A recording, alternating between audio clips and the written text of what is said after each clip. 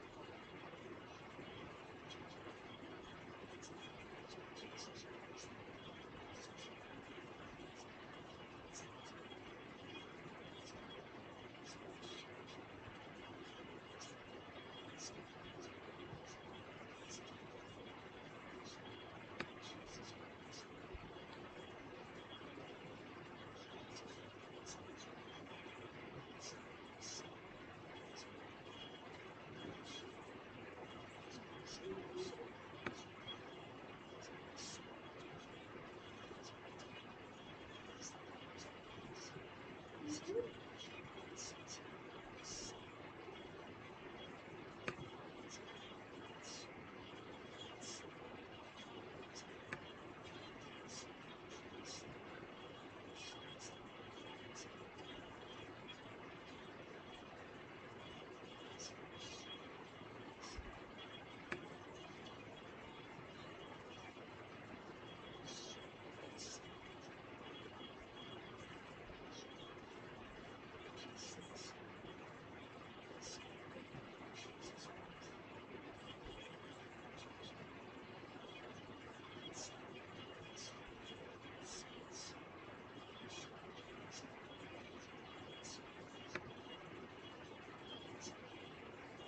just straight down into a pool. It's quite steep, and again, that blind rollover I think is really interesting because the way that they're viewing this venue is from across the way. And then when you get to the top, you really can't see. And finding those landmarks of, oh, where am I on this face is a real challenge. And it's also where you can kind of see the rookies are they're adapting to this. They're changing how they are able to move through the venue and how to figure out where they are. Yeah, Lena Kohler had a great little chat. She said, they told me that the venues on the World Tour would be the same as on the Challengers, but this doesn't feel the same at all. This is our third Forerunner dropping out of start two, and you can see it's just a free fall right out of the gate, straight up to speed.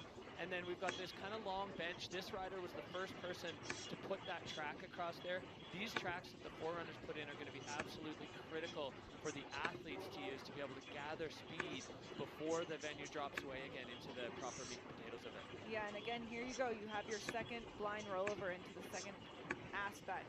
But man, oh, look at that snow. Yeah, here's your first indication. So he's just going to let his slough pass by. The Forerunners were working kind of in conjunction also as ski cutters on the face just to make sure that the avalanche conditions are safe. We have had a lot of snow, so the avalanche control and avalanche mitigation has been very top of mind here.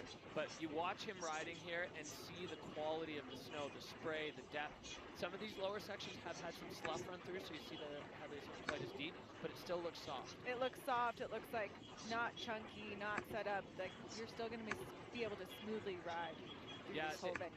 they made the decision not to bomb it yesterday to give the snow an opportunity to bond, to settle, put himself into the white room. I loved how he covered his face there first. Protect the lenses. Protect the lenses.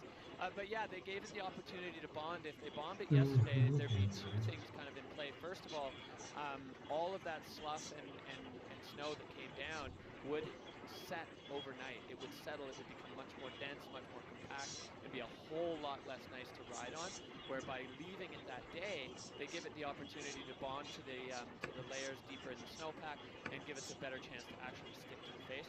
Also, anything that does slough or come down, the deposits are going to be soft, which is exactly what we're looking at today. Yeah, and as you said, that bonding process also created a really nice surface under this new fresh powder. And watching all the riders ski yesterday, everyone was really stomping their lines. And I think that gives the riders a lot of confidence to take airs big. Yeah, absolutely. And yesterday was here's our fourth Forerunner. This is the current junior freeride world champion, and he was absolutely flying. That pocket at the very top, there was a little bit of concern about whether that was going to be stable or not, but this young man, no, absolutely slaying. And it's amazing what the Forerunners can do for the vibe of the riders. When the Forerunners go and it looks like this, the riders' spirits go absolutely to the moon. Everybody's looking at that going, oh, I can't wait till that's me. And these Forerunners did exactly that. You can see punting off. I think we're going to see quite a bit of that on this lower face. Some of these smaller features taking absolutely huge. Yeah, it's going to be a... one. I wish we had the measurements, of like in a half pipe, where you can measure how far up into space these riders are choosing to go and how far out.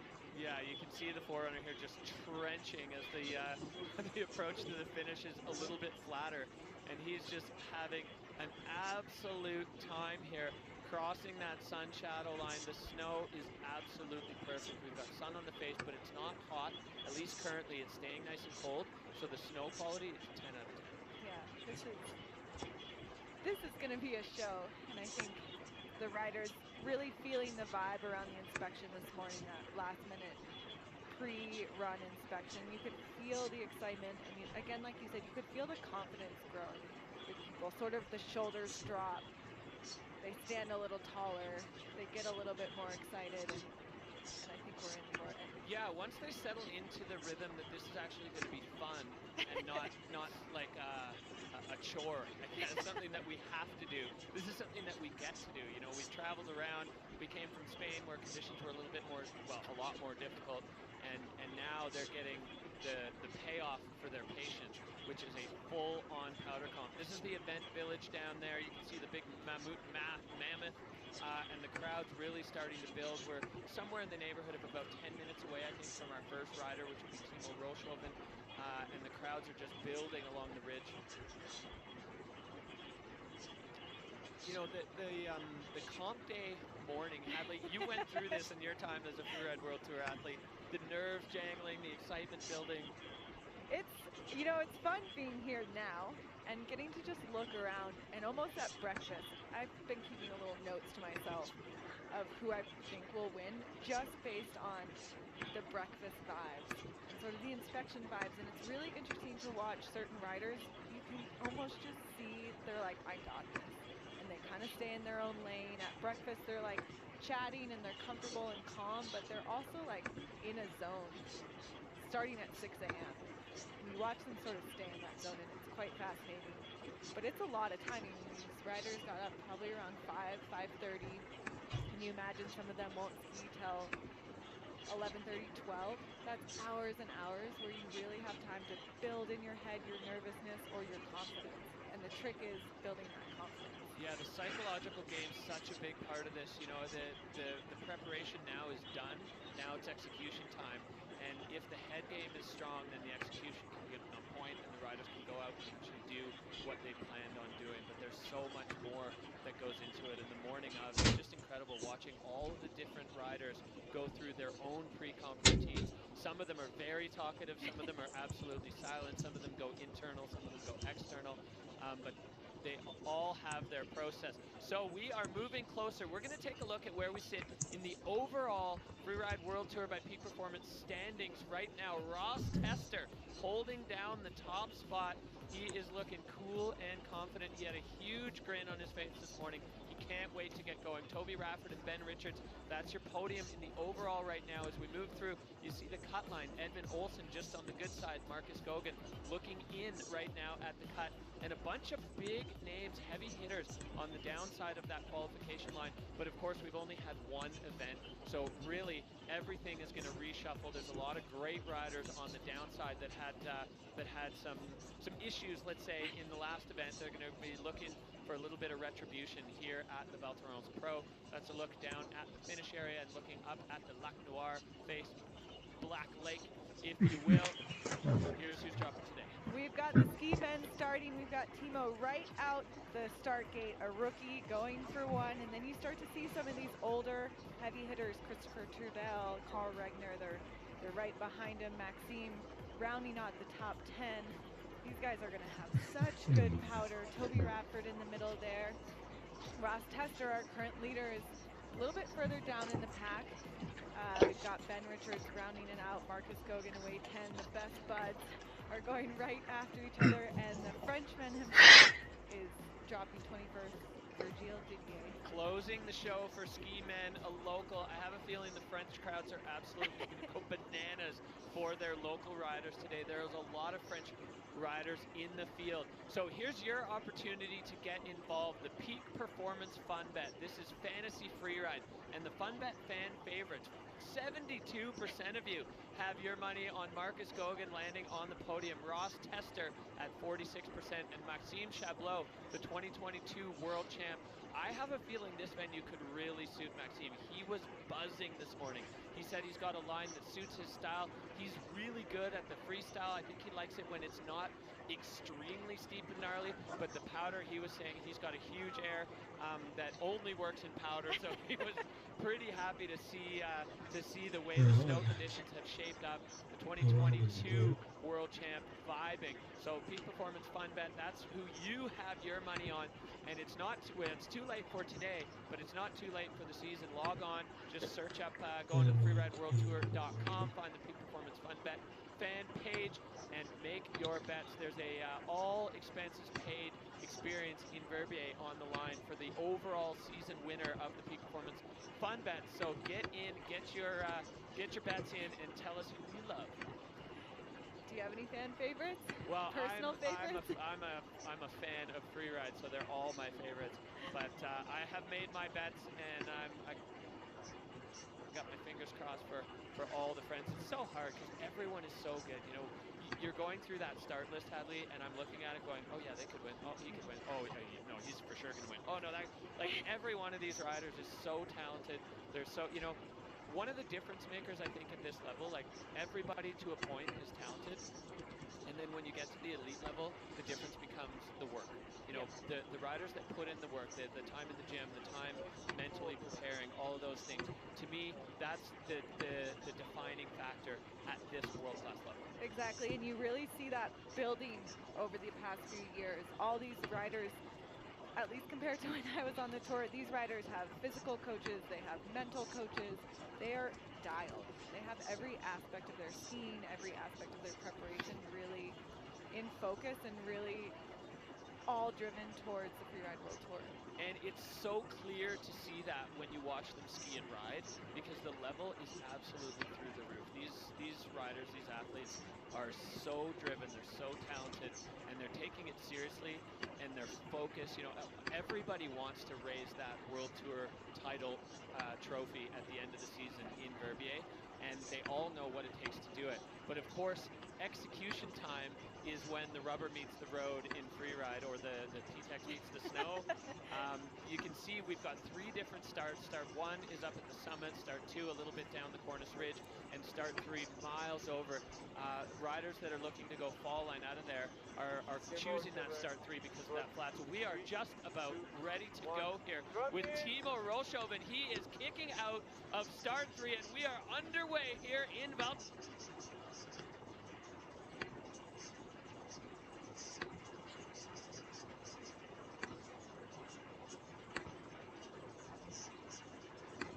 Who is coming today, that great landing. Disappearing into the powder with another backflip. Timo Rolshoven, the former gymnast, and now a huge 360, connecting a little bit of a hip check there. Timo fighting for balance, he gets it back. Oh, he's got it. This guy is a cliff jumper in the summer and clearly a cliff jumper in the winter, and he's got no issue taking a huge air. Wow, connecting perfectly with that final landing just next to the rocks, and now just trenching his way through the bottom section of this face. It is a long way over to the finish area. There is a judging line across the face here, so the judges are going to be able to lock in their scores before the riders make it all the way. If we get, we've got the aerial view here. You can see how far it is. He's going to connect with that Forerunner's track and then make his way all the way across the lower section of this venue. I think that was a quite an opening. I mean, he's working with Stefan Hossel, which is an insanely great coach. He's got a few different riders, and I think Timo, you really can see the work that comes out of that coach. Yeah, Stefan Hossel, a legend of the Freeride World Tour. He's got a cliff named after him at Fieberbrunn on the Wildsloder. As you see Timo making his way through the bottom section. This is below the judging line, so we're going to have a look back at this run, Hadley. This is a way to open a freeride line. Just huge backflip, perfect 4-point landing. Yeah, Timo, I mean, he had to put the track into that lip. This one had some slough go over it earlier, so you can see his takeoff was a little bit smoother. He wasn't bogged down, you know, knee deep in the powder. And then getting that 360 with the tip tap, and then let's see, just, putting the hip in a little bit, ski catch. I mean, the snow's deep. There's a lot going on there, especially when you're rotating sideways for these riders. And then this final one, look at the trajectory here, Hadley. Picture perfect. Picture perfect. That was such a classic, perfect freeride line for him. Oh yeah, well you can see dead fall line out of start 3. So the riders had a big decision to make in which start they chose to drop from. That start 3, the only option if you want to get onto that steep face, as Timo making his way through the bushes here in the lower part of the lower part, well it's not even the venue now, this is just the approach to the finish. We see our judging criteria coming in, line, control, through the roof, technique, maybe a little lower, that could be the hip check coming into play there, fluidity and air and style maxing out as Timo now into the finish. The Valterons Pro opening things up for the entire field here at the Freeride World Tour, and the score already ready, dropping in with an 81-3-3 for Timo Rolshoven. The judges loving what they saw there. So that is now the standard that the other riders are going to be looking to approach as Timo heads over to the hot seat to await the rest of the ski men's field. I mean, he had a nice 5th place finish in our first event. I think for a rookie, he's set himself up for the season well. Oh yeah, this guy is a great skier. He had a bronze medal as a junior in the Freeride Junior World Championships a couple years ago in 2023.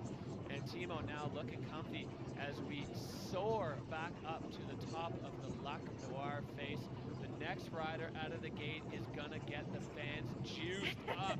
Matthias Fornacier, the Frenchman, a local, he's not local to Valterons, coming out of Chamrousse, but he is French, and the French fans are going to go ballistic for this man.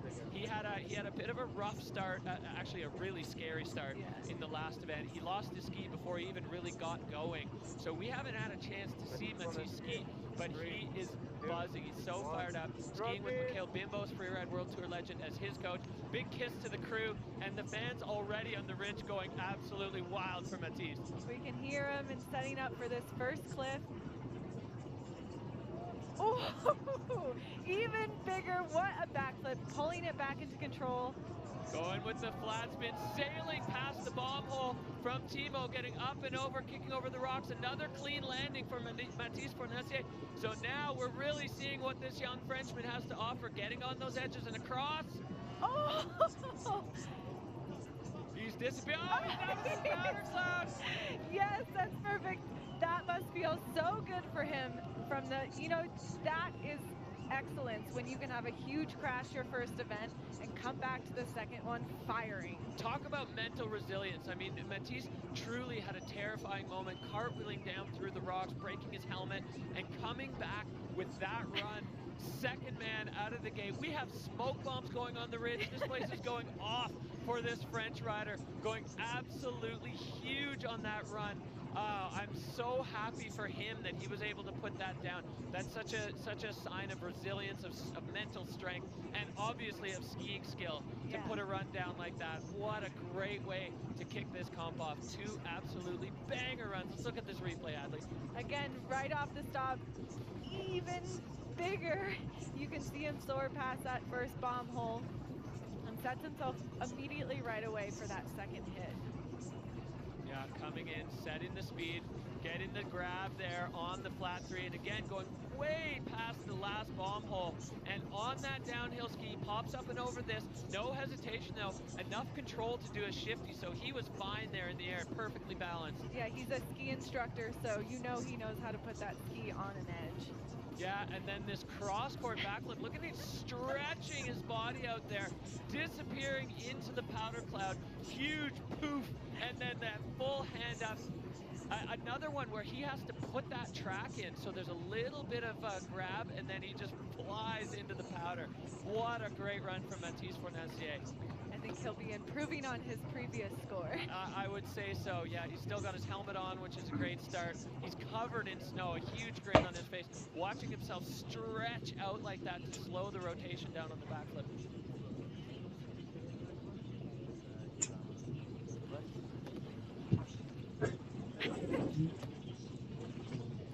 Little catch up there for the boys. It's the score coming in.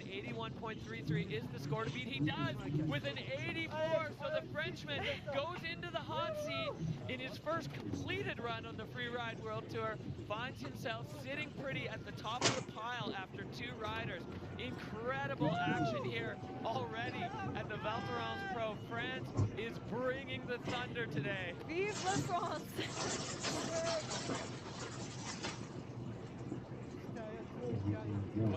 could just see the joy, the relief, all of it just pouring off him as we are moving back up. So Ski Men underway here, the Val Thorens Pro stop number 2 in the Peak Performance Freeride World Tour. We have 3 starts, 1 far lookers left, 1 center ridge, and 1 that those 2 riders have already used. That is start number 3, which puts them directly fall line into that, I'd say, fairly freestyle-y section of the face as we are looking now at this aerial shot. I mean, that track, Hadley, that tells the whole story. It's so deep, the snow conditions absolutely perfect for the riders today. You often don't see the person in the hot seat with a pile of powder on top of their head. As we are now looking at start number 1, and it is Carl Regner Eriksson, the man from Åre, Sweden, peak performance rider. He is a standout, 8 years on the Freeride World Tour. He is, I mean, he's been here the whole time, and he is straight out of the gate and into the Nar. This is a very different character of terrain than we saw on the other side. Very much so. Everywhere you put your ski, you have to have full confidence. And the slough pouring down on both sides of Carl as he motors through that steep upper section, having to wipe his goggles to keep some vision as Carl now approaching this huge cliff up on top. Setting it, looks like, for the double. Oh, releasing quite a lot of snow, and it has to be much faster than his slough. Carl comes cooking out of there, so he released a little surface slab on the pad of that double, but safely escaping, and now just glory skiing, milking this powder down on the lower section of the face, disappearing on every turn. What you can't see is everywhere he skied, Slough was following right behind him. I mean, he was just cleaning the mountain off. Yeah, the entire mountain erupting around him. I mean, there's so much snow up there.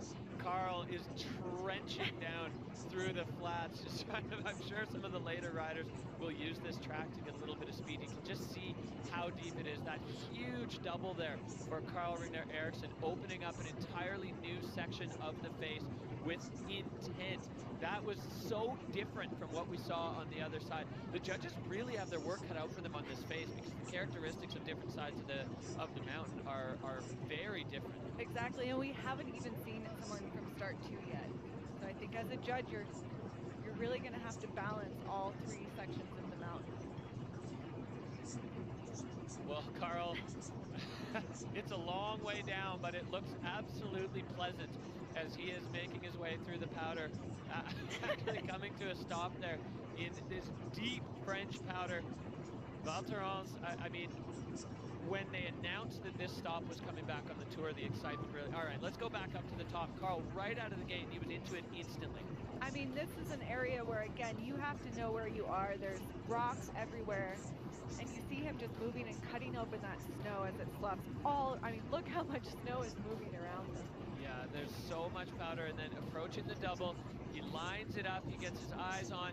You can see the little crack develop up there as the surface snow starts to slab away. He had to wipe his goggles again to pump off that second one, and his right foot went way deeper in the snow there than the left did, and now he has to stay in the fall line to hold the, well, basically to hold on as he passes over the slough cone. So super direct line right off the summit for Carl. Like you said, these athletes are in the gym a lot for moments like that. So line control and technique, super high. Fluidity, air and style, no tricks there for Carl. I'm not sure where in that line you could put a trick. And this really highlights the diversity of line selection on this face, where we saw Matisse and Timo go pretty full on freestyle. Every feature tricked. That one, no room for tricks. That was knee-deep powder in the finish corral for Carl. Couldn't see anything. Everything released. I just blinded like 3-4 times. I had to like, where am I? You heard him say it, couldn't see anything. Here comes the score for Carl Regner Eriksson, 72-3-3. So the judges have in there say they want tricks on the face. He moves into third after 3 riders, and Carl saying he couldn't see anything, having to clear his goggles multiple times on that run because he was just absolutely white-roomed in the powder, going so deep in the landing, and as he said, the mountain just exploding and erupting around him. Slough coming down all over the place, but we are nowhere near done. We're going back up to the top, and this looks like our first rider dropping out of start 2, the Austrian, the 2023 Freeride World Tour champion, Vale Rayner, going to be dropping out of start 2, riding for Peak Performance, and Scott is the Freeride World Tour partner sponsors dream, getting all the sponsors. This guy, he's a world champ. He's, again, another rider who's just jazzed to ski in these conditions, and the first rider that we're going to see push out of start 2. So center ridge, it is a huge cornice directly below him. So this is what you were talking about, Hadley. He's going to be dropping straight into it. We'll see which direction he chooses to go, riding out of St. Anton. They've had a great start down there too, so he's been gotten pretty comfortable skiing in the powder. And this guy likes to go fast, so I think we'll see how this powder run works for him, but I believe this is going to be a quick run. So the riders coming out of start 2, if they want to access these features, a little bit more riders left, they do have to step up. There will be no dock and fluidity, as Vale now just getting a little pole whacking, earning himself some NAR points. You can see how overhanging that is, as Vale poking his nose over the void and getting things started. Here we go, straight into it. Perfect 360 transfer. Oh yeah, Vale landing just on the low side of that slough cone and connecting back in. So a hot start there for Vale Rayner as he needs to get across this flat section. This is more challenging. Probably the only downside of having so much snow is this flat section before it rolls over into the zone where we saw Matisse and Timo go. It's going to just take a little bit of trench work to get over there. But Vale now the ground rolling away again as we move back into it. He's entering this section, which is much steeper than it looks from here. It really shoots you straight into the center of the gut. Making another transfer with the shifty. And Vale now coming into this big cliff. Lofty 360, perfect landing. Oh, Vale Rayner showing exactly such perfect judgment on the rotation of that 360, knowing exactly how hard to set, which is such an incredible skill given that they have never been off that feature. They don't know how far they're going to go. Never been off, and as the first rider, again, you have no track in front of you, you have no lift. This isn't a park jump. This all has to come from sort of years of building that intuitive knowledge. Yeah, that just, I'm speechless with the perfection of that coming cross court. You can see, or you could see some surface snow starting to break away. It's breaking in the form of a slab, but it's only about 10 centimeters deep, so the rider's not really fussed, and it's super soft. There's not a lot of density to that surface slab that's breaking away. Incredible run there for Vale Rayner. Look at this start. Just so vertical right off the top, just a perfect acid drop. And a great transfer. He almost went too big there. He really had to hold it through that transition. Yeah, styling out that shifty again, landing in perfect powder snow, and then knowing exactly where to go here. The early takeoff. Look how high off the ground he is. That control button is all the way maxed.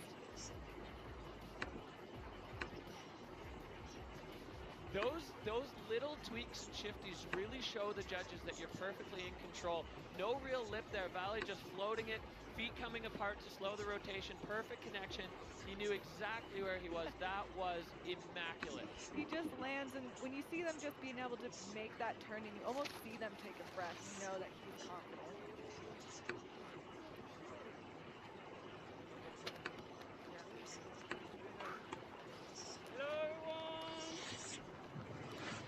Here we go, the score coming in for Vale Rayner, 89.67. The judges loving it, and Vale Rayner into the hot seat. Well, he likes it too. The judges loved it. The fans loved it. Maybe not so much the French fans, but the Austrians for sure, and everybody else. Unglaublich, as they say in German. Well, Vale Rayner with a master class in execution. That acid drop right off the top, so scary. The overhanging nature of that. It's essentially a rock cornice with a snow cornice on the top of it. So it goes completely vertical. As we look up here, starting to see the tracks take shape and the events start to take shape as Vale Rayner sitting on top, Matisse Fornacier and Timo Roll-Chauvin holding it down. on the top of the field after 4 riders as we are straight back up to the top. Wow, what a start. Absolutely electric. The fans on fire. The riders doing their part to bring us just such an incredible show. I mean, these are the conditions that these riders just dream of when they make their way onto the Free Ride World Tour. But we're back up to the top. Our next rider, another peak performance athlete, Christopher Turdell, his 10th year on the tour, 18 and 21 world champ, and he is on the Lac Noir face. Oh, here he goes, taking the same line as good buddy. There's a little bit less snow, so let's see if he's able to do potentially some free ride here. Oh yeah, Christopher Turdell just lacing those classic Turdell turns. Looks like he's on the same line as Carl. Super clean, white rooming himself in through the curtain. Oh, and he goes over the front. Both skis gone, it looks like, right away. Christopher Turdell falling victim to the deep snow there. Not able to hold on, and he was going so well. Looks like he's okay. But yeah, skis just disappearing in the powder.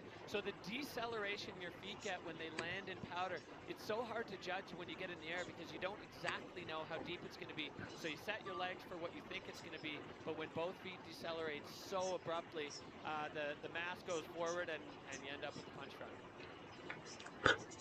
See if we can get a closer look. This is perfect skiing at the top. Textbook control, textbook fluidity.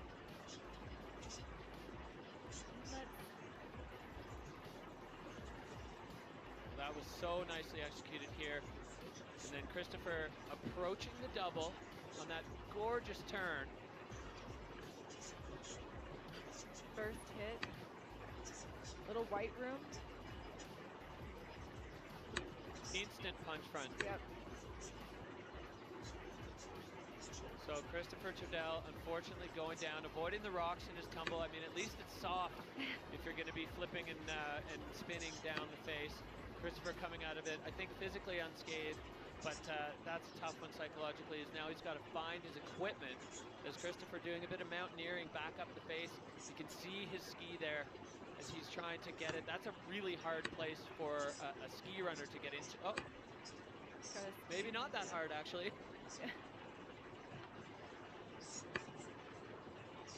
So we have ski runners, we have ski patrollers, guides, and doctors strategically placed all over the competition face, so they're able to access these riders in case they get into a bit of strife quickly and easily. So the ski runner already there, hopefully hooking up with Turdell's ski. Looks like he has to do a bit of excavation there to find it. Looks like maybe a bit of a rock in the bomb hole there, Hadley. Potentially could be. So the search is on right now for Turdell's equipment. She is left strewn above him after that punch front.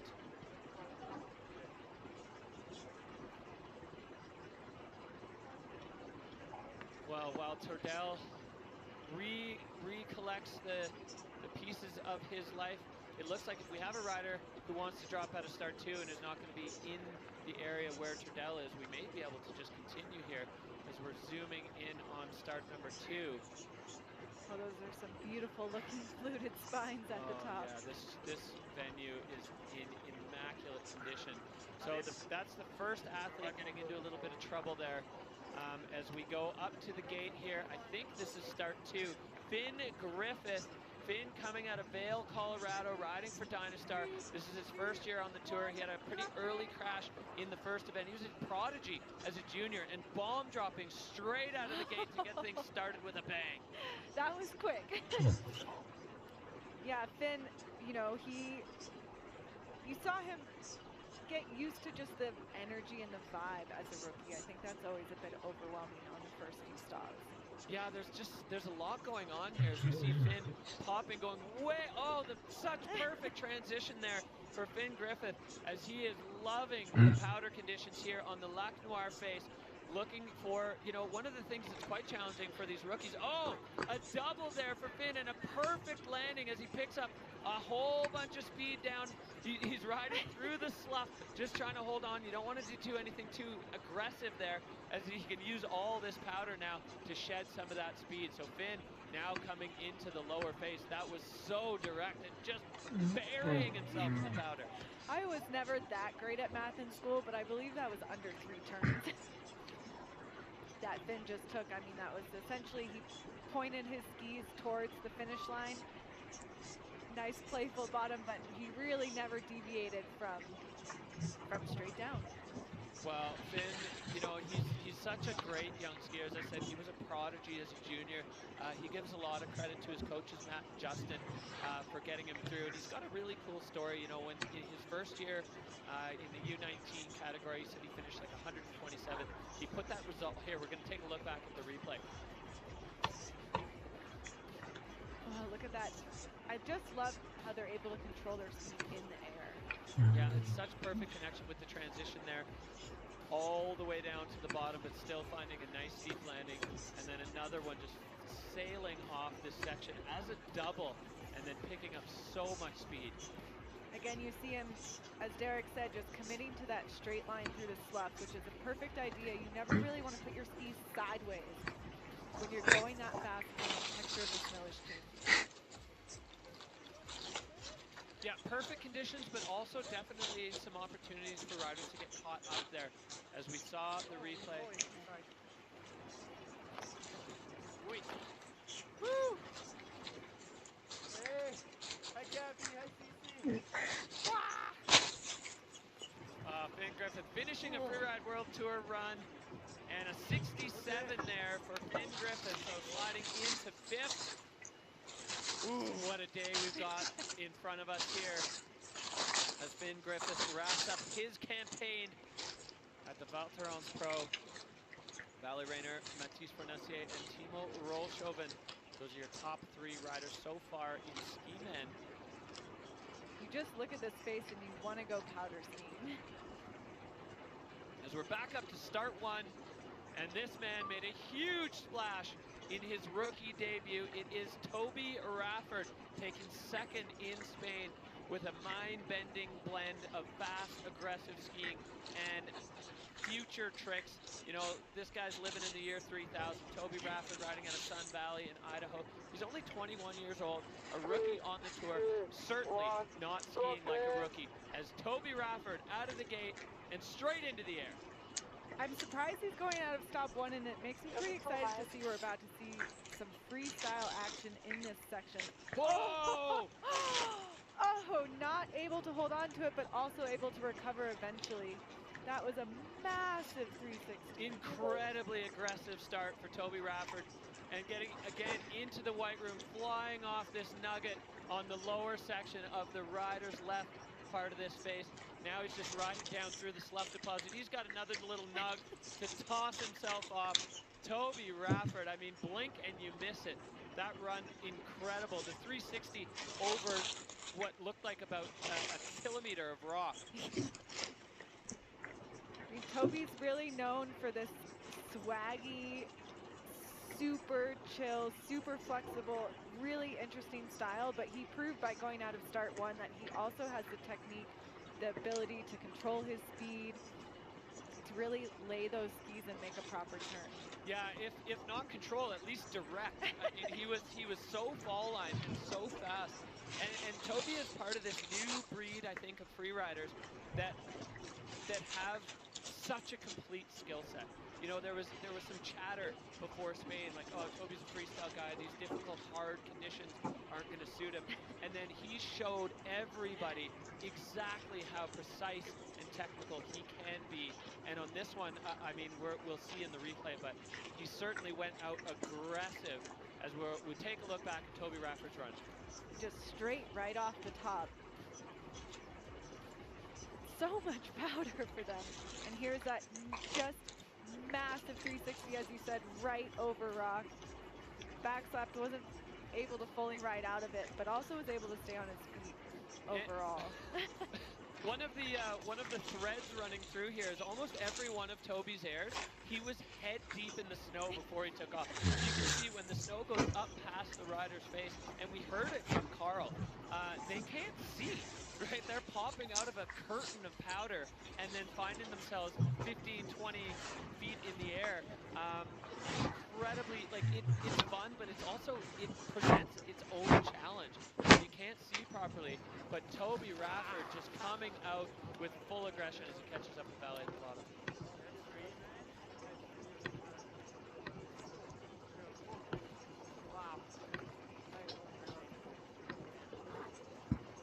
All right, well, the score dropping, that is not going to challenge Valley Rayner's score. 59-6-7 for Toby Rafford with, well, the biggest move we've seen so far of the day, but not quite able to hold on to it. So Toby Rafford heads out. He's going to shake some of that powder off his face. That's not going to bother him in the slightest. He's already got a second place on the Freeride World Tour. We know what Toby is capable of, and we just saw huge flashes of it there as we roll back up the Lac Noir face.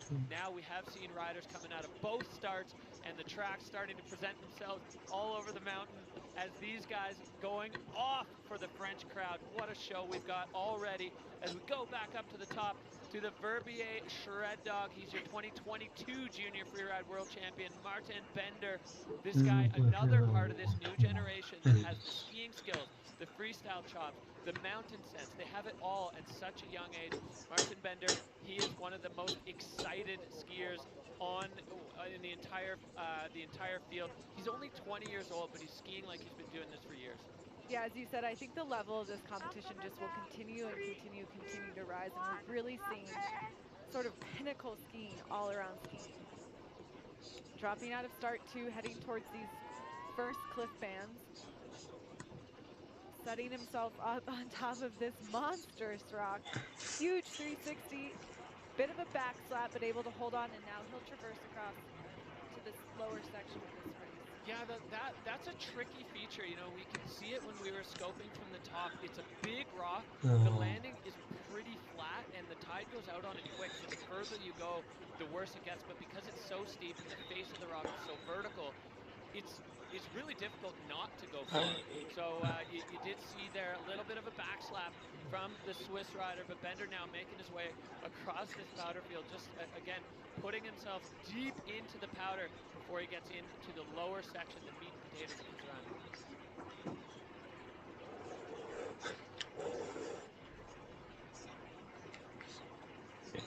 Bender is traversing quite far, skiers left, going for this first hit. Oh, big 360 from Martin Bender, now following Valley's track, but in the other direction with another big 3 the other way. So spinning both directions there for Martin Bender. The slough pouring down, and he is not done yet. Oh, I'm dizzy just thinking about switching directions. Well, the young Swiss rider out of the Verbier Freeride team showing exactly why he was the junior world champion and earned his way pretty much directly out of juniors onto the Freeride World Tour. Tricks all over the place in both directions. Martin Bender, incredible skiing there. A little bit of an issue at the top. We'll see what the judges make of it. I mean, it was a solid backslap, but the rest of his run certainly picking things back up on the old judges' thermometer. Exactly. He's such a consistent skier, and I think to do well on the tour, consistency is key. Again, it's 6 events. You want to be pushing to your best, but you also want to make sure your best is stompable each time. I mean, just that first air, and then this one almost getting the hand drag, super corked out, going right down to the bottom of the landing. Maybe a stage, not even to stage 2 there, just a little backseat. And then this, look how high up he goes. Bender landing, that landing was perfect. Perfectly powdered. This one is massive. Yeah, over that lower bench of rock, way down, getting bounced a little bit, but he went so far, and then popping this one into the channel between the cliffs, another one, and actually making it into 2 there. His angle a little bit skiers left, turning it into a double. Really, really impressive scoping from the young Swiss rider, only 20 years old. It's so incredible. The sport pyramid, you know, these riders they're coming up at 19, 20 years old onto the tour with already so much competition savvy. Yeah, you would assume they're in their 30s at this point with how much experience they have.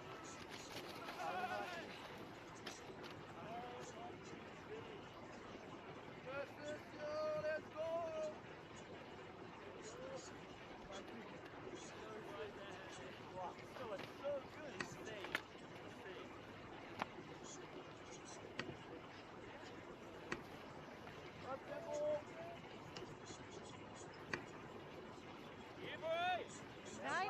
91.67. Oh, 91.67. A huge score for Martin Bender as he takes over the hot seat. He's got, maybe a Swiss football jersey on underneath. Wow, well, the level just keeps going up. The bar getting raised again and again by these riders. Martin, for sure, the most features we've seen anybody put together in a single run so far as he takes over the Dynastar hot seat with that incredible run and great blend of freestyle and freeride there. Yeah, he was able, even just in the top section, again, that is so fast, so vertical, to take 2 hits out of. I think that really helps the score.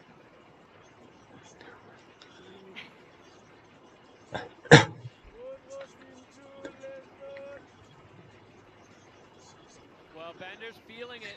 We are only 8 riders in, and we have a score in the 90s already. So what a show Valterons is putting on for us. Incredible action. Martin Bender at the top. Valet Rayner now down to second, and Mathis Bonacier, the local dog, out in third, holding it down for the absolutely frenetic French crowds. There's so much action already, and we're only 8 riders into the ski men's field. We still have ski women and both categories of snowboarders to go, so we are really just getting started here as the camera zooming in on start number 3. There we go. We see Bender in the hot seat. We're going to see his good buddy up there in start 3.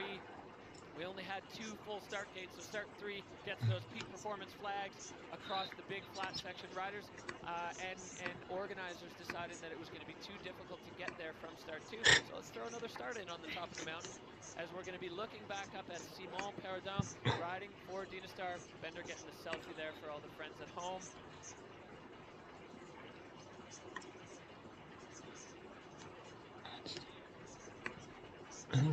Well, this kid is fired up, and this is one of his very good friends, travel compatriot. They came up together in the juniors in the Verbier freeride team. Simon Perrodin, 22 years old. He had a bit of a rough start in Spain, but he's going to be looking to make up for that as well. As Simon out of start 3 right now.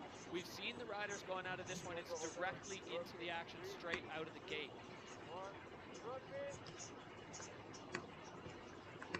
Simon is heading out. Again, we haven't seen a rider over here since the beginning rookies. We're excited to see what he does. This man is about 7 feet tall, so even though this cliff looks smaller compared to him, he's still pretty huge. Perfect backflip at the top. Great landing there for Simon Perrodin. Lining up another one, popping. That's a bit of a setup feature for Simon as we see some of these tracks now starting to take shape. They allow the riders to go a bit faster. 360, Simon stomping and continuing on, immediately in control. This is such great ski technique as he takes this cross-guard approach. Oh! Another punch front there for Simon Perrodin. You can see the emotion. These riders, you know, this is fun, but they want to win. They want to do well, and a crash like that is heartbreaking for the Verbier riders. The emotion just pouring out of him. His reaction makes all the sense in the world. I mean, that top was perfect. Perfect airs, perfect transfers, really nice style. And like you said, powder comps, they can be super fun, but they, in themselves, are also tricky. Yeah, the challenges are different than you know, it couldn't be more polar opposite to what we had in Spain, where the snow was really hard and really difficult to manage control. Now it's like, what is your landing going to be? Is it going to be firm where you land on the slough cone, or are you going to go knee deep and your skis and feet come to a dead stop? And the answer only comes when you do it. Exactly, and if you're following all these riders on Instagram, which you should do, you notice a lot of them were taking some crashes as they were playing around. Yeah, let's take a look here. Laying out this backflip. Simon goes so far and then landing perfectly. He's got a lot of suspension to work with those long legs and using it perfectly there. And then this big 360 coming around. He looks like he's balanced over his feet. Lands again so perfectly and getting onto that right ski. I mean, that's just such textbook skiing. And this is where things get sticky for Simon. Yeah, same like Turdell, instant punch front. That's the shifties, looking balanced. Yeah, there was just no holding that. The feet come to a dead stop immediately. And you know, Simon's working with a lot of leverage as a very straight over the front of his skis and down. And you can see in his reaction, I mean, because Simon, his result in the last event, not quite what he was looking for. I think he finished 17th.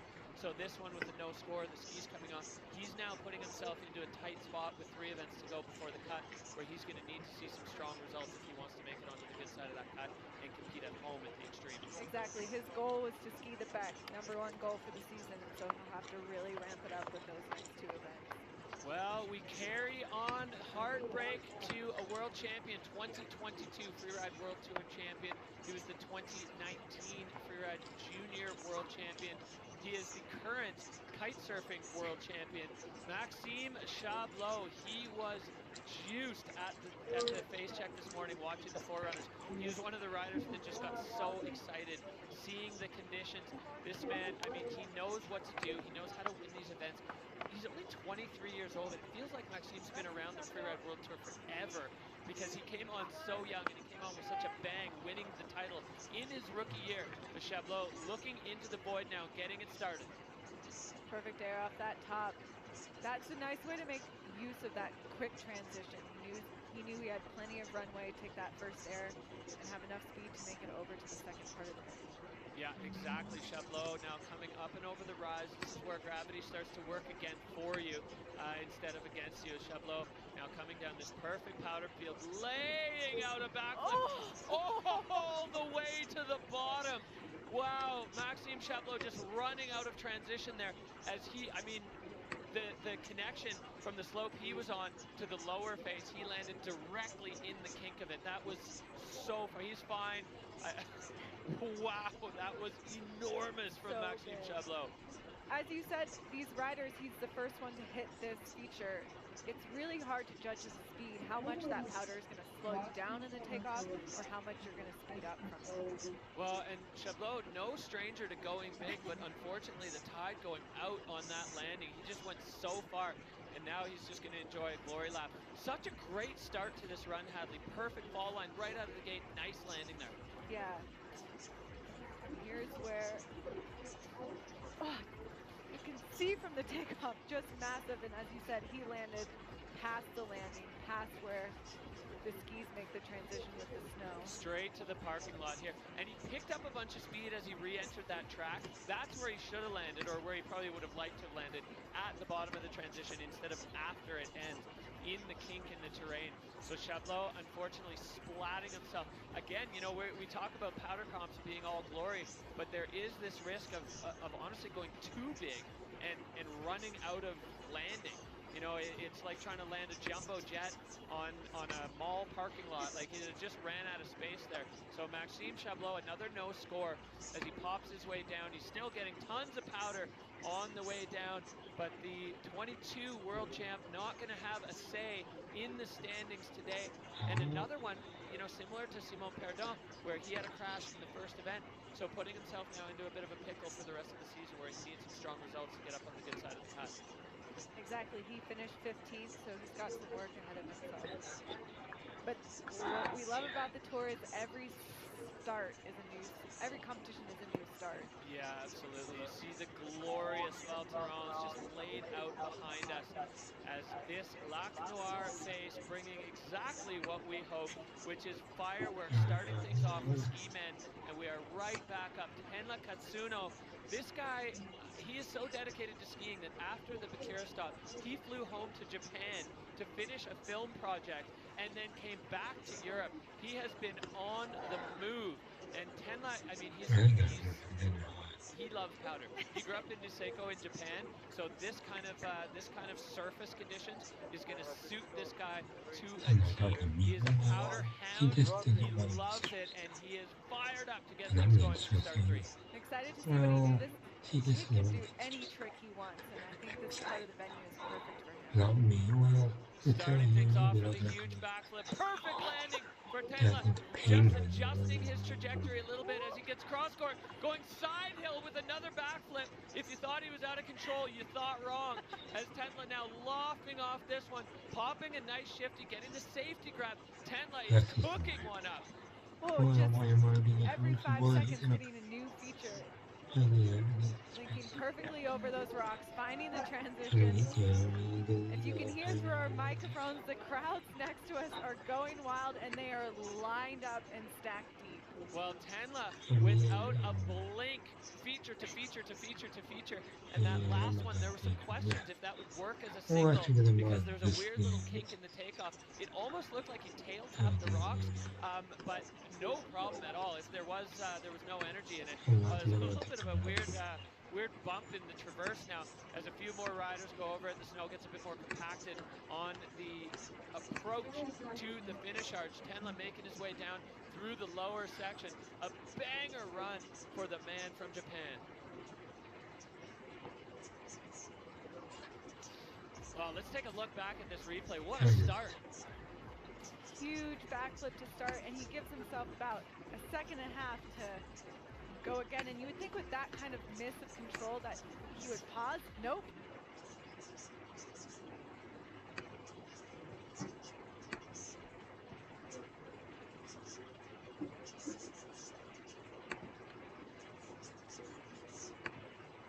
And then look at this bump. Boom. Oh yeah, little tail tap just before the rocks, but no problem at all. Just left a track, but actually didn't put any pressure on the skis there for Tenla.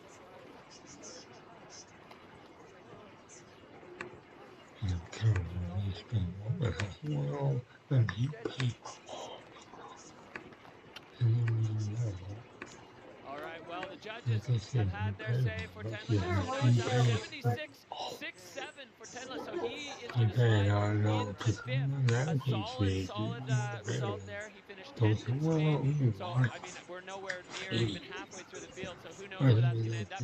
You can see the peak performance setup here. They've got the big air mattress, having a party in France, a free ride party at Val Thorens. Martin Bender holding it down at the top of the 91.67 Valley Rainer. Right behind him. Wow. Well, this is just everything we hoped it would be. POW Comp in France. The vibes absolutely electric. The crowd's thick on the ridge top watching as we go back up to start one. The next rider out of the gate from Whistler, Tom Pfeiffer, setting a record for G-forces in Spain. His carb sensors on his boots showed 16 Gs in his Tomahawk. Basically, he is an astronaut. Tom Pfeiffer, World Tour Tom, back on the tour. An absolute staple on the Freeride World Tour, coming out of Whistler Blackcomb, 4 seasons on the tour. And earning his way back this year through the Challengers. Tom Pfeiffer in the Gnar. This is where he lives and breathes. The steeper it gets, the better his skiing becomes. He's going to lace through this, moving through the rocks. Whoa, taken out of the double. Now Tom Pfeiffer approaching the area. Looks like he got... I don't know what happened. Did he lose a ski there? Yep. Yeah, his ski is gone. Oh, Tom Pfeiffer just walking out of his ski. Can't even see where it happened. Just coming to an abrupt stop. The drone looking for his ski. You could see him get really trenched in one turn. Yeah, we're as confused here as Tom is, as another one, the emotion just pouring there. Tom absolutely frustrated. The ski just deciding it didn't want to play anymore. There it is, just right in the middle of a track. I don't know. That was weird. Maybe the replay will show us something. Tom with a really hot start. Just skipping, I mean, you can see the rocks in those first landing, and they caused him no issue whatsoever. Sailing off that straight into the air again, getting a little bit out of sorts in the air, but then handling it, slowing himself down as we see the drone's eye view.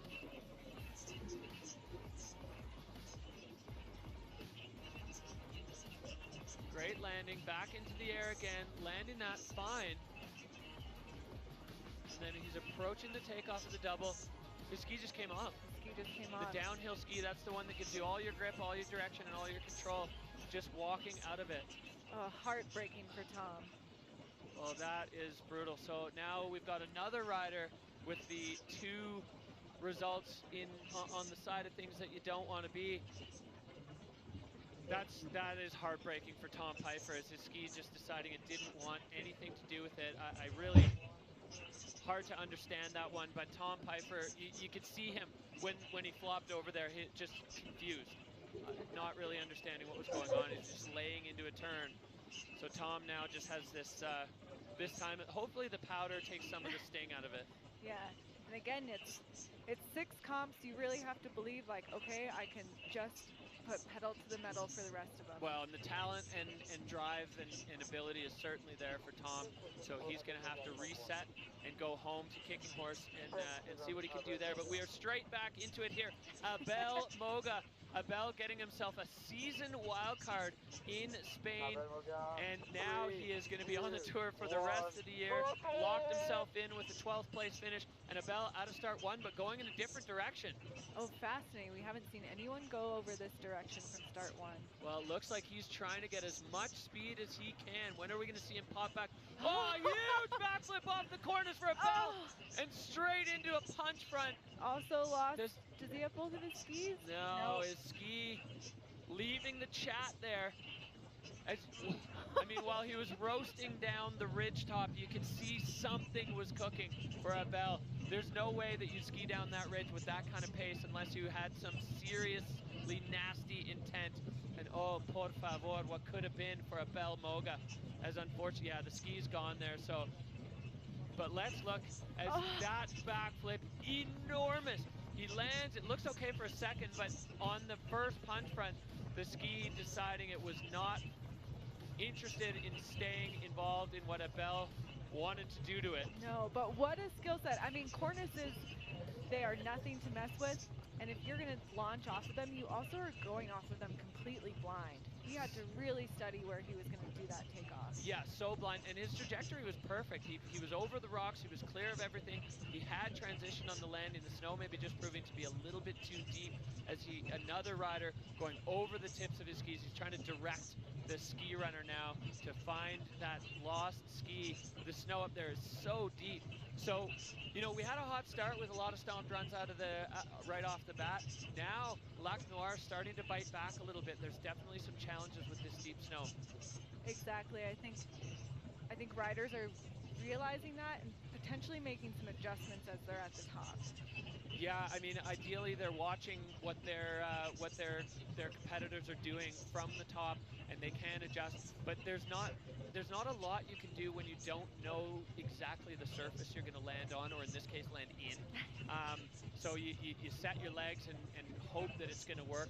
But I think a little bit of a tails first approach in this deeper snow is going to work. But then if it's hard, you backslap. So it is a little bit of a gamble, a little bit of a roll of the dice, and it's one of the things a little bit more inconsistent. All right, we are going back to the top of start 3 with Oscar Menden, our second French rider of the day, coming out of Avoriaz, the backflip master.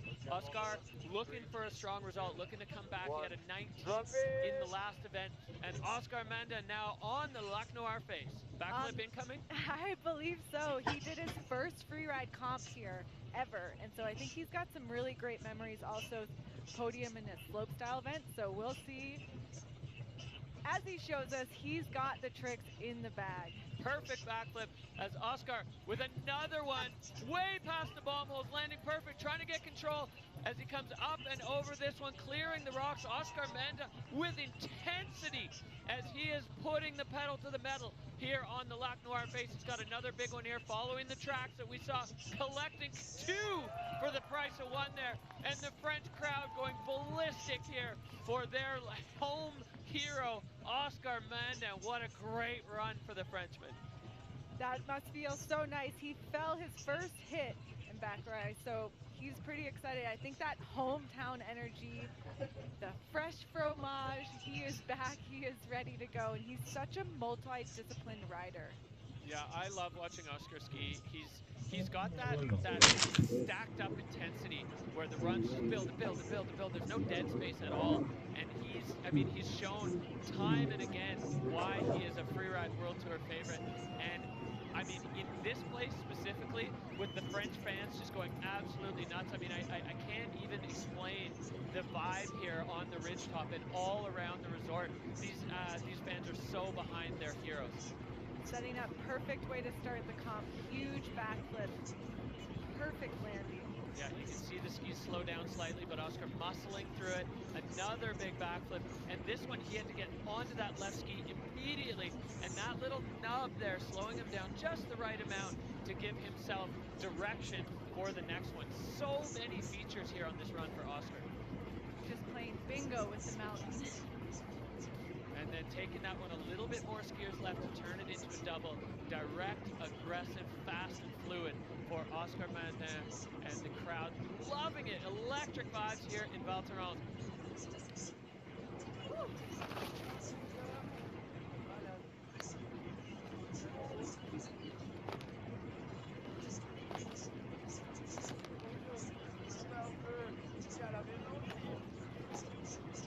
All right, well, the judges have had their say. Score coming in 87 for Oscar Mandin, moving him into a podium position. They loved it, so not going to bother Martin Bender there in the hot seat. Here we go. Look at this electric crowd. You can buy your favorite riders' bibs on freerideworldtour.com, so these fans have the home heroes on their bibs, going absolutely ham here for their favorite Freeride World Tour riders. Woo! Val Thorens bring the heat. So Martin Bender, Valley Rayner, Oscar Mandin, the other hometown hero, getting bumped off the podium there. Mathis Fornacier, Timo Rochhoven rounding out the top 5. And then as we look a little further down, a whole bunch of NSs. That means no score. If your ski or snowboard comes off, then the judges give you a no score. So you will be ranked as you were up to that point. We're going back up to start 2 though for our next rider, Edvin Olsen, the man from Åre, Sweden, raised inches from the base of the ski lift. This guy is so smooth, so stylish, and so strong. I love watching Edvin ski with 13th under his belt so far, so he's going to want to step that up, and I have no doubt that these powder conditions are going to be catnip for the Swedish rider. Setting himself up, just hiking again. Their run doesn't start until they drop, so they're allowed to go across this cornice line until they're ready. Yeah, so he's up and over now. Edvin Olsen, he's behind the cornice ridge. We'll see popping out, airing off the cornice. Oh, beautiful. Oh, that was clean. Edvin Olsen, he's another tall rider, similar to Simon Peridon, where he's got lots of travel in the suspension, just bouncing his way through the powder. I mean, this is just, it's a nice little break, and it's a chance to kind of bring the playful side into it as they move across the flats. The snow there is so deep.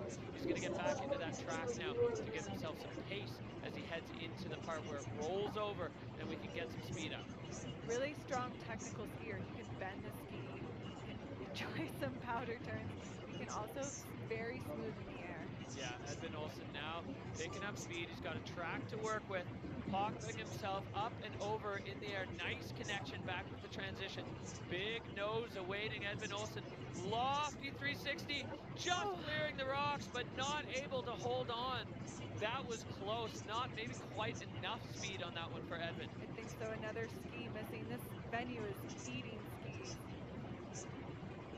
You can see as his leg just dips so far down into the snow. It is deep in these ravines. You've had a ton of slush sort of build up on top of already the 30 centimeters that fell last night. Getting the wave there from the Swedish man, so he's okay. He's just going to have to reconnect himself with his equipment.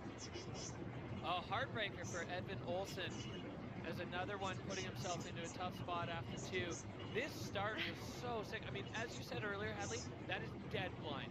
You just have to trust your scoping, and you know, visual inspection makes that so difficult. I love the way he just confidently rides. Fairly quiet guy. So he did clear the rocks, but I think the landing maybe just a touch too flat there. Yeah. So Edvin waiting for the ski runners, maybe just going to take things into his own hands and start boot packing, wallowing more like it up through this deep powder.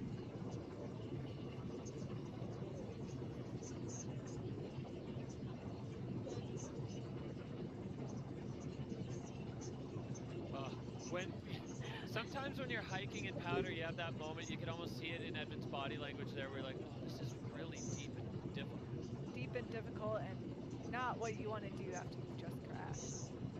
really let the heartbreak set in here.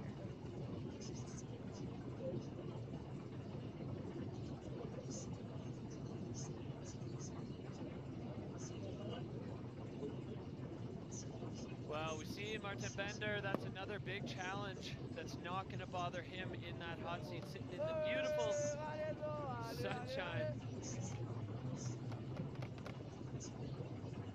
Singing songs and having a good time.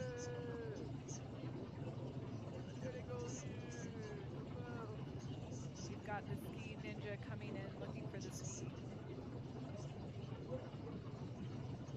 Edvin can put his ski back on. We got people to take care of business for these riders when things get a little haywire, as we just saw for Edvin Olsen. So it's a bit of a mixed bag here for the riders, finding the right landings, finding the connection, and having the ability to hold on in those deep powder landings. Definitely proving not as easy as we might have thought when we arrived here for a Palcom. Exactly. You know, unpopular opinion, I, in my comp days, loved the hard pack comp days. You knew what you were going to get. You knew that as long as you went to the gym all summer, you could handle those landings. Yeah, there is something to be said for consistency. You know, if you know what you're getting, then you know how to set your body, set your legs for the impacts. This is a little bit more of a question mark when riders get into the air. And it was good to look back at the replay and see that Edvin, he cleared the rocks. His carry, his distance was appropriate, was the right distance in the air, just unable to keep it together in that deep snow. You can see him even just standing there without anymore. All right, we're back up to the top. Ross Tester with the win in Bakir Barrett. This run was insane. Hadley, all the pieces coming together. All the pieces and all the fire. This guy was going fast and hot. What idea? I have no idea. He was probably the only one surprised by that score. Ross Tester, he's looking like he's going to be starting from start number 1. He will be wearing the golden bib. That is the current leader of the Freeride World Tour by Peak Performance in the ski men's category, which is where we are at right now. He's the 16th rider out of 21. So we are taken away through the ski men's field as we look up start number 1. It is steep and gnarly up there. The French Alps providing an absolutely spectacular backdrop for this day. So Ross, he's back from the gate a little bit as he wants to take some heat into the first heat. You can see directly in front of him there's a little ledge there. Ross is looking to get a bit of pace as he's going to push himself and slingshot out of the gate for our current leader, Ross Tester. Heck no, man. I watch the Super Bowl. I rather watch skiing or this stuff, man. They have better stuff on. Well, if it's one towards Europe happening, and the guy else would go, I want that. This extremely steep part of the face. Are you entertained, or is it just me? I mean, we were wondering if that steep section would have any tricks involved, and Ross just answered us. Yeah, coming across now onto this nugget, laying out a backflip with a late 180. Yeah. Wow, what did I just see? Ross bringing full freestyle into this section. A huge long backflip there. Ross Tester. Wow, I don't even know what to make of that. I mean, it happened Super so Bowl. I'm watching the skiing. You know, it's much more interesting. You know, the last few days I've been watching Ross on YouTube quite a bit, but he's been watching a lot of like Blizzard of Oz, real late 80s, 90s skiing, and I think he's so entertained by what can you do on the air. Yeah, he's always kind of testing the boundaries, he's got like an old school flavor, but with a full new school mentality. I mean, that was just incredible. The top section alone, bang, bang, bang, right out of the start gate, 3 hits before you could blink, spinning. Well, hopefully we'll see it again, but I think both ways there. Ross Tester, again, the skill set is so complete. He has all of the aspects. Let's go back up to the top, Hadley. Oh, he was switchbacking. Man, that is a certain level of commitment. And then you see here, it's like his feet are almost on fire. He's making such quick turns. Backflip, late 180, trying to land switch, like barrel rolling out of it. So line score, absolutely max. Definitely going to be a little bit of a significant dock for control. And then clipping that feature that looks like it's not even a meter high. Ross Tester using every ounce of the juice out of this orange here on the Lac Noir face. Creativity through the roof. Yeah, absolutely. Maximum creativity for the Palisades at Tahoe rider. This guy is a force on the Freeride World Tour, and he would be high on my list of people that love skiing the most. Yeah.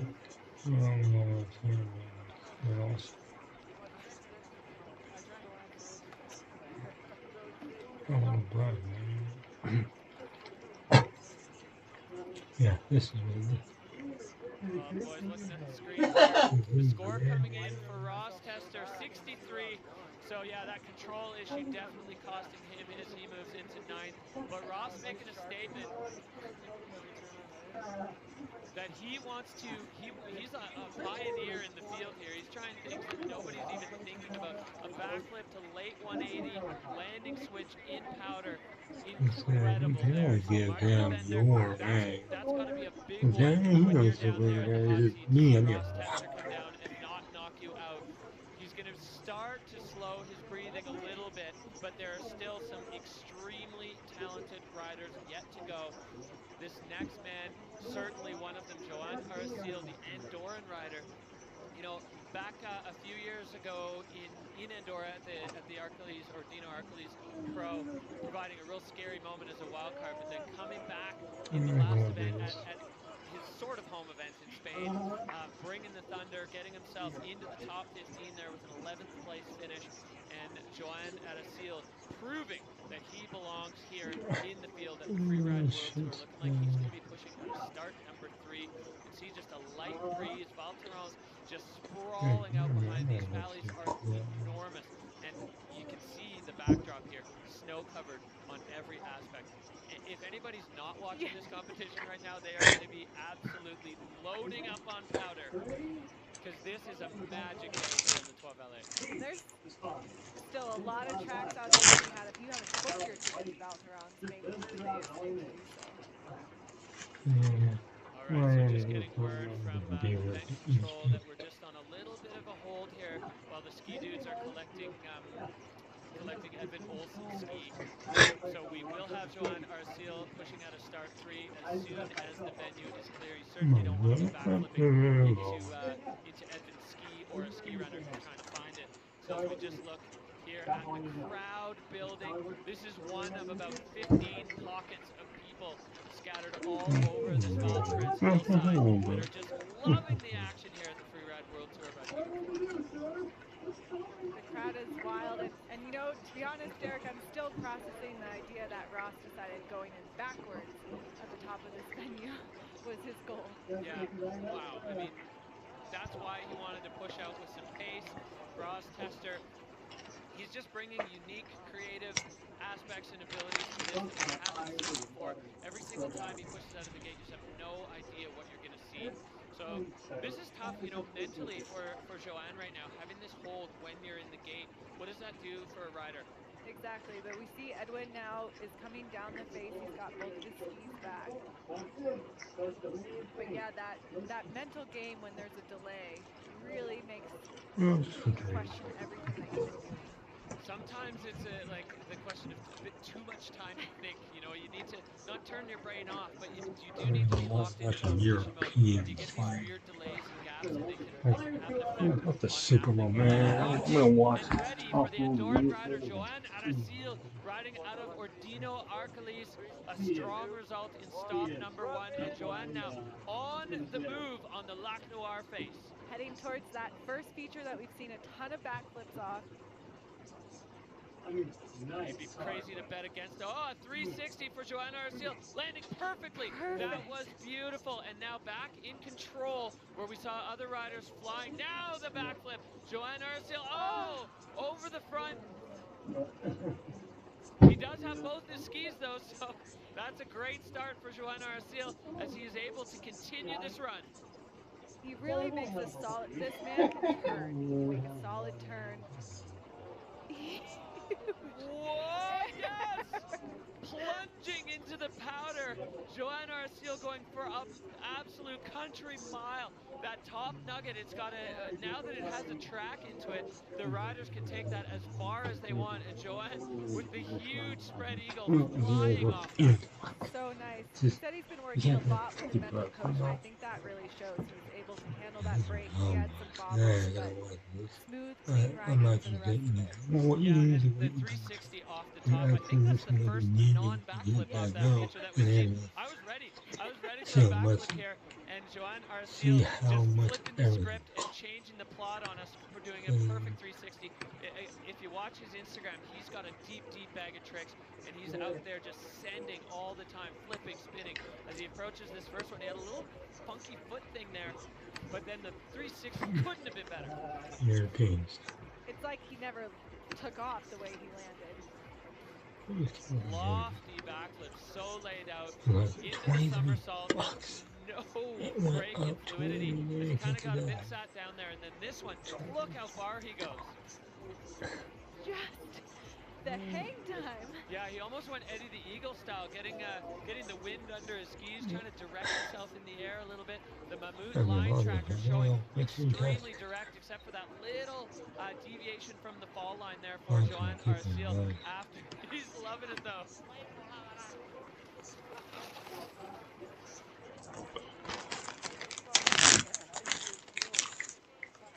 Well, I put nothing just on the just for flair. All right, here comes the score for Joanne Arcil with that control issue of 53.67. So Joanne into 11. And you know, with the field kind of exploding in some cases the way it has, there's still a potential for a keeper result here for Joanne. He's already got an 11, so we'll see. But there is still a big handful of talent stacked up. Marcus Bender right now in first place in the hot seat for a while. He dropped 8th. We're down to 18th. So 10 big challenges fended off for the Swiss rider as he sits in the hot seat. But we're back up to start number 2 with Whistler Freeride Club's Wei Tian Ho. He's a peak performance rider. He is so unique in his line choice. He's looking at different sections of the face all the time. He's only 20 years old. This man has such a unique way of looking at faces, and he just wants to do things that are interesting to him. So getting into the game, he has to go uphill a little bit. Again, as you said earlier, no dog for the riders if they need to get up and over something at the start. It doesn't start judging until they drop in. And look at the void under Wei Tian here. Picking up speed with a huge 360. Wei Tian executing, getting things started with a bang. And now into this track, Wei Tian into the speed tuck, just trying to carry across the flats here. What a hot start for the young Whistler rider. Really perfect. He loves the transfer, which requires a certain set of eyeballs. Well, and he's certainly got the eye. Now into the powder. Wei Tian Ho picking up speed. Oh, screaming seaman all the way down, landing, getting control again. His feet are so quick. Huge 360 for Wei Tian Ho. Sticks it! Oh! The crowd erupting here. The Canadian rider putting on a clinic. Massive backflip. Oh no, Wei Tian, another victim to that low air. Oh, the heartbreak. That top of this line was so unique, so special. He rode it like nobody else. The deep snow down there. Wei Tian, you can see his ski poking up, his pole, the pieces just coming off.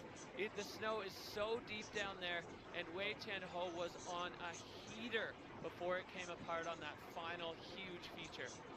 Oh, I loved the top of his run. That was so unique, so special, and I think it's, you know, this bottom section also is where a lot of slough is accumulating throughout the day. So it's not only the fresh snowfall, it's all the other snow on top of it from the riders. Let's look back at the top, sadly. Big powder cloud launching the 360 cross court, so he has transition there.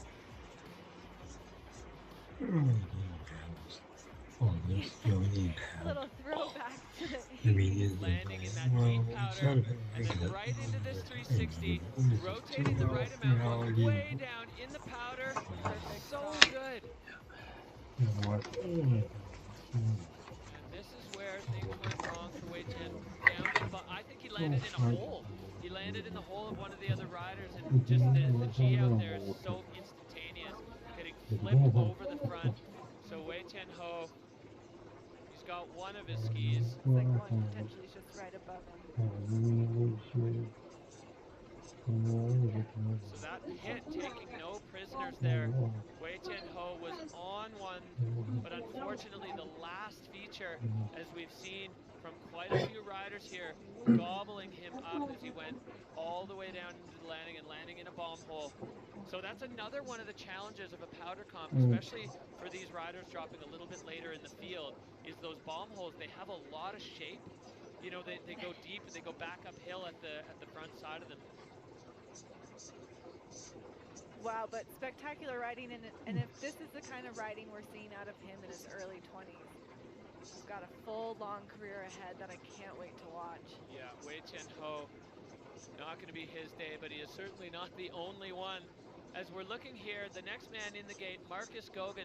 We've got the folks from Carve on board this year, measuring the forces and the speeds. So the G forces there as Marcus Gogan impacted into the ground, 7 Gs. That is fighter pilot territory. Rocket launch. You know, we saw Tom Piper as well, Carve measuring 16 Gs in his Tomahawk. So Marcus now getting set to go. Marcus Gogan making a huge splash in his debut on the Freeride World Tour. He was the Peak Performance Fun Bet fan favorite. He is going to be dropping from start number 1. Buckle your seatbelts for this run because there is action in store for us. Marcus Gogan, the next man pushing out of the gate, took a couple of wins last year and brought the battle to Mats Hipsing for the overall title. Marcus Gogan riding out of Whistler, BC. Another product of the Whistler Freeride Club. These kids are just going off. And best friends since childhood with our last rider, Wei Chen Ho. But now on course and ready to spice things up. Marcus Gogan kicking out on the Lac Noir. Out of start 1, riding down that ridge line. What? Oh! Are you kidding me? Backflipping off the cornice, over the rocks, onto the left ski. Marcus Gogan getting a little tangled up in the powder, and now trying to gather speed as Marcus above all these rocks. Just holding on there. Oh, my mouth is on the floor. What? Another 360. Marcus Gogan packing more into the shortest piece of terrain on this run. A big shifty down into the powder. What are they feeding this guy? That was speechless. What a run. What he was able to do with such a small section and such a steep section of the venue was incredible.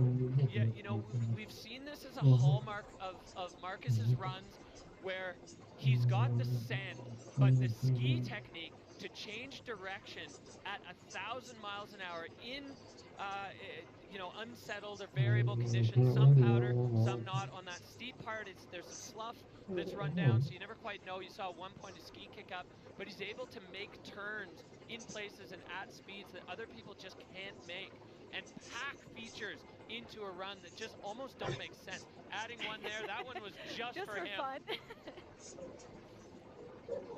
You know these riders love to ski. I mean, that's below the judging point and still not able to pass up an error. Cannot resist. Well, Marcus Gogan, let's look back up at the top of this run, Hadley. Just straight, full commitment. This is a huge backflip. Off the cornice and over the cliff. And then straight off this one. Now he's got to get on that left foot to change direction. And then coming into this, 360ing over the band of rocks, click, clack, bingo, bango, he's done. That was so quick, so fast, and so packed with action on that far skier's right side of the face. Oh, I don't envy the judges right now. You know, comparing that to what Martin Bender did, I don't even know how you do it. It was in such a different place as these two friends catch up.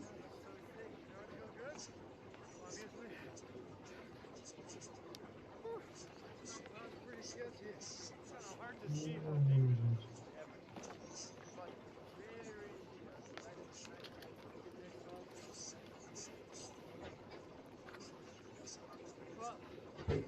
aware.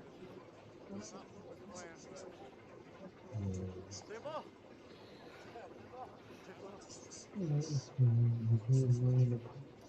Marcus putting that elementary school French to use as we now look at the people who have things in their hands, that panel of judges.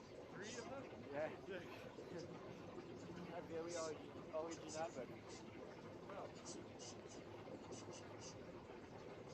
Well, I love hearing the catch-up chat after the runs.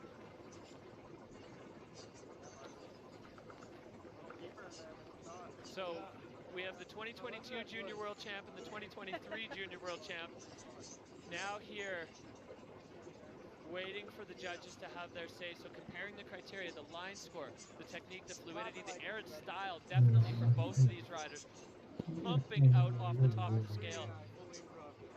It was a backup last time. It was okay. I'm just happy I landed, honestly. Okay, well, the judges have had their say. 91.67 is the score to beat. Does not quite. 88.67. So Marcus Gogan only into third there with that run. So the judges having their say. It's not going to be enough to knock Martin Bender out of the hot seat, but still a podium position so far. But 2 riders still to go. Oscar Mundin, the Frenchman, now down into third. So Valley Rayner's run, the judges deciding had a little bit more meat on it than what we saw there from Marcus Gogan. Incredible action here in the Freeride World Tour. The Valterons Pro providing fireworks for the ski men as we are back up to the top, and this is another huge threat. The Kiwi, the man riding out of Treble Cone. He took a win last year in Fieberbrunn with one of the smoothest runs we've ever seen on the Freeride World Tour. Ben Richards, 24 years old, and he is a huge threat here to that hot seat spot of Martin Bender. Ben Richards has been having a blast in Valteron, and I know he's going to have a good time on this run. I can't wait. Ski Racer Taylor is 18, so he's so good at technical riding, but man, he likes to spend a lot of time in the air. Oh, the smoothness of that 360. He just makes it look so effortless, floating a lofty crosscourt, exploding into the powder, and a totally different take on this feature. Wow, Ben Richards, full pin. Whoa! That is textbook Ben Richards. Almost never deviating from the ball line. Doesn't need to slow down because he knows exactly where he's going. Just enough change in direction to go where he wants to go, and then full throttle off of every feature. Like a warm knife through butter. That man is smooth. Yeah, if you had to draw a Ben Richards run, that was it. The 360 at the top, just all effortless smoothness, and Ben now just flipping into the bottom section here, making his way through these bumps, trying to stay upright through the tracks. What I always am amazed by his skiing is the fact that you notice other skiers, their legs are getting thrown side to side, but watch when he lands. It's so solid and so smooth. There's no impact, there's no wobbling, there's no wiggling. It's just perfect. Yeah, and this trajectory, so nice, where other people are getting impacted in the landing. Look at the bars, control, technique, fluidity. It can't go higher. If it could, shatter through the end of it, it would, because Ben Richards executing absolutely perfectly.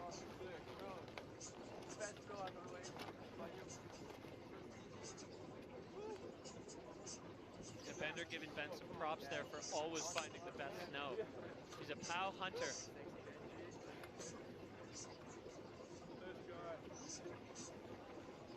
All right, we're waiting for the score for the Kiwi standout. A legend in the making on the Freeride World Tour. Bender wearing the Valaisan flag of the Valais region of Switzerland. Ben representing for the Kiwi crew. Only got 2 Kiwis on the World Tour this year. And he's really continuing that A. Paul, Jackie's brother, Andrew Pollard style, just smooth transitions. Oh yeah, passing it down from Drew Tabke to Andrew Pollard, now to Ben Richards. There's always at least one rider. What's that? Yeah.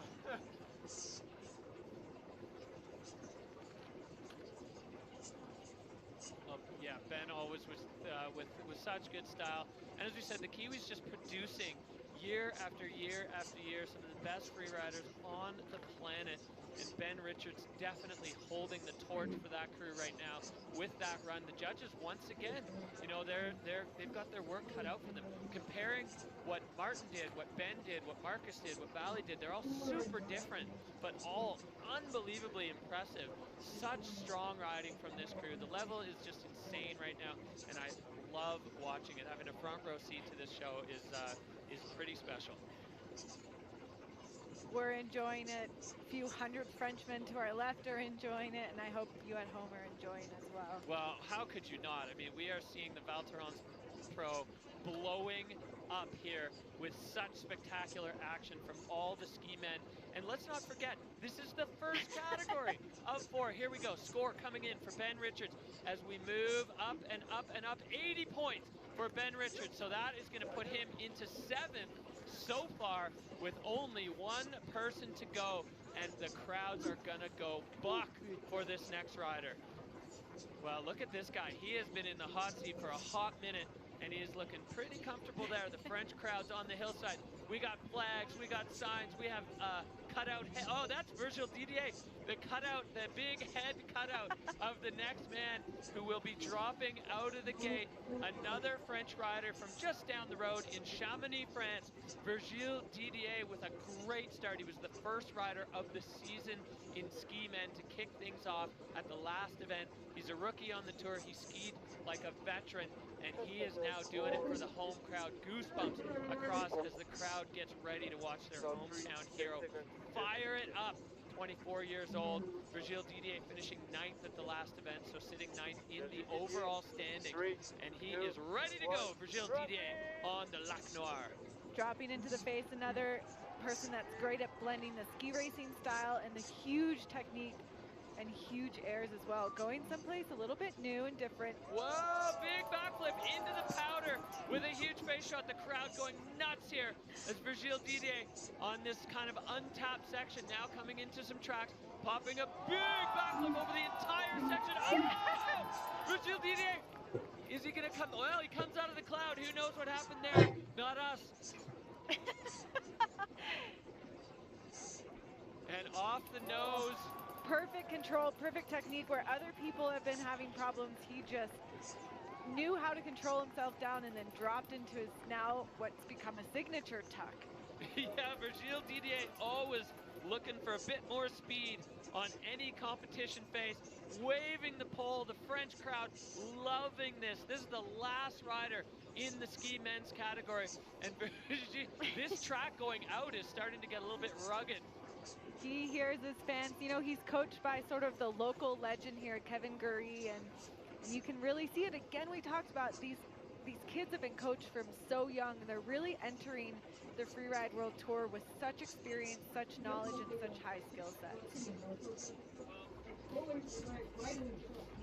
As we look back here, I mean, that didn't even look like a takeoff, but Virgil Didier just punting out into the powder field. And this one, over all those rocks, perfect landing. A little bit, maybe he got tipped onto his side on that one. He disappeared into the powder cloud, so it was hard to tell. And you can see that was really smart, because you could see Virgil ski past the bomb holes where Edvin and Wei Chen and Simon got gobbled up. He took that a little bit shorter, landed on his feet. There we see the crowd going wild. Well, we are getting a show here. Yes.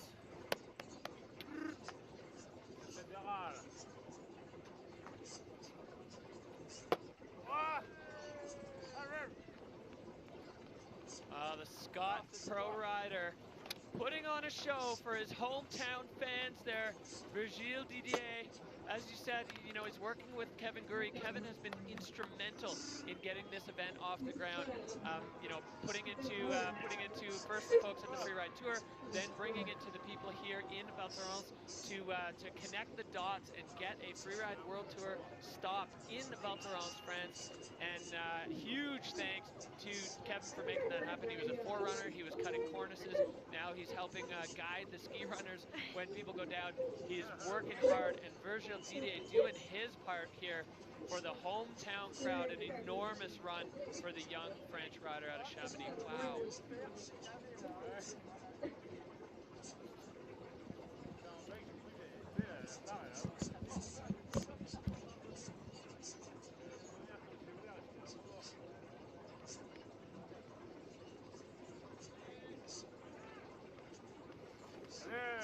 La maison, un petit podium pour Didier. Copain. Peu importe les résultats, nous on est là. On est là. He's asking the judges to put him on the podium. He's done his part. Now it's up to the judges. That was a strong run for the French rider. The crowd's electric. The vibe absolutely firing here. A powder comp in Val Thorens. The Trois Vallées providing the backdrop for this incredible show. That was the last rider in the ski men's category. So the worst Martin Bender can do is second right now. The judges have it in their hands as they're putting all the categories into play. The riders needing to meet all the criteria: line score, technique, fluidity, air and style, and so many aspects that the riders need to hit. And the catch-up chat here between them. Gilles going back to his spot, got to stay in front of that backdrop. Scott rider there just lighting it up. And here we go, the score. It goes up, up, up, 80.67 for Virgil Didier. It puts him into 7th, which means, and you can hear it in the background, Martin Bender has won his first Freeride World Tour competition. This was something everyone felt like was coming sometime or another. And let's take a look, Hadley, at where this leaves us for the overall, or the event scoreboard here at the Val Thorens Pro. So we've got Martin Bender, the Swiss rider, in first. Valle, the Austrian, in second. Marcus Goguen with a heater run in third. Oscar Menden, the French legend, and Matisse rounding it out in fifth. So French fans with 2 in the top 5. Ross Tester down there in 12th with that absolutely futuristic run. Toby Rafford, here we see a whole bunch of NSs there. No score. That means a ski or both skis came off.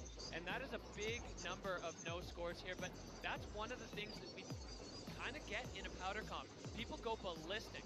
Here we see our podium.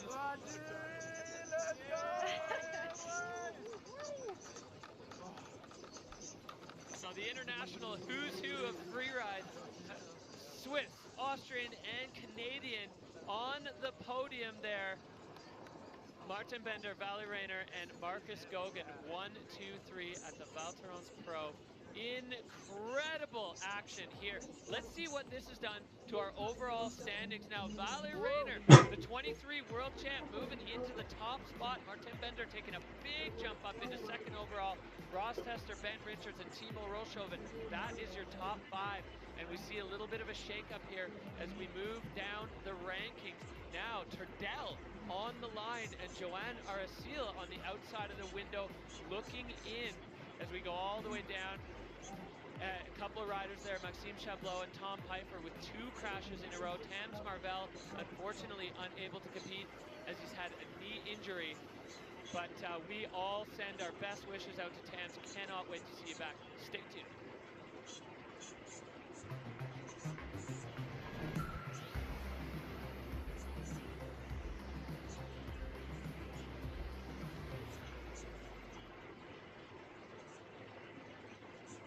Welcome back to beautiful Val Thorens, France, the Freeride World Tour by Peak Performance.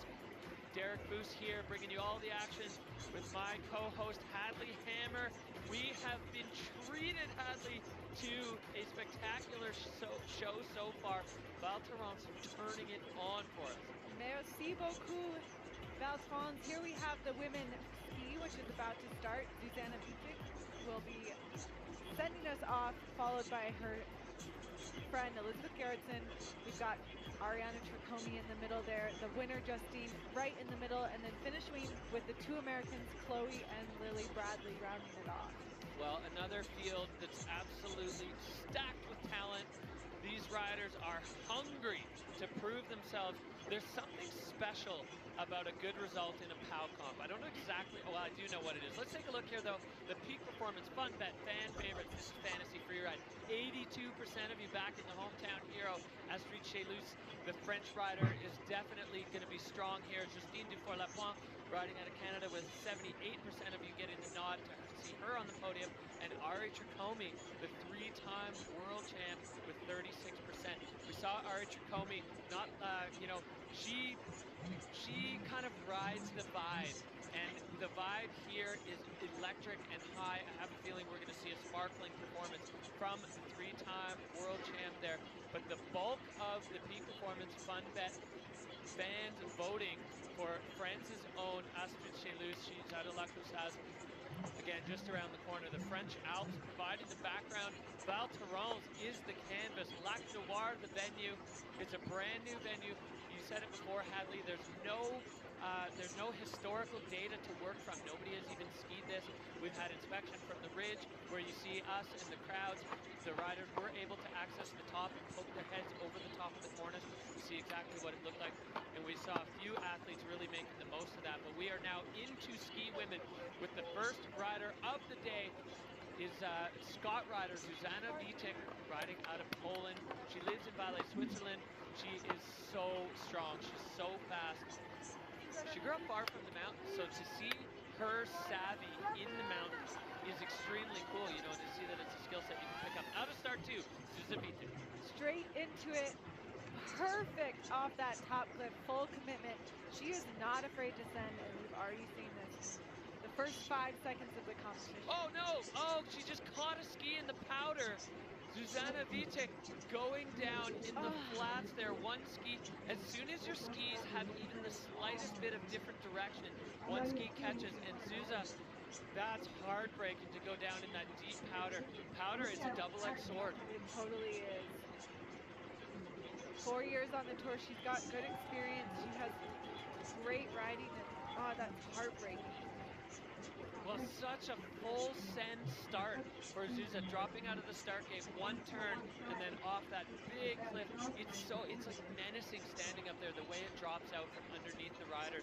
So Zuza now, I mean, only the Forerunners track in this section, so at least it's a nice powder surface. Even over the slough, it's nice and soft.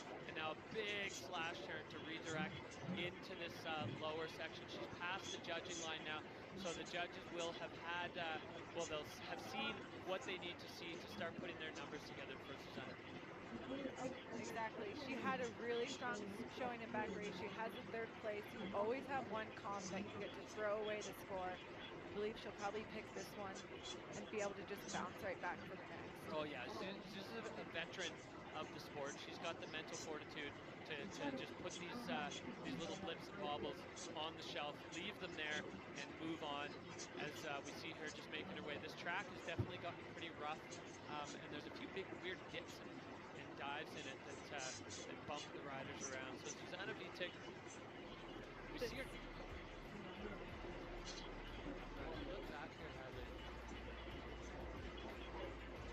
Yeah, the snow is just deep and heavy enough that you let one leg sort of get away from you, and it's really challenging to pull back from that. As you see, they've knocked her on control on that fluidity line, but technique is still there. She's still just such a great rider. Yeah, that's a tough one to swallow for Zuza, falling victim to the snow being too good. As you see the Mammut line tracker there, showing a very direct route down. Such a strong start for Zuza. She's got a podium under her belt already with the 3rd place in Bakir Barrett, so she's going to just leave that one behind her as she makes her way. And the emotion, I mean, these riders, they care so much, right? They want to be standing on that podium at the end of the day with the French crowd cheering for them and the smoke bombs going off, the flags and everything. I mean, this is a competition. They are going for the win, each and every one of these riders. You're not at the Freeride World Tour if you don't believe that you can win. Yeah, confidence is everything, and that was just a bobble, a bump in the road for Zuzana Witek, 38.33. The judges had that one ready to go, and she knows the emotions clear with her body language and on her face there for Zuzana Witek. Scott rider going down in the powder. So it's good, but it's difficult. It's tricky to keep things together as we are going to move on. Ski women on the venue here. Lac Noir providing the face here at beautiful Val Thorens, France. The return of freeride to the French Alps. And we're looking back up at start number 2. The next rider doing it for Peak Performance, the 2021 Freeride World Tour overall champion. This is none other than Verbier's Elizabeth Gerritsen. That's start number 2. You can see the angles, even at this perspective, don't show how vertical it is out of the start. It is a free fall into the face right out of that pyramid start for these Freeride World Tour athletes. It's menacing, it's scary, it's also awesome. Very much so, and this is the kind of face that Elizabeth is good at riding. She's a strong rider, she's a powerful rider, she can take huge airs. We're excited to see what she puts down. Yeah, you can see Lena Kohler there, the rookie just poking her head over. It's completely vertical, about 2 meters in front of that start gate. So you're looking from the start gate, basically at the finish corral, everything else just dropping away as we're getting set here for the run of the 2021 Freeride World Tour champion, Gerritsen, opting to take last year off and then getting the call up for the wild card super last minute, sitting in 9th right now after a thunderous crash in Bakira, going full throttle, absolutely pinned, as is her style. There's no brakes on this car. I love her riding. I think she's one of the best riders to watch on the tour, and I'm so glad she said yes. Oh, and that world title backs that up as Elizabeth Gerritsen poking her head over the edge straight out of the gate. Into that first perfectly huge air, riding out clean and smooth. Oh, getting into this immaculate powder face. I'll tell you what, and this is pretty characteristic for these tour riders, Elizabeth enjoying powder skiing. She's, growing up in Verbier, she's had her fair share of pow riding. Coming down now into the lower section, it rolls away, so riders just getting a glimpse of where they need to go. This big spine forming on the top of that cliff as Elizabeth approaching off the spine into the powder, and a perfect powder reception there for Elizabeth Gerritsen. She's just such a smooth, controlled rider. She really knows where she is in space, hitting her second air. Deep, again, the landing so perfect. Now she moves across, and you can see the features stacking up underneath her, getting her bearings, moving across right off the nose. Elizabeth Gerritsen exploding into the POW, the Peak Performance rider, putting the puzzle together here. It's not easy to find your way. This lower section of the Lac Noir face, it's completely convex. So you can see each time it rolled away, she craned her neck a little bit, trying to make sure she's in the right place, because the riders have only looked at this from across the valley. They haven't stood on any of these features. So locking in the confidence to actually know where you're going is so critical. It's such an art, and again, what a cliff looks like from the other side is rock, and from the top, it's just a mound of snow. And if there's multiple little mounds of snow, you really have to know which one you're going off of. Yeah, and then having the confidence that you do know, that you're believing that you've got it correct. And it's I think, an underappreciated skill in these World Tour athletes. Look at this right out of the gate. Really knowing how to control her speed and making sure she's always landing in the transition. So the judging bars pumping as that air, that's a big one. It's a little flat there, but the snow providing the cushioning that Elizabeth needed to slow down enough and to connect with that landing. We've seen a number of riders in the ski men's category having trouble with those deep landings, going over the fronts of their skis. Elizabeth unbuckling the boots, riders doing their boots up super tight. They want precise control over their skis, over the direction that they go. So Elizabeth Gerritsen getting the cheers from the homies at the bottom, and a big smile.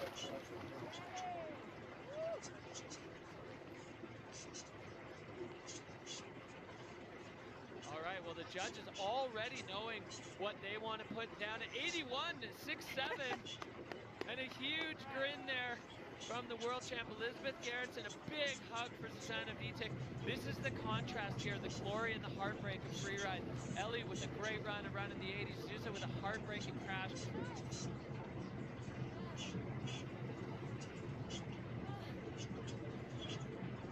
Both are an integral part of this sport. Glory and heartbreak highlighted there from the two first riders in the ski women's field, as we are moving on. This is the Lac Noir face, a brand new face of the Freeride World Tour.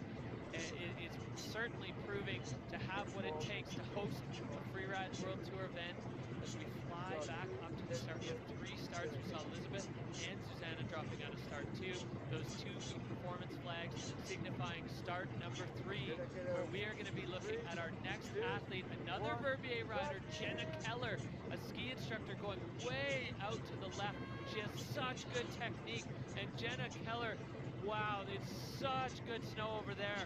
And going where no one else has gone. Opening up a face is such a unique skill set. You see her riding perfectly through the slough, through these airs. Really solid ski. Right? Oh! And Jenna just getting picked up by the slough there, I think, as she moved across it, and it just swept her feet out from under her. Now picking up speed, a deep landing there for Jenna Keller. So just not quite managing the slough control or slough management as she was moving across to her next feature. I love the fact that she went directly off the nose. That means the highest point of both of those cliffs. So now another air there for Jenna Keller. Oh, what could have been there for the Swiss rider. That was such a strong start. And as you said, Hadley, opening up a brand new section of this face, way out riders left. That was a really cool section of that face. Really beautiful. Such nice riding. And again, slough management is just one of the, what feels like about 100 different skill sets that you need in order to perform on the Freeride World Tour. Well, Jenna now coming through. You can just see that, I mean, we have sun on the face, but it's not that warm. So the sun not really having much effect. It's blower, super light, super low moisture density in the snow. So Jenna now past that judging line. Just wiping the snow off her goggles.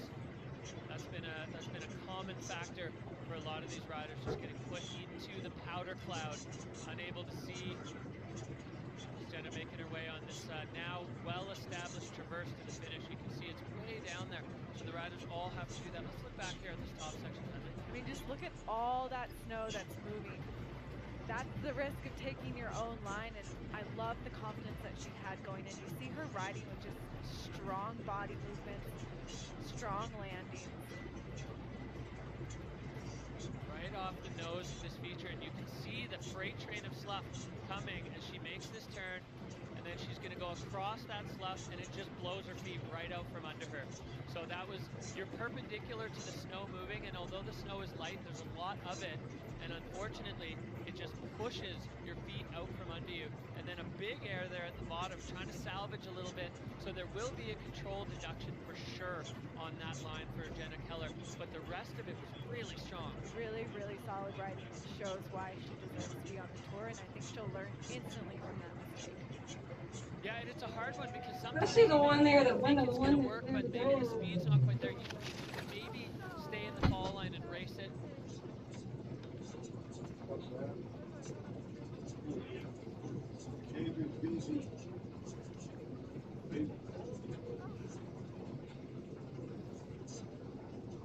All right, a 56 coming in, Jenna. The nosebleed in there, so she must have gone down pretty hard when, I don't know which one that was on. She might have kneed herself in the face on the last one. Hard to tell. There's so many points of action in that run. So Jenna Keller, a warrior out here on the Lac Noir face. We're going back up to start number 2 for the 3-time Freeride World Tour champion, 18, 19, and 2020 world champ. She vibes on powder. She needs to feel good, to ski good, and Ari Chikomi was all smiles. We had a great powder run down to the face check this morning, and she was buzzing. So look for Ari Chikomi now. Ariana, riding out of Italy, to light it up here. Riding a wave of stoke for this powder competition. She's excited, but she's a happy-go-lucky girl, but she also really wants to win, and she's looking for that next title. She loves competitive free ski. Yeah, you don't have 3 world titles unless you live and breathe for competition. And Ari getting out onto this big hanging nose, the stone cornice with the snow cornice on top, bomb drop below her. You can see she's getting her bearings, and now into it with some intent for Ari Chikomi. And straight into that transfer like way 10. Such a nice full commitment and really making use of that short amount of landing space that you have by going cross court. Yeah, aggressive start now for the 3-time world champ as she makes her way across. She's got these tracks to work with, so she's able to hold a little bit more speed than we saw other riders manage on this section. As now she's coming into the guts of the Lac Noir face, cruising down through some of these slough piles that we've seen stacking up from other riders moving through this section of the face. Enjoying some snow, but quickly lining herself up for her next air. 360, holding on. First woman to do a 360 in a comp, and that's become her signature. Absolutely, trademark for Ari Chacomey. Taking off another big feature there as Ari Chacomey. Now this section has quite a few more tracks, but even the tracks, they're not compressed or compacted because the snow is nice and soft. And Ari zipping around a couple features, so now with a ton of speed, she's got the arms out, the eagle flying, the Italian eagle roasting down the bottom powdery section of the face. That middle lower section is still really steep. It really comes close to matching the top of steepness. Those riders can cruise through it fast. So Ari Chacomey now, she's below the judging line.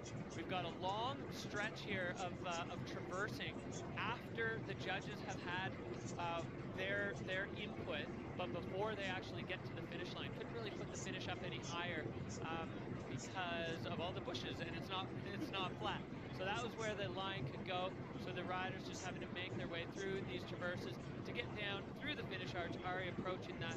So some really solid banger top section for Ari Chacomey, the 360, and then we'll see what the judges have to say. The lower section definitely skied past a few features on the way down. Line score, again, critical in the scoring criteria. Exactly.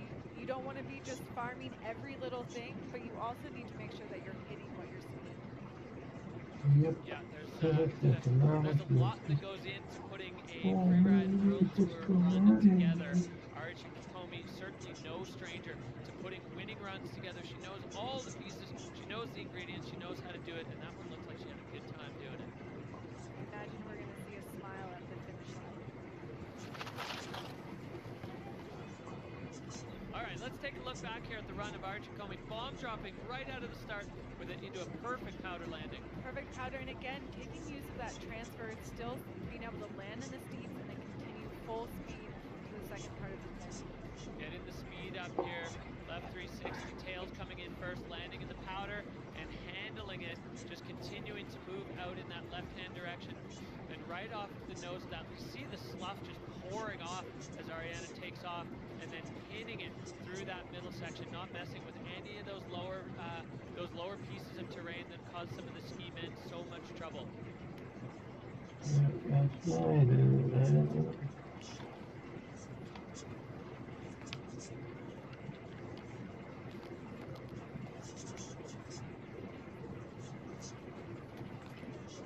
Digging for something in her backpack. She got her lunch in there. Ah, keeping the sponsors happy, professional to the core. Probably a little thirsty. 500 meters of riding is no joke, especially powder riding.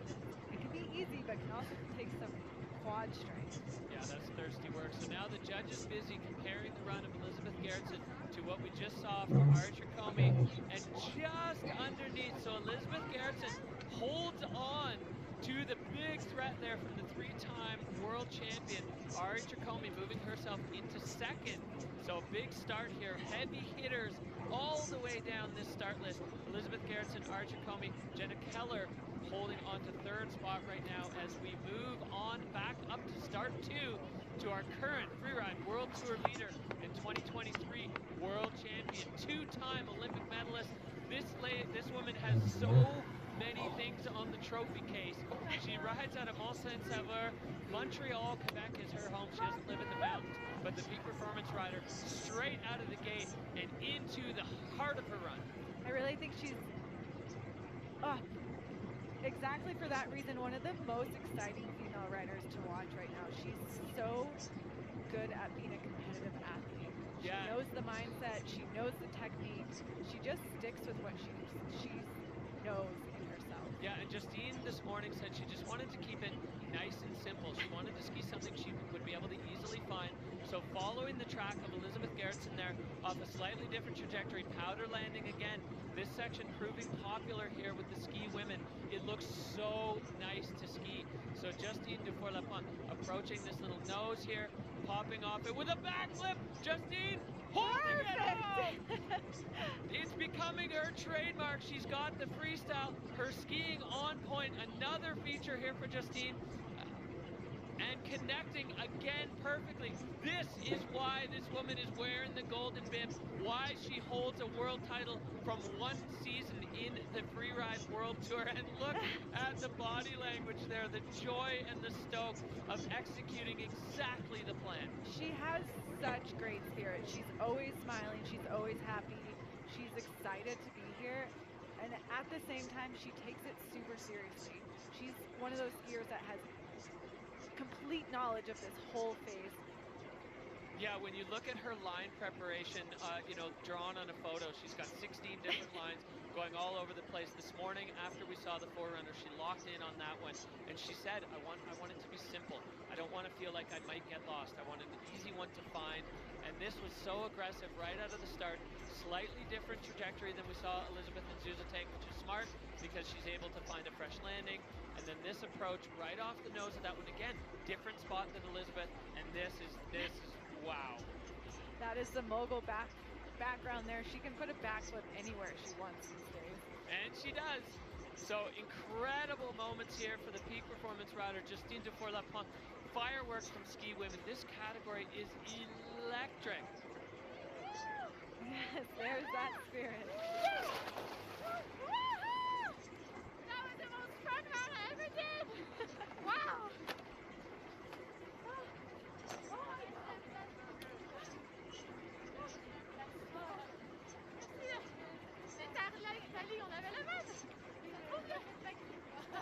All right, there's Elizabeth's score. Justine's dropping it at 90.67.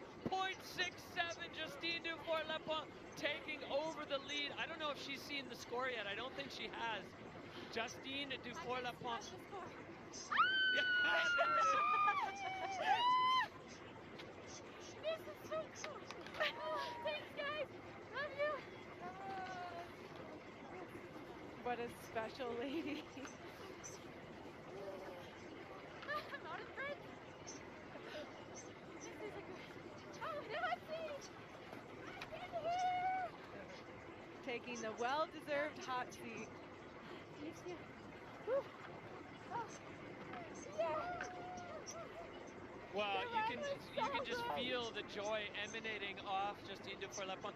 There's so much that goes into it, so much stress, so much nervous anticipation, and then to execute the plan to perfection, and then to be rewarded by the judges with that score, huge. But we are nowhere near done, not even halfway through the ski women's field. Justine Dufour-Lapont taking over the hot seat, but we're right back up to the top with Taylor Dobbins. She was a rookie last year on tour, injured in the first event. This woman is working full-time as a public defender. She's a lawyer. She's a woman of the people, helping out, the less fortunate back in Bozeman, Montana. Taylor Dobbins, Dynastar rider. She had an injury in the first event last year in her true rookie season. Came back, rehabbed the knee, back in the mix as soon as we started the season in Bakura Barrette, and a bit of a mellow run for Taylor, easing her way back into competitive skiing. It's tough mentally after an entire year off. Did the rehab work? Am I good to go? But Taylor Dobbins proving, I think, with that run, that she's ready to go. And now I hope we're going to see the full-on Taylor experience.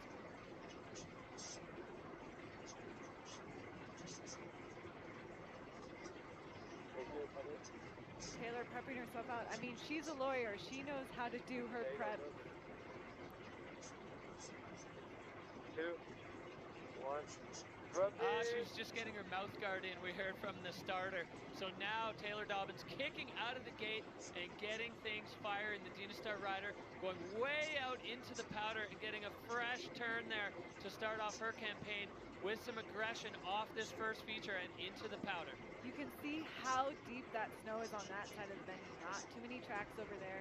Setting herself up for that massive middle air. Oh yeah, Taylor taking that full speed, no hesitation, skiing through her powder cloud, and now navigating this section, trying to just find the next feature for Taylor Dobbins now, moving across this big slough cone. This section is much steeper than it looks on camera, and she's making quick work of it, going through this chute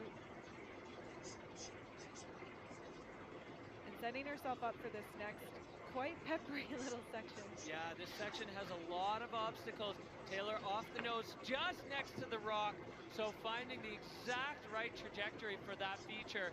Taylor Dobbins going way out to the skier's left into that untapped zone. It hasn't seen a lot of action, which is beneficial for the rider because the less tracks it has, the smoother it's going to be, but then you're gambling on the snow being what you think it's going to be on the landing. Exactly. She took a different line choice, creative, and really made sure she was making use of that bottom bumper.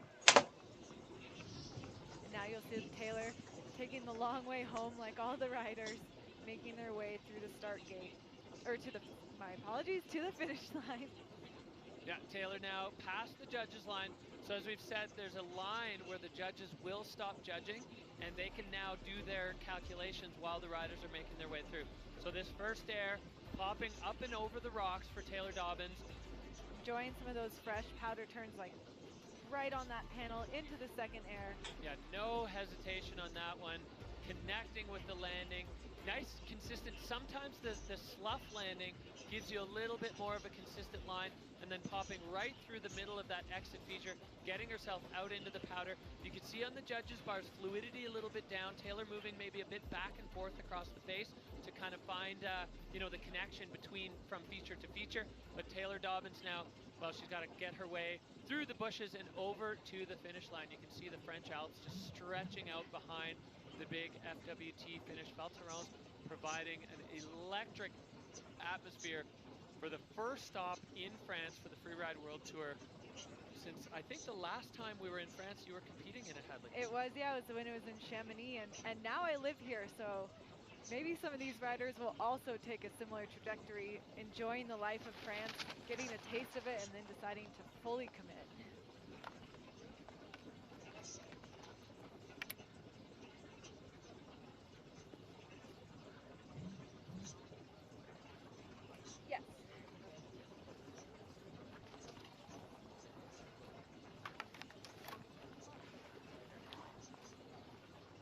All right, well, Taylor collecting herself, getting herself into the backdrop, and the score coming in, a 71 for Taylor Dobbins. So she moves into fourth here in this powerful ski women's field.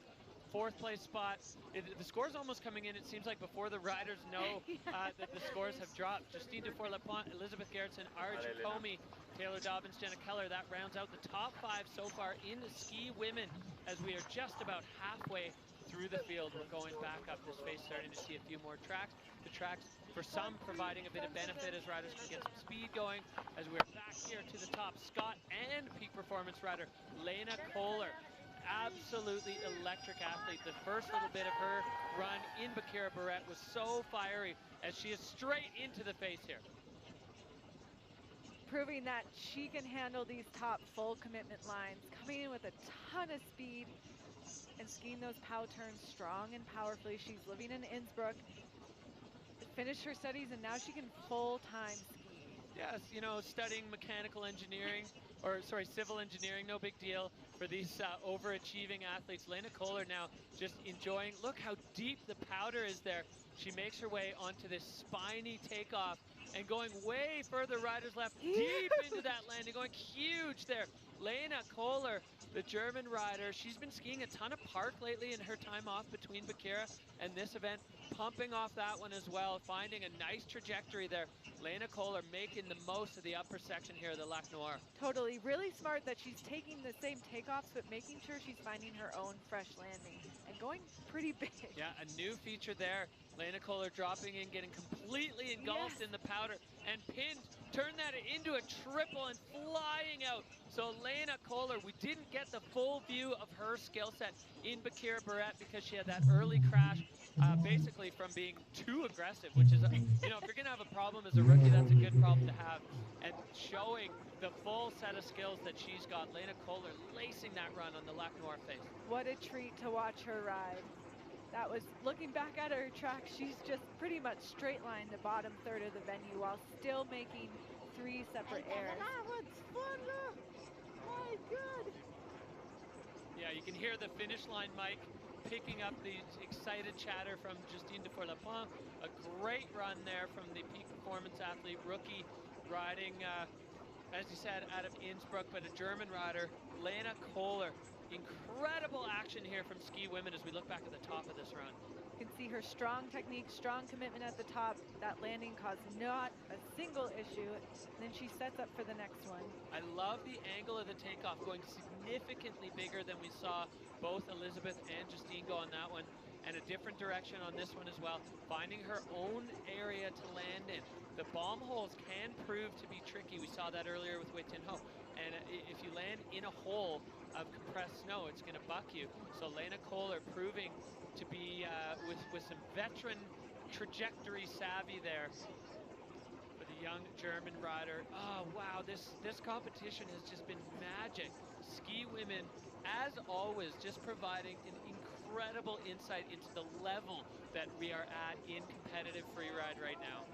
It's really cool to see how much it's progressed. I think women riders have always been capable of skiing at the limits, but as they've gotten all better together and all pushed each other together, that level just rises and rises and rises. Well, and when you stand at the top and you watch everybody else go so hard, you're not going to do anything else, right? You're going to do the same. You're going to go as hard as you can, give it everything you've got to put yourself in the mix. 84.33, Lena Kohler taking over second spot from Elizabeth Gerritsen. So we got peak performance 1, 2, 3 right now. The sponsors are going to be happy with that. Lena with a big hug for Justine. A big challenge fended off there from Dufour-Lapointe, from the rookie out of Germany. Lena Kohler, Elizabeth Gerritsen now into third, and 3-time world champ Ariana Traphomi into fourth place. We are seeing everything we hoped we would see from the ski women's field here. Back up to the top, Scott athlete riding out of Kirkwood, California, Molly Armanino. She is an electric skier. She skis fast, she skis hard, always looking for the biggest airs on the face. Such a great spirit, but you know, keep saying this, a rider that just loves to ski straight out of the gate for Molly Armanino.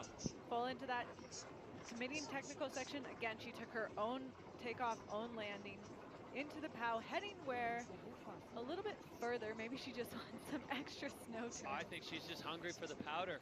Molly Armanino fiending for these great conditions here as she's now coming over. You can see how convex it is and how totally blind the view is from the rider's perspective. She's got a couple of tracks here left by the other women. Fast footwork there. Another different angle on that one. And Molly Armanino going aggressive, full throttle speed here for Molly. She's going full on. She was disappointed in the last comp, and I think she wasn't going to make that same mistake of not committing to her line, and she was ready for this. Yeah, taking a different approach on that, more of a snow to snow than over the rocks, but finding another little nugget there.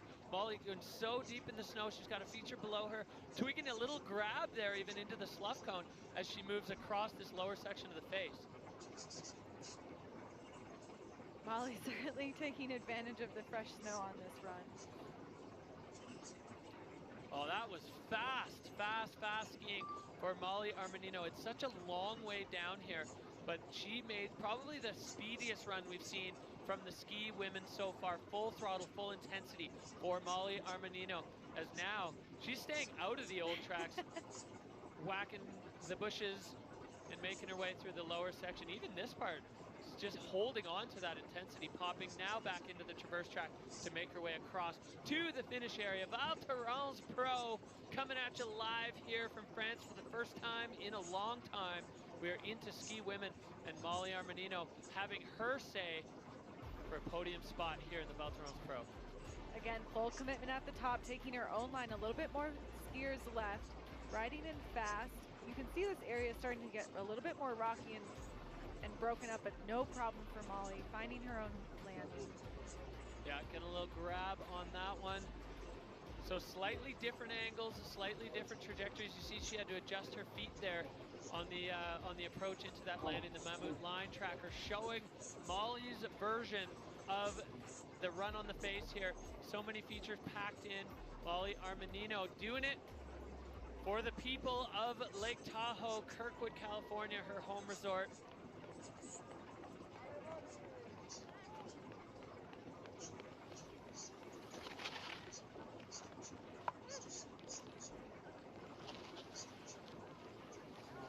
They're sliding into position there.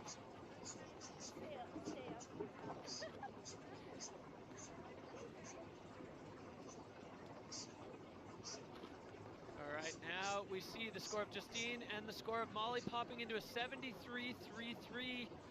So I think the line score really having a factor in that. There are a few of the features that Molly took at a slightly different angle, less over the rocks, more over the snow, maybe a little bit smaller. So Molly Armanino, her day done and dusted here at the Val Thorens Pro Freeride World Tour by Peak Performance. Lena Kohler in second, Elizabeth Gerritsen in third, and Justine Dufour-Lapointe with that huge backflip, linking it all together, sitting in the hot seat.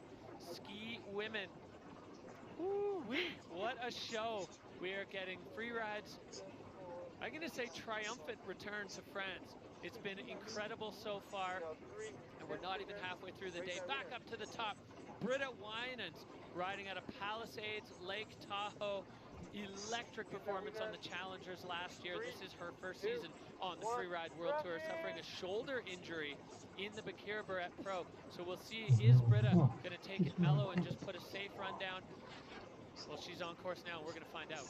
Britta's a strong skier. I've been talking to her the last few days of her strategy for this one. She is injured, but she's still able to ski. She's going to ski smart, but also take a creative line down and not pass up the airs. Well, yeah, and Britta, I mean, aggression just runs through her veins in skiing, so she just needs to get to the bottom, be safe and be sensible, and get her way through this event. Britta Winans with that trademark arcing turn, enjoying these powder conditions that we've got on display in Val Thorens. You can see the slough just running down. Britta picking up the little couloir between the two rock sections as she now has a couple of tracks to follow. Britta Winans lining up above this rocky section. Showing that mental strength. When you're injured, it's such a gamble of what to do, and she knew rookie season she had to give it her all. She wanted to stay on the tour, and I think she just proved how mentally strong she is. She's unfortunately a little too experienced with injuries, but I think she's now learning how to work with them. Yeah, 2 injuries, significant to her knees, one in high school, one early in her university career, and then dislocating her shoulder in the Bakir Barrett Pro, but a smart run from Britta Winans. She just needs to put a result under her belt and give herself time to heal, have that shoulder locked in and ready to go for the next event. But not too shabby of skiing for being injured. No, I like that. She's got a pretty robust brace on. So Britta Winans just showing what she's got, and we know this woman capable of some of the most electric runs in freeride as we look back up here at the replay. He's starting off taking a little bit of the smaller approach, but then getting ready for that second air, which was decent size and perfect landing. Yeah, you can see just trying to hold that one arm kind of still. Doesn't want to put it through too much mobility test here on the face. So Britta Winans smart skiing, and we are going to see her hopefully back to full strength, full throttle upcoming as we move through the global trek that is the Freeride World Tour by Peak Performance.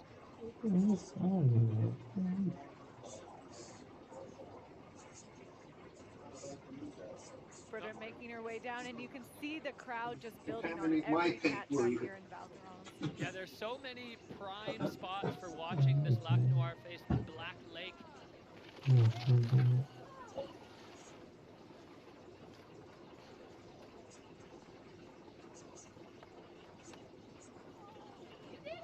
A big hug from Justine. Score coming in a 66-3-3. So Britta Winans into 7th after her scary fall down the Bakira Barrett face earlier. That's going to be one that she can take home and just put this behind her. You know, this is unfortunately a part of freeride skiing, dealing with injuries. You know, you got to manage it, and you can kind of see the look on Britta's face. She knows she's capable of more than that, but she's going to have to be patient with it. Exactly. It's a long season. 6 competitions is a lot.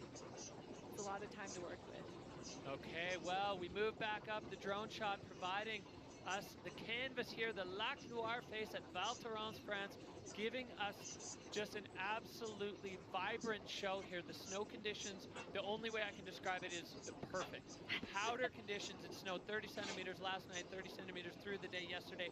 This woman in the start gate from right here in France, she was the fan favorite in the peak performance fun bet. She's only 21 years old. She's already got an overall #2 ranking last year, coming in just behind Hedvig Vessel. Astrid Chelus now starting her campaign here at home in France. This is another perfect example of an athlete that can do it all. She's got great technical skiing, but she can throw double backflips in a competition. Huge tricks, huge stomping airs. Launching off that one, disappearing into the powder cloud, getting trajectory for this next feature. Pumping a backflip. Astrid Chelus landing it. Oh, we are witnessing an electric performance here from Astrid Chelus, the French rider, putting on a show for her home crowd. Backflipping up that high on the face shows so much confidence in yourself and your skills. And you could tell how quickly she was able to put it right under control, get on that downhill ski and start making turns again. Yeah, she is perfectly in control now. She's got this looming section underneath as she lines up. She wants to get the trajectory right, popping off, and a perfect landing. Astrid Chelus has the French crowd going absolutely ballistic. She has put down a run for the ages in front of the home crowd.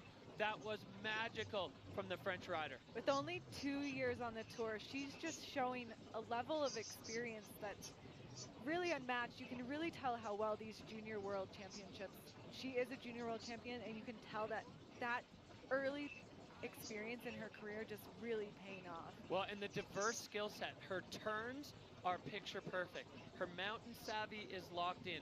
The freestyle game, well, you just saw it. Backflip at the top of the face, unleashing all of the skills and putting together the puzzle pieces to put that run together. Astrid Chelus showing that she is here to play. She came second last year. A world title is in her sights. She's sitting second overall coming into this event. So with Justine sitting in the hot seat, you know, we're setting up for a season-long battle between these two riders, and of course, many more riders in the field that want to have their say in it. But wow, what a run from Astrid. Yeah, let's take a look at the line again. This is a perfect setup air. Going massive, but knowing that she's making that quick transfer over to the second air for this huge backflip. Laying it out way down, landing perfectly, and then straight onto that left foot, because she needs to angle herself properly to get on top of this thing, and taking it right off the top ropes, knowing exactly where she's going. There's a rock in that landing. If you angle it wrong, you're going to pay. Astrid Chelus showing she knows exactly where she's going. The Mammut line tracker, nothing but fall line there. The Frenchies loving it here. The peak performance hangout zone. We got the big air mattress. It is a party in Val Thorens, a free ride party. And Astrid Chelus is the life of this party right now.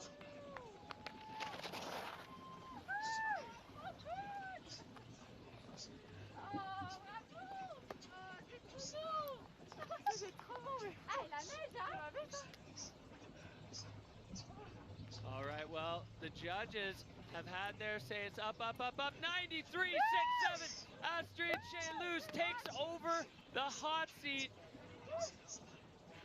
Well, incroyable, as they say here in France, that was a run. Oh la la, what a run from the French rider. She's got the home crowd absolutely fired up.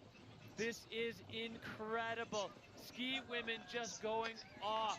You know, we saw ski women having some problems in Bakira, coming back with a roar. The Lions are here to hunt, and that was an incredible show. 2 huge backflips out of these 2 women. Woo-wee. We are getting into it here in Val Thorens, France, bringing the heat to the free ride. As you said, we're really setting up the season of these top women fighting for one and second place. Yeah, good friends at the after party. Fierce competitors on the face. Astrid Chelus, she's had her say, we are back up to the top, and this is the first rider at a start one, Chloe Hare. We saw such a great start to her Freeride World Tour career. So technical, her precision coming out of Telluride, Colorado. She has got quick feet, technical skiing, and out of start one is Chloe Hare. Here comes Chloe. I don't know if we're allowed to have favorites, but I certainly have mine. Chloe points her skis towards rocks. If you watched her GoPro run in Spain, she just knows how to handle Pepper. Such a nice run through that double. Oh, and just getting G'd out in the transition. That's a very, very quick transition from super steep to very flat. And Chloe in the belly of her turn leaned over a little bit and getting G'd out, but she's gonna keep on going.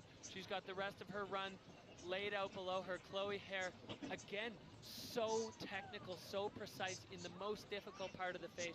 Some of the other riders choosing a slightly mellower section of this venue, but Chloe, I mean, Telluride, Colorado, extremely steep, rocky, technical. That's what her knife was honed on back home, and showing that that's the kind of terrain that she gravitates to. Getting to know these rookies now and starting to see what they like, what pulls them, you know, on their free ride hearts. Chloe Hare, definitely, I think we're going to see her through the season just going into the gnarliest parts of every venue. Exactly. She said about 50% of her skis is now P-Tex, which essentially means 50% of her skis have been repaired this early in the season, but she's just really good at staying balanced, staying in control, and not getting hung up when the terrain becomes rocky. Yeah, keep your eyes on this young woman because she's going to be a force on the Freeride World Tour as she finds her way down, plopping off, getting a big powder face shot there. Really cool. You look back up at the venue and looking at her track, she went full commitment really in the steepest part of the venue. Yeah, Chloe Hare giving credit to Connor Pelton and Ryan Van Nuys, you know, out of that Telluride Freeride team. Look at the top section is how quickly she readjusts her direction and trajectory. Really nice riding, and as you said, it was just that transition. She was looking for that panel to dump her speed and got onto it too quickly. These are the things that you learn as a rookie. Exactly. You know, there is a learning curve in the Freeride World Tour. We heard it before talking to Lena Kohler. Chloe Hare, no different, coming out of the challengers and then getting onto these World Tour faces. They're so complicated and there's so many things at play. You add the element of deep snow and that as you said, Hadley, that panel change from really steep to the flatter lower section, just compressing Chloe. I would almost guarantee that's a mistake she won't make again. Certainly not, and as you said, I'm really excited because I think she'll always take a line choice that's unique to her and sets herself apart. It was so fun. What's score? Score coming in for Chloe Hare, a 62, so that slides her into ninth. She's got a keeper from Spain with a fourth place finish, a ninth here with another rider to go, but do not count this rider out. Lily Bradley is standing up at the top, and she is capable of electric performances. Lily's a fun, free spirit, but she is a freeride god. Her skiing is so solid. She's they're a total weapon. And they have the mantra, you ski fast, have fun, and this one, I love skiing powder. They really know how to just pick a line. I think Lily commits to what she wants to do in back race. She threw a huge backflip to the moon. She's capable, they are capable of all sorts of riding. Yeah, full weapon on skis.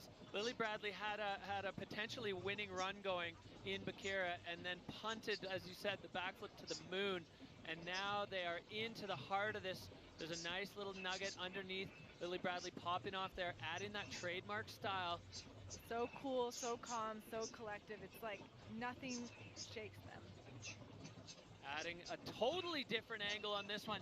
And Lily finding transition there, finding a fresh powder landing. Oh, no! Getting caught up in the powder. Oh, they were on another banger run.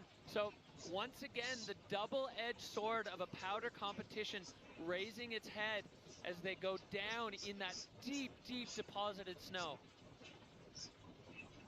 They little comeback for it, but that's a heartbreaker, just so deep in some of those places. Yeah, we saw it with Zuzavitic. We see it here with Lily Bradley.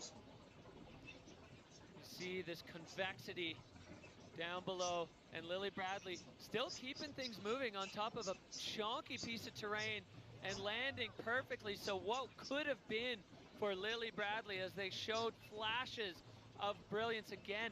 Pieces, always putting the pieces together, but Lily Bradley not quite able to keep it all together, but going down not even on a feature, just in the deep snow. I think they're definitely one of the competitors that you can never count out. When they can put a whole run together top to bottom, it's sure to land on a podium. Yes, the free ride god of fun, Lily Bradley. And you can see there, even the body language, always having a good time. The mantra in the start gate, I love skiing powder. Well, I think that one is a pretty collective statement. Lily getting outside of the tracks there to put their mark on the face. Wow, okay, so I'd say odds are pretty good that that's not going to challenge the top spot of Astrid Chelus. Let's look back here. The top of Lily Bradley's run, finding that unique trajectory, landing in full powder, popping off this little feature. Oh, this is after Lily went down. Exactly, onto that huge bottom air. Really creative. No one was going there. Really smart, because she knew they were the last skier of the day and that they were going to want to find some fresh landings. Yeah, you have to be strategic on the based on the bib draw with where you put yourself on the face, and the areas that have seen more traffic, maybe you're going to want to stay away from some of those pieces. So Lily Bradley, veteran line choice, unfortunately getting pulled down by a snow snake. It's not going to be their day, but Lily Bradley will be, I'm almost confident to say, all smiles in the finish. For sure, her parents are here all the way in Val Thorens watching. I think they're going to have a nice celebration for Monday. Dude! Mega back! Mega backflip! So sick!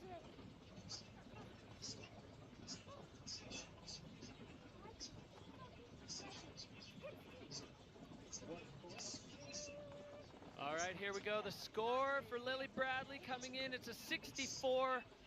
So that is going to be a 9th place finish for Lily Bradley, which means that the winner of the Val Thorens Pro with the French flags on her shoulder is Astrid Chelus, taking the win here. Incredible performance for Astrid. A massive backflip in the middle of the face.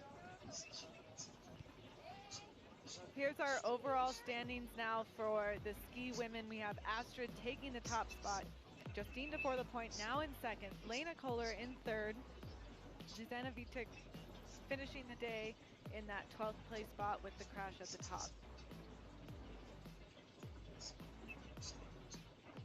And here we go. Here are your 3 podium women.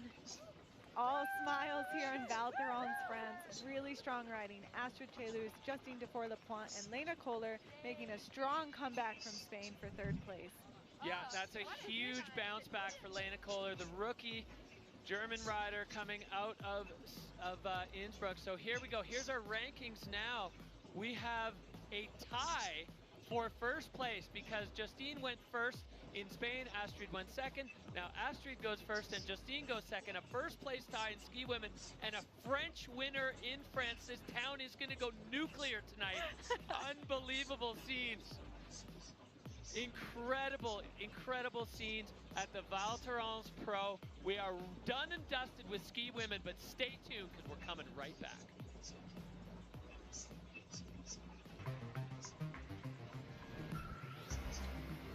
Oh.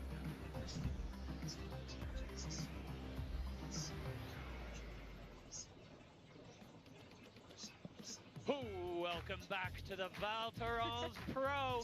Here in France, it's the Freeride World Tour by Peak Performance. Val Thorens, part of the Trois Vallées complex, one of the, well, the biggest ski resort on the planet. And it is providing the backdrop for the Freeride World Tour stop number 2. The fans fired up. Hadley Hammer and myself fired up. We are firing. We got the start list here. Snowboard women, the next group to drop. Ooh, here we go. We've got the French standing strong here. Estelle coming in first. We've got the current leader, Noemi Aki, going in fourth place, but then the return of Marion Hardy for her wild card competition season, finishing off rounding out the group, coming in. And here's our peak performance fun bet favorites. We have Anna Martinez, the French rider, at 75%, Nuria at 56%, and last year's strong rider, Erin, at 55%. Peak performance fun bet fan favorites. That's your opportunity to dive in fantasy free ride. Tell us who you think is going to win. It's not too late. Big prizes up for grabs in the peak performance fun bet. This is Val Thorens, France. This place is enormous. It's covered in powder. If you live in the area and you decided to stay home and watch from home, or you had to go to work, close your laptop, put your tools down, and get out here, because this is an unbelievable day in Val Thorens. The return of Freeride to France, long awaited, and proving why this is a stop on the Freeride World Tour. The Lac Noir face.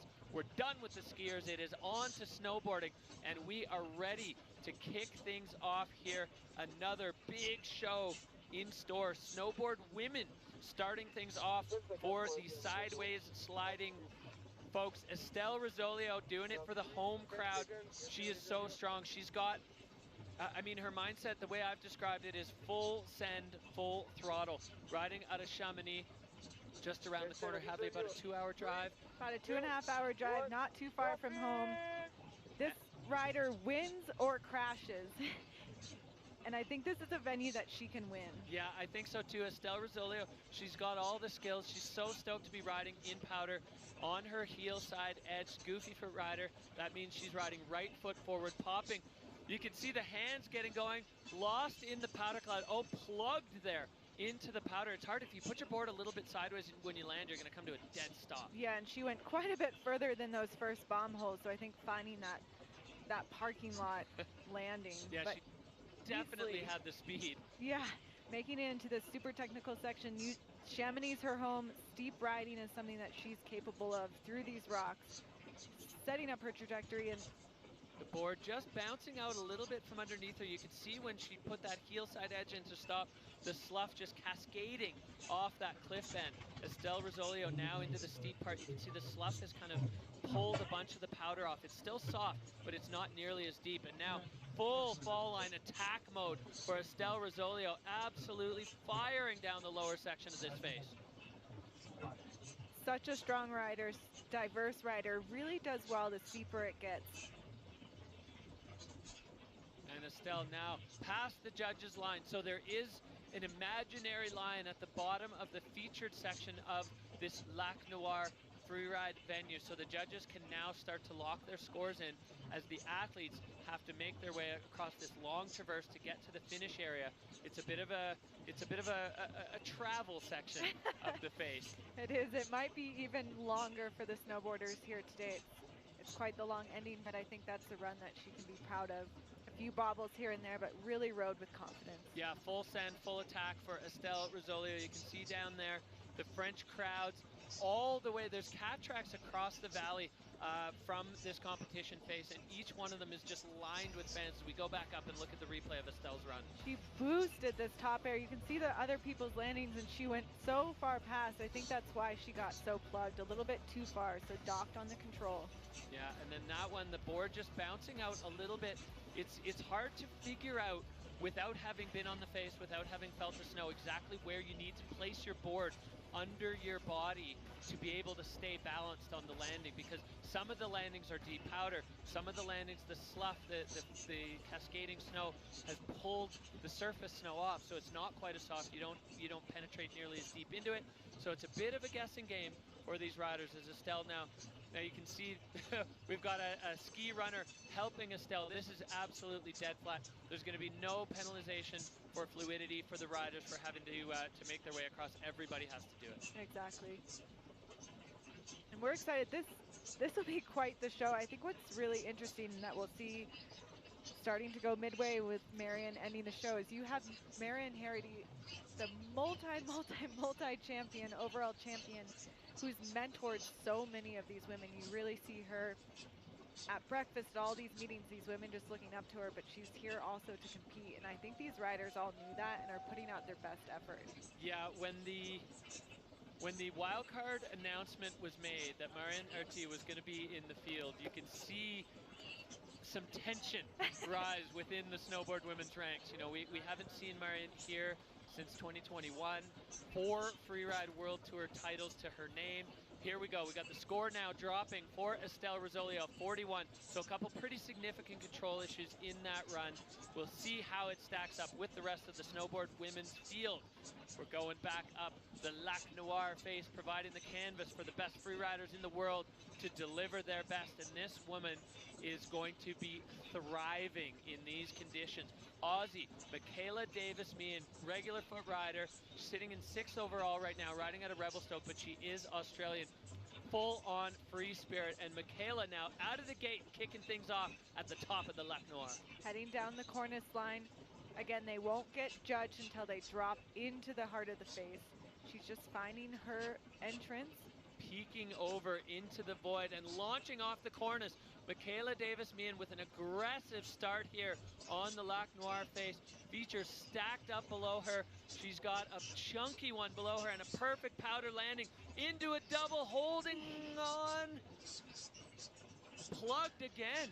So the deep snow providing a challenge here for skiers and snowboarders alike.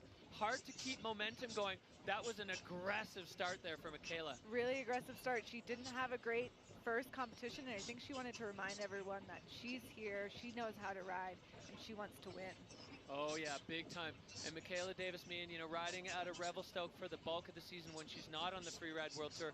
No stranger to powder, but definitely getting caught up on the second feature in that double.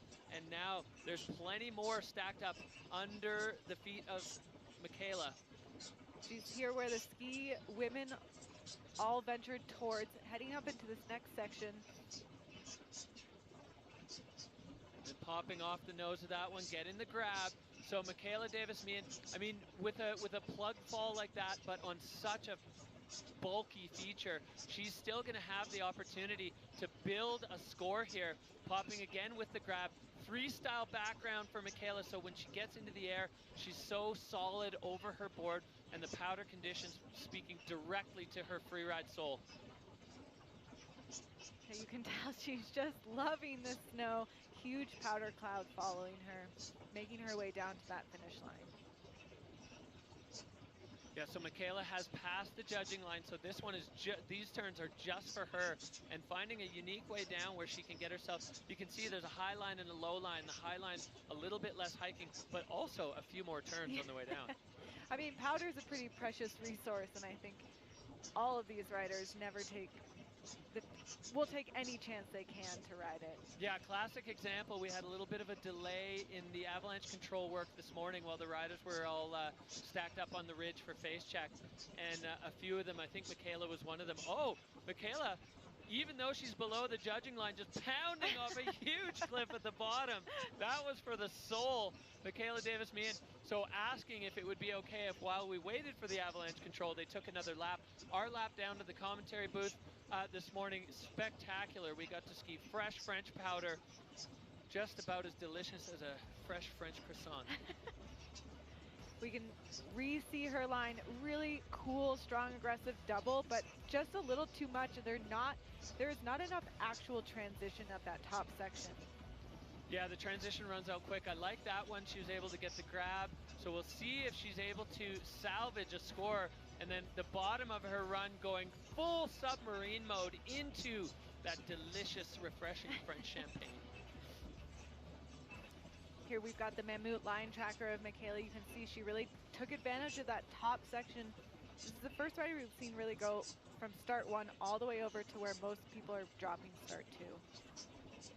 Taking a really creative top section that no one had before her. Yeah, with a heavy chunk of terrain bitten off. That double was huge. That's the biggest thing we've seen any of the snowboard women take on this season. For sure, nobody going that big. in Spain on those rough conditions. So Michaela into full send mode. What score? So score dropping for the Aussie rider, a 61.67. So some seriously good pieces of that run. Unfortunate with the big control issue off the double, but the judges showing the potential of that run with a 62-pointer. Michaela Davis Meehan.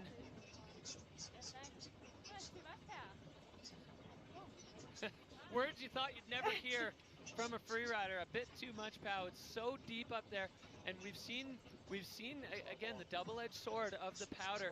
We're going back up here to the reigning free ride World Tour champion. This is Erin Sauvé riding out of Red Mountain. Won the title as a rookie last year by going huge. Erin is so strong and so skilled on her board. I can't wait to see what she unleashes on this Lac Noir face. Taking the similar trajectory as we just saw Michaela do, finding her entrance in.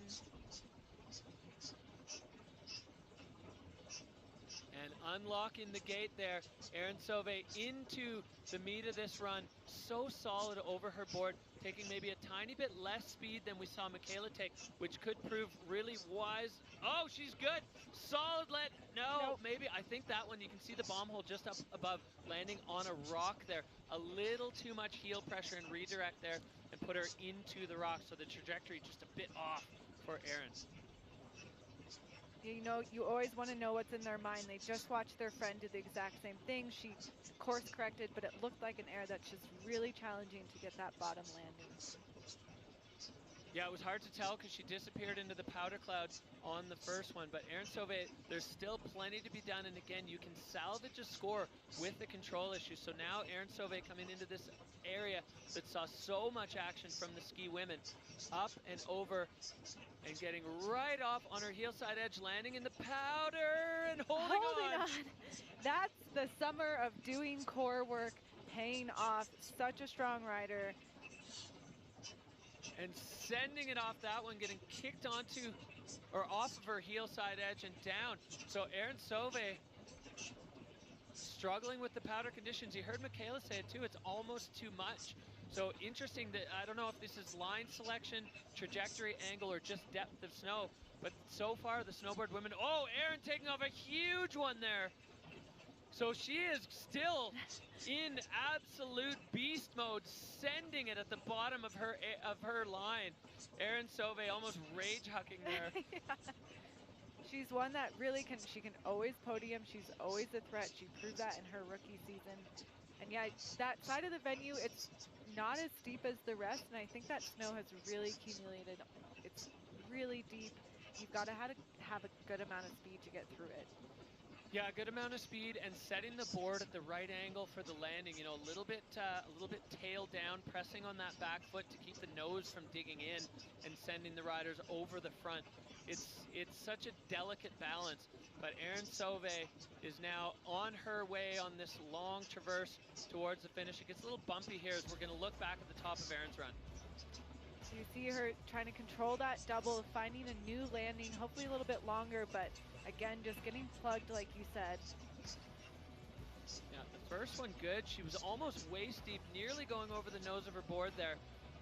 Powering through that, searching for her next one. So much snow here. Oh yeah, she landed right on a rock. Directly on a rock on the second step of that double. And then a huge send there for Erin Sauvé. Getting butt back but popping straight back out. Just using the powder to pop herself back out and keep on riding. So line tracker, the diagonal all the way across as we are lit here in France. It is so much fun. The French crowd having a blast. Here we've got a winner already in ski women for the French crowd, so they are loving that. Erin Sauvé at a Red Mountain, wrapping up her campaign, approaching the finish arch there. Free Ride World Tour returning to France in absolutely majestic fashion here. That was a power run.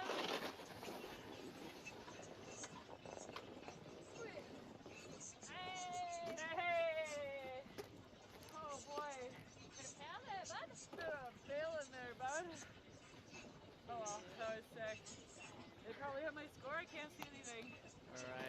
she can't see it, but we can. The score, a 48-3-3 for Erin Sauvé. So Michaela Davis-Meehan Love you all at home. holding down the hot seat, head to toe powder immersion for Erin Sauvé. Still here. Still here, but we've got the local coming up next. Oh yeah, the French fans are gonna go nuts. Noemi Aki, a rookie on the tour, but already with a win under her belt in Spain. She has been followed around, mobbed by fans everywhere we go. She lives here in Val Thorens. She's a local, and now she wants to do it for the home crowd. 24 years old, riding right out of here. This is her home valley. When she checked into the hotel, she walked there. Noemi out of start gate number 2 and just pointing the board straight down, straight into it. Yeah, full airdrop for Noemi Aki, and right off of her first and second feature, lining them up. The crowd here to our left is firing. Such strong commitment. This woman is so strong. She is always fully on her board, fully over it, fully on her feet. Yeah, we gotta wonder if she's feeling the pressure of that home crowd, of performing in front of her home fans. It certainly doesn't look like it, as she has the pedal down, flying. Noemi Aki going so fast through that section, and now still picking up more speed. There's multiple features stacked up below her, as Noemi now sending in and stomping again. This girl is on fire. She has her work that she did all summer. She's in the gym, but she also spent the last 5 months in New Zealand. She is riding a lot, and it shows in this full commitment to the fall line. What a run for the rookie, riding with absolute veteran confidence down this face. Never even a moment of hesitation. Another one with the grab. Noemi Aki blasting through this. The crowd is going bananas for her. She's already got a win. I mean, for sure, no control issues. This is going to be a hot score for Noemi Aki. You know, you never know. Once you come in as a rookie and you place first in that first competition, that's its own set of pressure. That pressure to have that target on your back is different as an athlete. Everyone's kind of got their eyes on you. The media attention ramps up a bit, and how you control that and then turn it into a run like this just shows how strong she is. So strong physically and mentally to be able to put a run like that down in front of the home crowd. You can see the signs, the flags are waving. We got the Virgile Didier fan club. Let's look back at this run. Super strong off the top. I mean, she came out of that start gate with the board pointing straight to the finish line and never really deviated. Yeah, and just freight training off that one, going in almost up to her neck. And enjoying the powder turns too in between each of her airs. Yeah, and that one absolutely gorgeous. There's not another track in sight where she takes off or lands. Noemi Aki so direct out of the start, just a full rocket ride into her run, going full speed, full intensity all the way. There we've got the Noemi head bobbing around. The French fans loving what they're seeing. We've already got a women's champion in skiing. Are we going to see the same in snowboarding? But nothing is decided yet. We don't have a score for Noemi, and we have a whole raft of talented athletes still up top.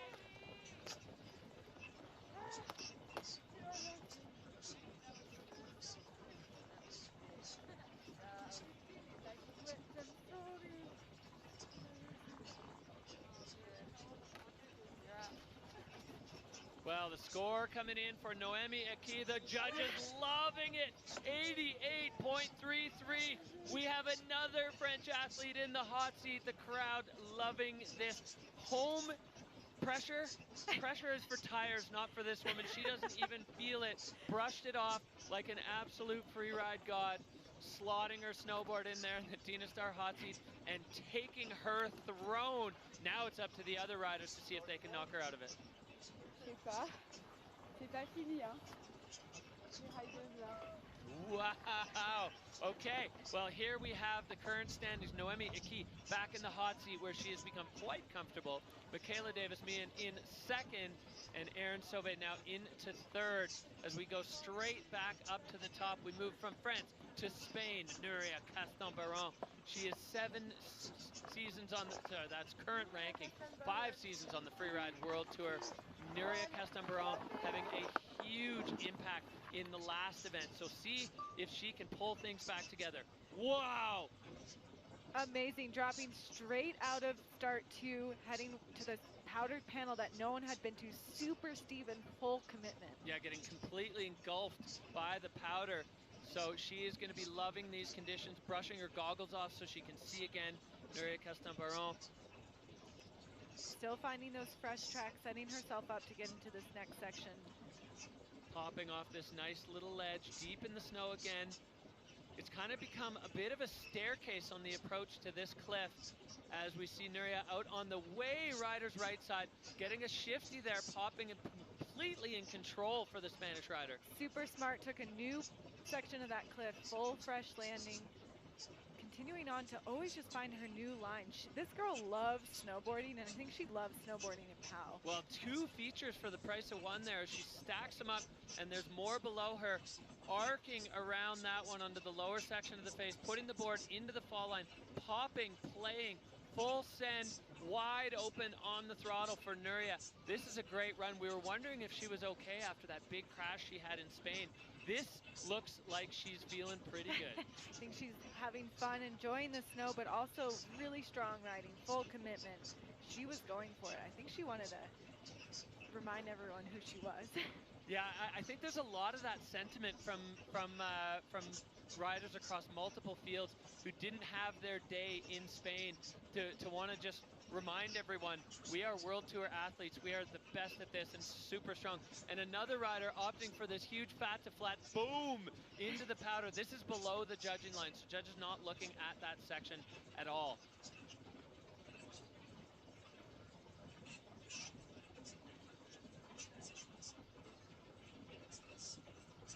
Nuria coming into the finish line. Let's look at that top section again.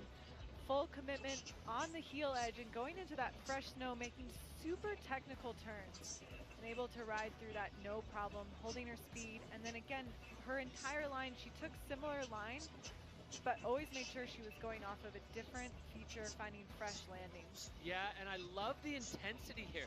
No speed check, just direction for Nuria. And then, I mean, she's not the tallest of riders. She went in pretty much up to her ears in the powder off that one. That landing is dead flat with the snow deep enough for these riders to handle it. The Mammut line tracker showing that direct attack approach for Nuria Castan-Baron, the Spanish rider. Now, is it going to be enough to knock the local, the hometown hero out of the hot seat? Anxious moments there. You can see she doesn't look fully comfortable yet. Noemi definitely a little worried by that one. That clean run from Nuria.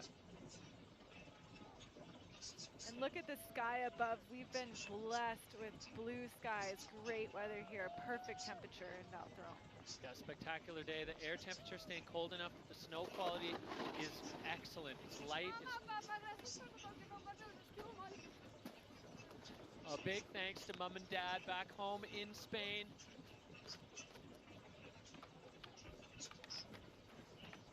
Okay, here we go. The score dropping for Nuria. It's stacking up, up it goes. 83 points for Nuria Castan-Baron. She moves herself into second. So that was a big challenge, fended off from the hot seat occupant there, local shred dog Noemi Aki. Incredible riding here from the snowboard women. Loving the powder conditions, absolutely lighting it up on the Lac Noir face. As we go back up, you see the full scale of this face. And Audrey Hebert right now, Canadian rider out of Banff, winning the Challenger Tour back home. She had a few seasons, 2017 and 18 on the Freeride World Tour previously, and putting herself on the podium in Bakira Barrett. And Audrey now kicking off her campaign out of start 2. Heading towards that first cliff on her heel side edge, setting herself up.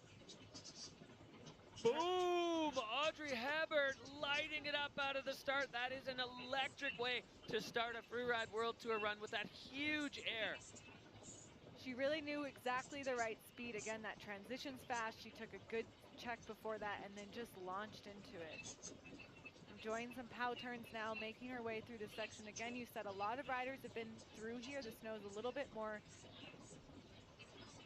chalked up. There's a lot more tracks in it, and she'll be able to move through it, but it won't be as simple as if you were the first rider.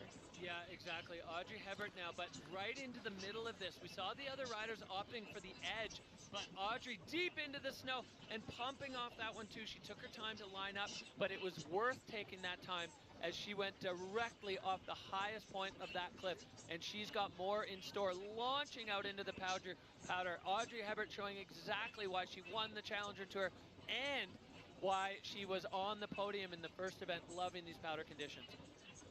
Again, she said she's really come back and felt much more confident being here, much more confident with competitions.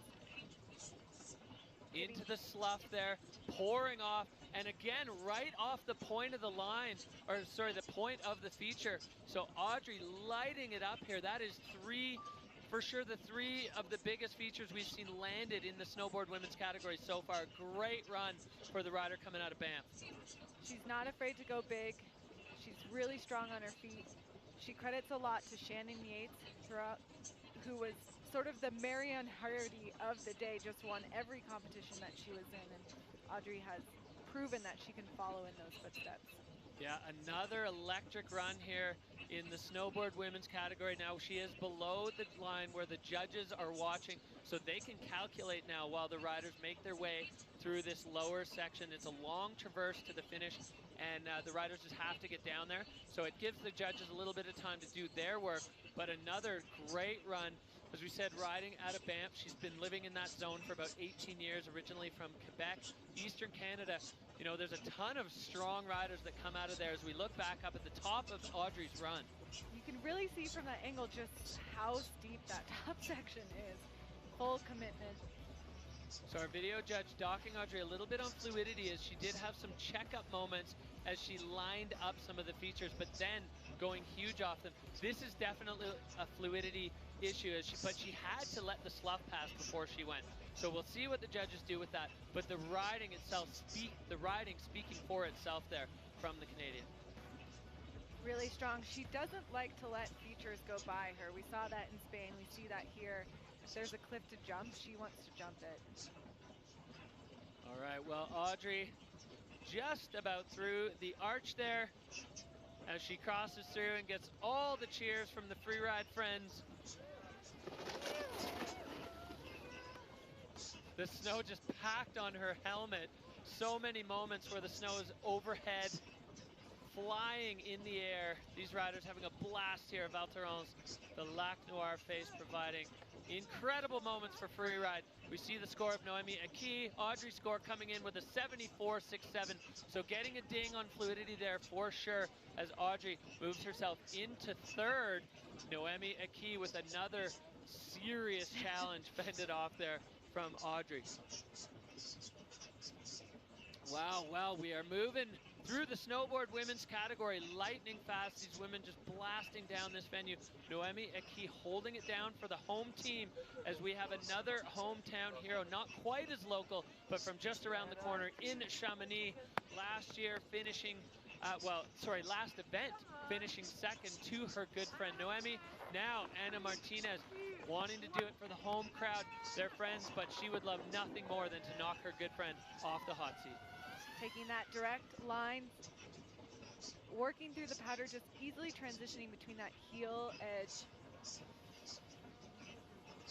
Looks like a little bit of a control issue at the top, but finding her way through, taking that bottom air.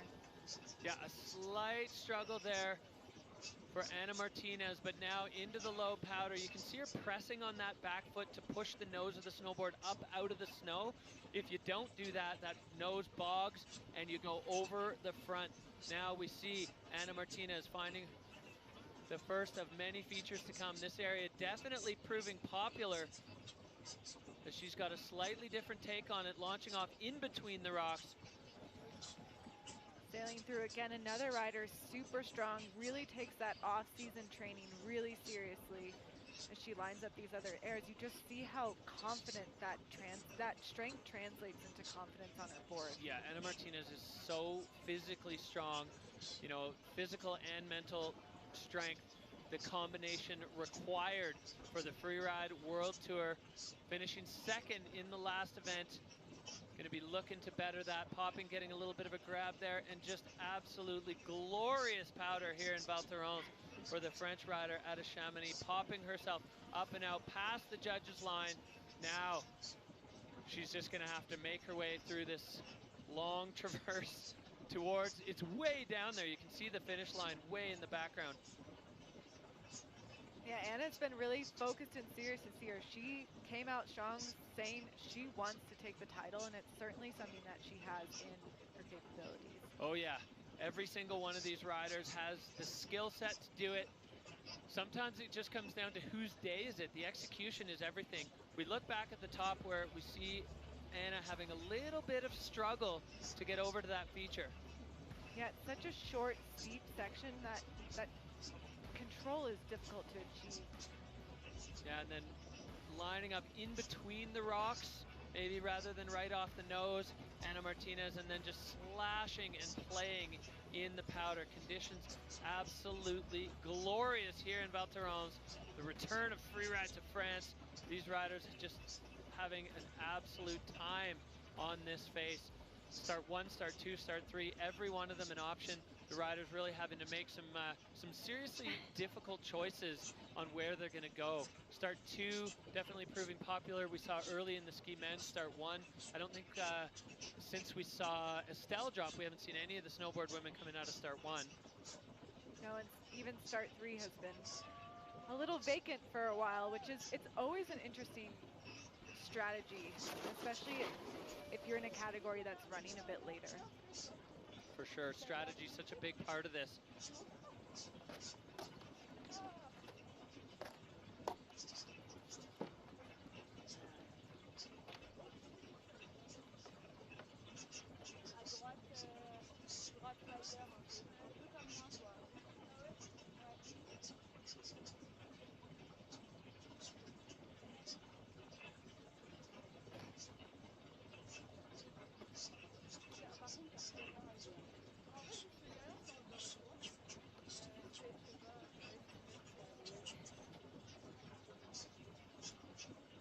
A little bit of a catch up there between Ana Martinez and the current occupant of the hot seat, hometown hero from right here in Val Thorens, Noemi Aki, as the judges get into work, balancing that run against the judging criteria. It goes up to 60 points for Ana Martinez, so she slides herself into 5th.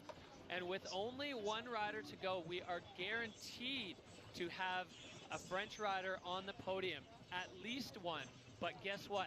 Up at the top, there's another French rider, and this is heavy. The last time she took to the stage on the Freeride World Tour, it was to lock in her 4th Freeride World Tour title. In Fieberbrunn, she put it away. This is huge. This is Marion Erti. She's a mentor to the woman sitting in the hot seat. Now, the mental game here of going for Noemi, going up against her mentor, and for Marion Erti going against her mentee. Marion has 4 world titles. She has a natural selection overall tour title. She's back in the start gate for the first time, and look at how intense she is. A border cross pull start for Marion Erti right out of the gate and into it. Dropping in onto her toe side edge, lining up that first clip that's gotten quite a bit of traffic, being really smart about the speed and control. Coming out of it, no problem. Huge powder clouds. Fastest rider we've seen so far. Yeah, no hesitation off that first big drop. Only one we've seen take that one on is Audrey Hebert, and now Marion Erti. This is the score she has to beat if she wants to beat her protege.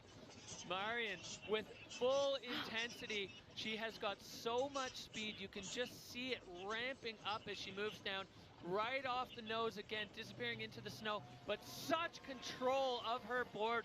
The queen is back, and she is showing exactly why she has those 4 titles. You know, Marion does so much for women's snowboarding, but this reminds everyone that she's still the top. Oh, and look at this. She's got a big feature underneath her. moving over on the heel side edge, locking in on her angle. Right off the top, Marion Erti landing that one perfectly. Again, the crowd is going absolutely bananas out here.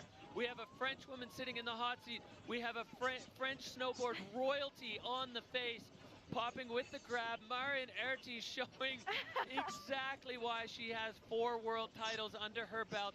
Incredible moments here at the Freeride World Tour. Wow, Monstre Bon, that riding was perfect. She's such a strong competitor. She's such a strong snowboarder. I mean, she's just the greatest. Yeah, that was incredible. The biggest features we've seen taken on at full speed, full intensity. Marion, she's not done though, clouding herself out, popping off that lower feature. That one was just for her. Marion Erti, the French snowboard god, proving why she is the queen of freeride. Just full send straight off the top. She really is such a technician. The judging criteria is pretty much maxed out as much as you could. Probably would go through the screen if it was possible. No issues, no landing bob, no bobbles, no wiggles. She rode that whole thing with strength. Yeah, and taking on the biggest parts of every feature she approached. This one, she had to line it up to make sure she didn't land on rocks, getting the angle exactly right. And you can see her lay the tail of the board in first, so it stays up and out of the powder instead of burying the nose. That is veteran riding. She knows exactly how to do it regardless of the snow conditions and putting it perfectly precise on that one. The crowd loves it. We are seeing the return of the queen. I cannot wait to see what the judges do with that. I bet everyone's sweating a little bit, but particularly the woman in the hot seat. Yeah, and you know, I don't want to speak for anyone, but if you're Noemi and the only person that beats you is Marion, that's something you can be extremely proud of.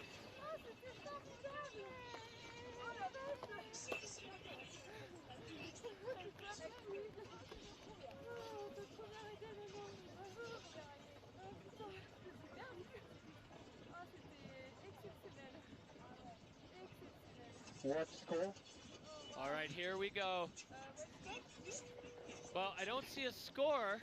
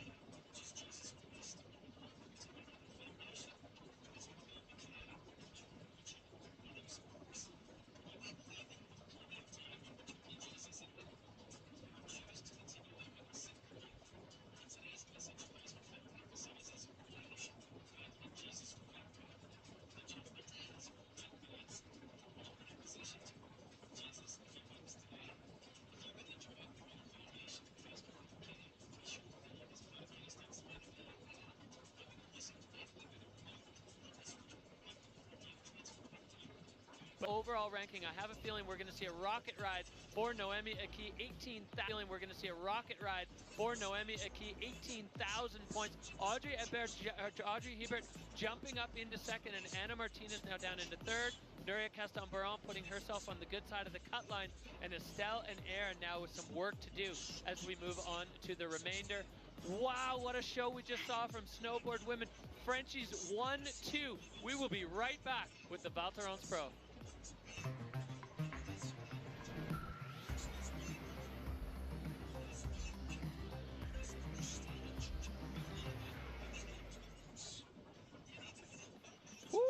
Val Thorens Pro bringing the thunder here from France. It's the Freeride World Tour by Peak Performance, and we are live with snowboard men.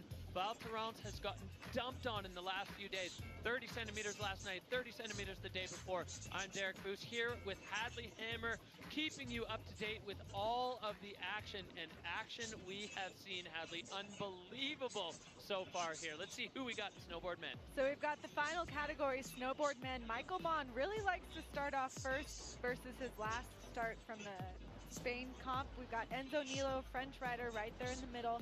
We've got the current leader chasing his 4th world title, Victor De La Rue in 8th, and Conrad Nevin going for 12th place to round it out. Oh yeah, the who's who, the heavy hitters, the big dogs, all lined up. Snowboard men rounding out the day here at the Val Thorens Pro Freerides triumphant return to France. Let's take a look. The peak performance fun bet fan favorites. This is Fantasy Freeride. 91% of you thinking that Victor De La Rue will land himself on the podium. Timmy Schroeder and Liam Rivera, the Verbier rider out of Switzerland, fairly close together at 44%. Peak performance fun bet. Log on and get involved. Get them skin in the game. It's your chance to be involved, and a huge prize pack waiting for the overall winner of the peak performance fun bet. Incredible action here in Val Thorens, France. We have seen ski men, ski women, and snowboard women light it up on this face, and we are nowhere near done. Michael Mon will be the first man to drop out of the gate, sitting in 9th place overall. He had a pretty big crash right off the start in Bakira, but he's going to be looking to make up for that. He smashed his board on a rock this morning freeriding, so hopefully his equipment is going to hold up for him. Michael Mon, he is capable of winning runs. We've seen him take multiple wins on the Freeride World Tour. A technician, a mountain goat. He's so precise with his board placement. Mike, now we see him, he's going to be coming out of start 2. There are 3 starts. If you're just joining us here for Snowboard Men, start 1, furthest lookers left. Start 2 in the middle of the ridge. It's a bomb drop onto the face, and then start 3 a little bit more out to the lookers right. So Michael opting for that start 2. You don't necessarily see it from this angle, but it's a cornice straight out of the gate. So the riders fully have to just drop straight into the intensity. And Michael Mon, he's hungry for a little bit of redemption after the last one. He's got 2 wins. He's always a podium threat. And Michael Mon is on the Lac Noir face. Going again, like you said, straight into it, toe side, lining up for this first cliff. It's huge and the transition is quick, so you got to get that speed right, which proves no problem for Michael Mon, coming out hot and cooking. Michael Mon, we're just getting word that he got his 2nd backup board delivered from the hotel up here to the face, so he is riding on solid equipment, which is a huge, huge benefit for any athlete. Michael Mon pinned here. Now he gets into this lower section of the face where it totally rolls away. The vision is difficult here as Michael Mon approaching. He's got this spine feature right off the end. Perfect landing for Michael Mon. Airing over that bottom rock easily with no problem, no control issues, enjoying some powder turns in the middle, and setting himself up for this next feature with a huge 360. Backside 3 for Michael Mon, connecting perfectly with the transition. So a great start here for Snowboard Men, as plenty more in store. Michael Mon getting himself into this Billy Goat section on the heel side, popping off his heel side edge into a double. Yes, full commitment. Those double lines are, you just can't turn. You've got to just dive down into the landing. Oh, and just clouding himself deep in this champagne powder, a product of France. Wow, this run, Snowboard Man, I mean, we've seen it with all 3 categories before, and I know we're in store for it, but Michael Mon, you can see this just pumping his fist there. He's so happy. These riders, they got to ride a few laps earlier in the day before we started, and he came down. I mean, he had smashed his board on the rocks, but just grinning ear to ear, like, how about these conditions? Loving the French powder for Michael Mon. And it really put him into that mindset to recover from his first competition. You know, he had that huge crash at a comp that he's used to winning, and so to see how well he comes back, you can see this confidence, this backside 3, he's here to win, he's here to ride strong, and he's here to show that he can make that switch from being in last place to back on the podium. Oh, that double was immaculate. It was so perfect, so precise, and then boom. Gosh, it makes you want to snowboard. Yeah, putting himself deep, deep in the powder cloud. Here you see the Mammut line tracker straight out of the start gate, off that big cliff, and then such precise route finding there for Michael Mon. That section of the face, while it may not show up on camera, is completely convex. So knowing where you're going, lining up the features, critical for these athletes. These guys are strong pulling us up there.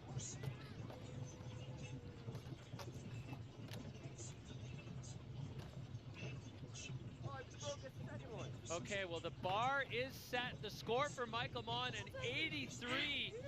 That is a big score. The judges loving what they saw from Big Mike. He's riding out of Denver these days. What a great way to start off the snowboard men's category.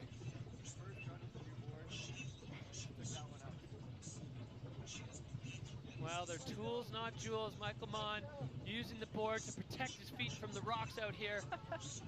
And you know, it's interesting as we get through the day here, some of the rocks are gone, they're buried, but some of them are just covered over by this fluffy powder. So you have to have done your homework of where the rocks were before. But we're straight back up to start two. The next man in the gate, Cody Bramwell, one of the most talented snowboarders we have on the Freeride World Tour. Always electric, always fireworks, as Cody Bramwell out and directly into it in start two. On his toe side edge, taking that air massive and in full speed and heading towards the riders right of the venue. Hasn't made a single speed check yet, needing all the speed to get across the flats. Little nose butter there in the powder. Perfect timing as it starts to roll away again. Cody Bramwell, you can see the terrain start to pitch down as he lines up this feature that saw plenty of action earlier. Lofty backflip. Oh, no! Cody Bramwell all the way to the bottom and then getting caught up. I think that was the bomb hole that we saw from earlier on in the day. The nose of his board just going under the snow and grabbing. Such a little quick transition there between steep and flat and then back to steep, but he's still riding. He's still searching for these big airs. Nice three, a bit of a back slap there. And Cody Bramwell now just pointed out, full rocket ride out the bottom of the venue. Such a talented rider. Nose butter there, pressing down into the powder. You can't help it. This is such playful terrain, and Cody Bramwell, one of the strongest snowboarders on the Freeride World Tour.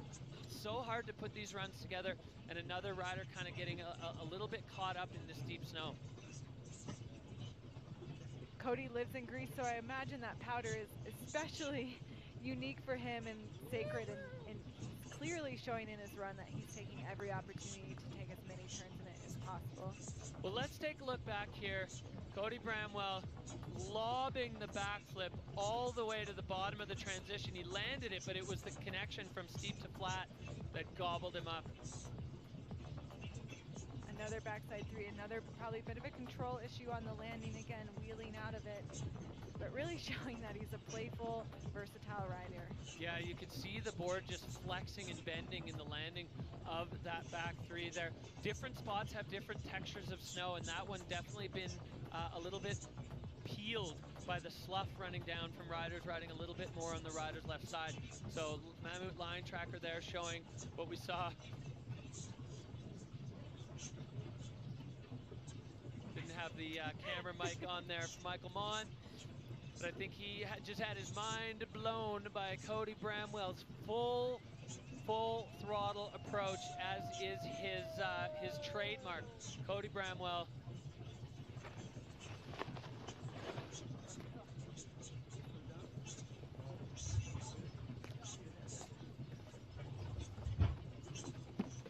Nice little shared moment between Cody and Michael Mon as he comes in. I don't think that's going to bother Michael's spot in the hot seat.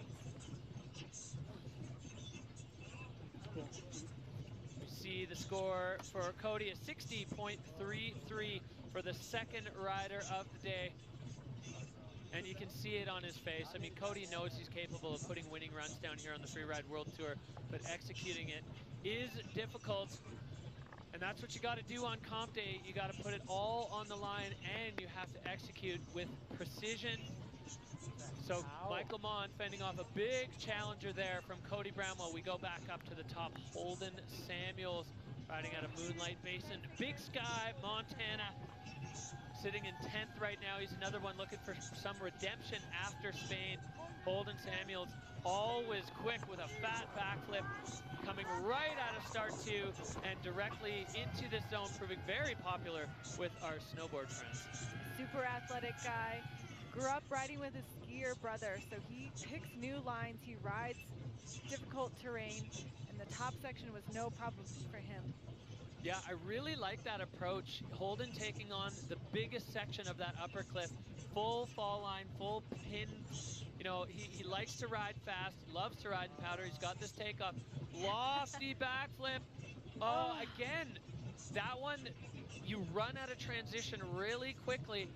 And Holden Samuels, I think that one's maybe a little bit deceptive for the riders because the takeoff is just so juicy. But if you go that far off it, you do run out of landing. Quickly, and then you're right into the slough from the other side that's just been building. He's back on his feet, setting up this second one. Big back three, getting kind of bounced out of that landing. Holden Samuels, bumpy ride for the Montana rider. We've seen a lot of traffic in this zone. Whoa, and getting bounced again. So Holden Samuels here just trying to ride the Val Thorens Bronco as he's looking to get himself through the powder. The double-edged sword of the powder comp, it can be easy, it can be really tempting to just go absolutely ham. Oh, and going for the nose butter, going down again. So Holden Samuels having a rough ride here in Val Thorens.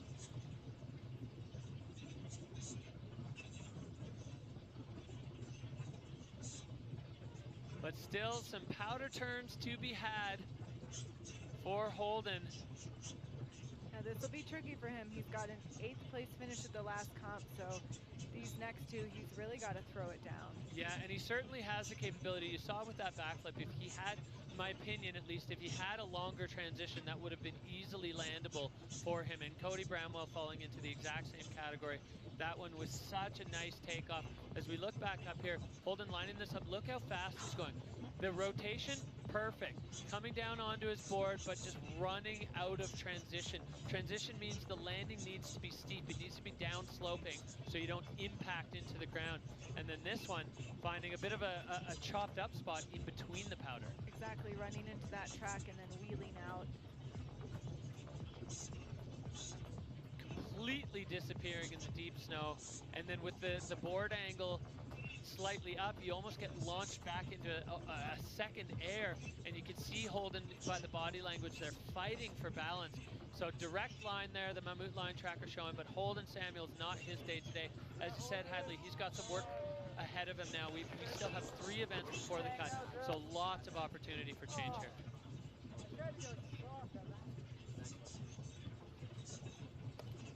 You kind of hear he said he tried to go slow as he could. The takeoff is really well traveled, so there's, I think maybe riders getting a little more speed than they thought. Well, 23 points for Holden Samuels.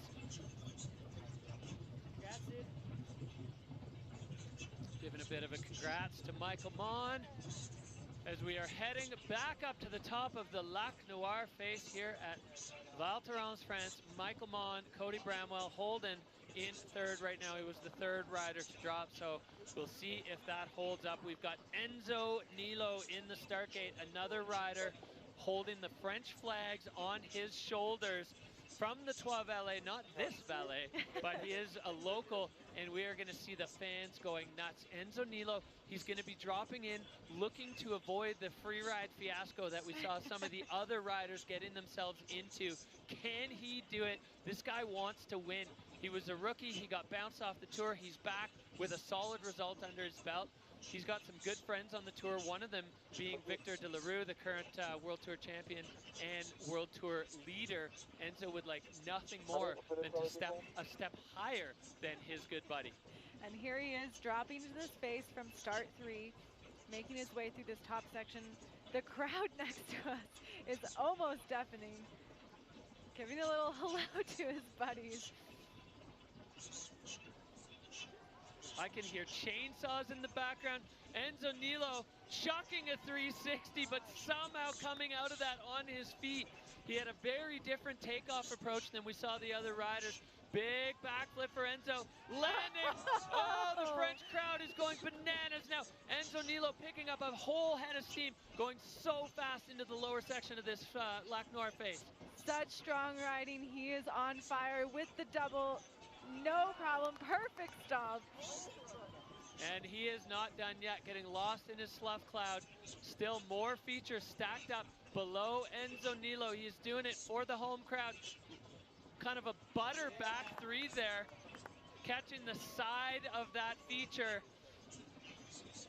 He's got about 300 loud fans waiting for him to get down to this bottom section as he makes his way to the finish. You know, Enzo in the last year was given a wild card a week before his first season, and so you can tell this year he's had a whole season to prep. He's had a whole season to prepare. He's riding with his buddies that he's competing against, and they're really like fueling off of each other. That competitive mindset just pushes one another to keep going a little bit higher, a little bit bigger. Yeah, that was a huge run from the Frenchman, riding, as we said, out of the 12 LA, so he is about as local as it gets here in France, and the fans loving it. He's having a blast. You can see we've got the École du Ski Français helping the riders get across the flat. Look at this, back three, he looked so out of sorts and then brings it around perfectly to land in the powder, and then this backflip Hadley, so big.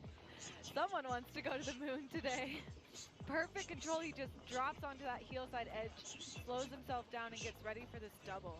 Yeah, burying himself in the snow on the takeoff, which provides a little bit of deceleration so you don't go too fast.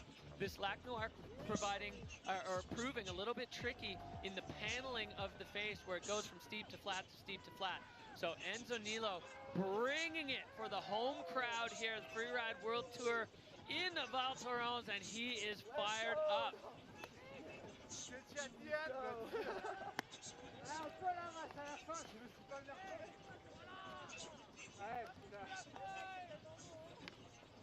J'ai pris le shark d'entrée sur le 3-6. I think he hit a rock. Yeah, that's what it sounds like. Hit a rock on the approach to the 360. So cat-like reflexes to hold on to that. It looked like he was headed for disaster, but no chance. Enzo Nilo, the score coming up. Oh my God! 90.67 for Enzo Nilo. Ooh la la! Ooh la la! A Frenchman in the hot seat again. We've got a French winner in snowboard women. We've got a French winner in ski women, and we have a Frenchman in the hot seat in snowboard men.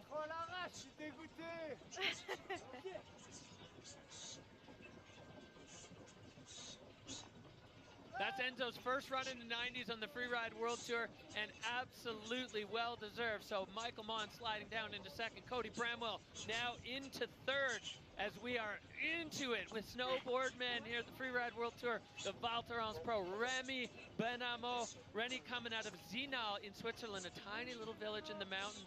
And he is just born and bred for snowboarding. He absolutely loves it. Always a smile on his face as he pushes out of start two to start his campaign. Here he comes into this first section, lining up his board. Oh, huge 360. Whoa, backside three for Remy Benamo as he makes his way across the avalanche debris clean. That's always a bit of a hold your breath moment as there's some big cornice chunks from the control work done this morning. So hot start for the Swiss rider.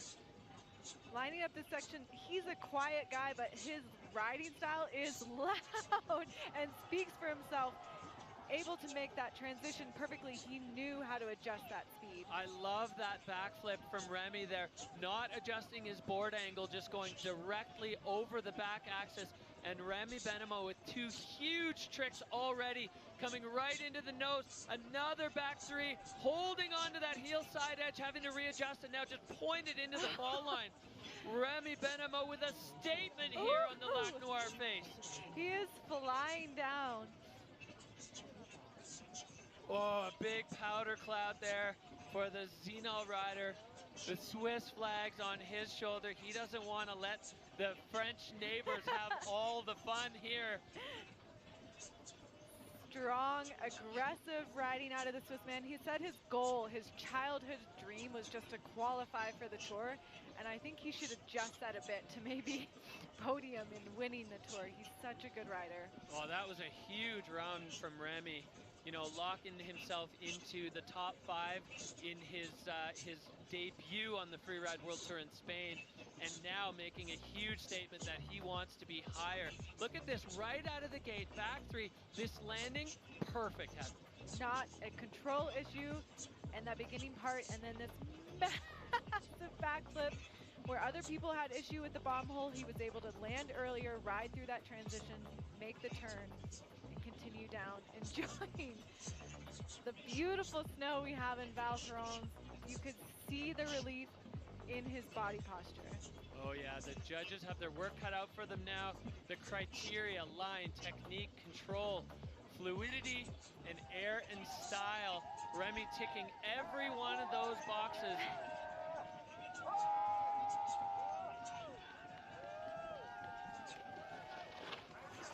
Sounds like a few Swissies coming across the border into France to cheer on.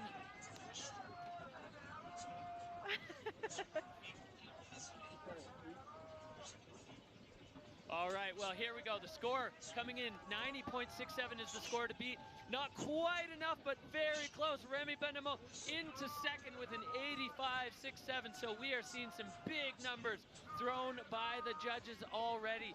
As we go back up to start 3, you can see a little bit of a breeze coming up now. We've had some wind over the past days in Val Thorens. It scoured the Cinqueron face up at the very summit. Enzo Nilo, Remy Benamo, and Michael Munn showing your top 3 so far in snowboard men. All 3 runs, absolute bangers as we are in snowboard men. And the crowd is electric here, having a blast. It's a free ride party in France. For sure. We've seen some great riding, but boy, do we have some heavy hitters. We are just beginning with the men's snowboard. Oh yeah, Enzo Nilo is in the hot seat, but he can't be that comfortable yet, as we have so many more big hitters yet to come. You can see this big flat plateau at the top. So this is start 3. 3 starts on this Lac Noir face. 1 right at the summit, 1 on the ridge where we've seen, I think, pretty much everybody go so far. And this will be our first rider out of start 3. This is Liam Rivera, Swiss rider coming out of Verbier. Got his maiden win on the Freeride World Tour at Kicking Horse, and then has just been a podium threat ever since. Liam Rivera putting in the work, sitting in 10th right now. He's going to want to bump that ranking way up with a good performance here in Val Thorens. Liam Rivera now on the Lac Noir face. He's going to want to, and he's totally capable of getting on that podium. Such a strong rider, really committed to the fall line, able to do anything with wherever he puts his snowboard. All right, well, let's see what Liam has in store. Throwing the backflip, landing, oh, and just getting tossed by that snow. That one's seen quite a bit of traffic and looked like he hit a bit of a hard spot. Liam Rivera now front 3 with the shifty. Oh, perfect landing for Liam. Found that perfect patch of compressed snow and continuing to ride all the way through, making up for that top section. Moving down into this double. Bam, bam, Liam Rivera, oh, and Liam getting tossed. The heel side edge, hard to hold on when you're moving away from it like that. Trajectory going one way and your body going the other. But Liam Rivera not down. He's got the nose of this in his sights with another big 360 and landing that one perfect. That's a real run of contrast. We have some of the most exciting moments we've seen so far in freeride men, but with some pretty significant control issues sprinkled in. This is when the judges really have to do quite a bit of work. Liam's just going to make his way down to the finish line. One of the riders that, you know, he always has a target on his back. Coming in with your rookie season and getting a 3rd overall is really a statement that you then will be chased. Yeah, and he's so strong on his board. He's such a technical rider. It feels like there's something in the air in Verbier, but both ski and snowboard, the riders that place churns out are just so solid on their board, and they've got that great blend of free ride and freestyle that they can put together and spice up the stew. Here's that big backflip that just caused him some issues. Yeah, it just bounced on the landing. He found the one spot that wasn't soft, and then the revert shifty 360 landing so well, so perfectly. And I love this one, getting down on the heel side edge and the front 360, so you're totally blind for the back half of the rotation, just hoping it's all going to work out. You can see the hand gestures there. He was hyped on that one. As you said, a line of contrast. I'm really curious to see what the judges do with the control issues. Yeah, I mean, they were there. They were real. So the judges, they don't miss that kind of stuff. And especially with the heat that we're seeing already in snowboard men, they got to be you know, they have to be on point with those docks for control. You see it for sure, and that big bouncing front flip off the enormous backflip at the start. They're going to note that for sure, and it's going to be reflected in the score. We'll see what the score is for Liam, but the rest of that run was so solid.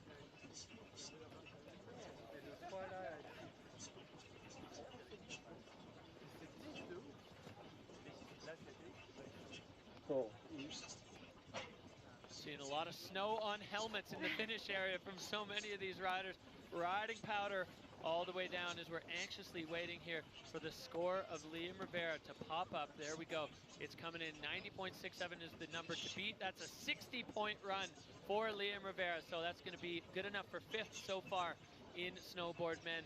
As we said, run of contrast, and oh, what could have been with that one, with some huge moves there by Liam Rivera. Exactly, but the judges, this is the pinnacle performance. They're expecting perfection out of these runs. Perfection is what's demanded, and certainly these riders capable of delivering it, as we've seen. So Enzo Nilo sitting now in the hot seat. Remy Benamo and Michael Mon, 1, 2, 3 in snowboard men at the Val Thorens Pro Freeride World Tour by Peak Performance. Stop number 2, back up to the top with Truckee, California's Tilden Woolley. Tilden lighting it up at the top in Bakira with one of the most creative lines we saw. A back 3 in a section that no other snowboard even looked at. Tilden is so talented on his board. We had our breath held for that run as he's hopping up to this overhanging section. There's not going to be any docks for fluidity until the riders are into the face. And now Tilden entering. Look at the slough pouring down underneath him. The fact that his heel side edge is in and his back is touching the snow shows how steep that is. Spinning 360, yes. Perfect for Tilden Woolley. Wow, what a great start. This guy is a rookie, but he doesn't ride like one. And I think he's a lot more at home in this snow than he was in what we saw in Spain. Yeah, exactly. But man, his Spain just had a heartbreaker of a finish. But this guy shows that he can come out of the top, come out with a trick, strong riding as we can see, beautiful turns, and able to really link these features together. Yeah, a bit of a bumpy area on the face. Tilden plopping off that one, turns it into a double landing, getting the tail of his board down to make sure he doesn't go over the front like we've seen some of the other riders struggle with. Making his way through, avoiding some of these features. I think, you know, whoa, here we go, lining himself up to the same cliff that I believe we saw Marion hit. Perfect landing. He knew with that 10th place finish, he needed to stay on his feet for this one. Yeah, he needed a banger there, and it was interesting watching them there from the shot we had. Looked like he was avoiding it, but he was really actually lining up the next one. It's sometimes hard to tell the perspective from the rider's eye view versus the commentator's view, but Tilden definitely putting a statement down after his opening run in Spain that he is here to play and he is looking for a spot on the podium. That start, I mean, it took him a sec to get lined up and locked in at the top, but then opening it up with that huge 360. And here's the personal cliff. Finding that transition, no problem. Yeah, you can see the pit from some of the other riders who just went neck deep off that one. This is below the judging line, so if you're not sure what that means, there's a line below which, all right, let's get into this replay, Hadley. Perfect. Oh, that air was so solid. He knew exactly where he needed to land. Coming out hot, making his way through this next section. Yeah, catching the nose of that one with a bit of direction on the toe side edge to turn it into a double. And then this one, finding the perfect line right into that landing. Again, pressing the tail of the board into the snow to keep from going over the front as we've seen other riders do. You got to be so precise with your foot placement, making sure your board is exactly in the right position and your body over the board to make sure that you can stay upright. Great run there from Tilden Woolley. Exactly, and what we can't see, what you can't see as well at home is that last cliff is a blind rollover, so it's tricky to know exactly where you are, and he had that thing memorized and down in his head. So much water. Oh, how? All right, well, The judges have had their say. The score dropping in, and it's a 74-3-3. So Tilden Woolley just off the podium so far with that great run. Huge top section. The strength of the lower part of Enzo Nilo's run really showing as we get further into the snowboard men's field. And we are going back up to the top. If Enzo Nilo was worried before, he is going to be shaking in the hot seat right now.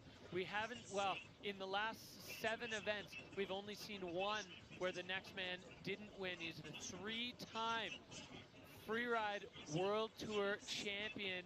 He is the current World Tour leader. We're looking back at the run he put down in Bakir Barrett in the last event. 360s, full speed approach, the backflip at the bottom. Victor De La Rue leading the freeride World Tour after one stop in 2025. Victor lives in Val Thorens. He is home here. His family is here. He is so comfortable, and the crowd is behind him. He's going to feel that energy lifting him up as he is buckling in, making his final preparations to put himself into the mix here in Val Thorens. He's at home, Hadley. Is it more pressure? Is it better? I don't even know. You know, with Victor, he's hard to read. He always seems like he's pretty chill and having a good time, but don't doubt that he's going full force for that 4th title. He wants it, and he can get it. Well, and he's definitely sitting in the driver's seat currently, leading the standings. Got a little nugget here. Back 360 into the over the bomb hole. Perfect connection. So great start to this run here for Victor as he approaches this next feature. Wasting no time to get into the backflip.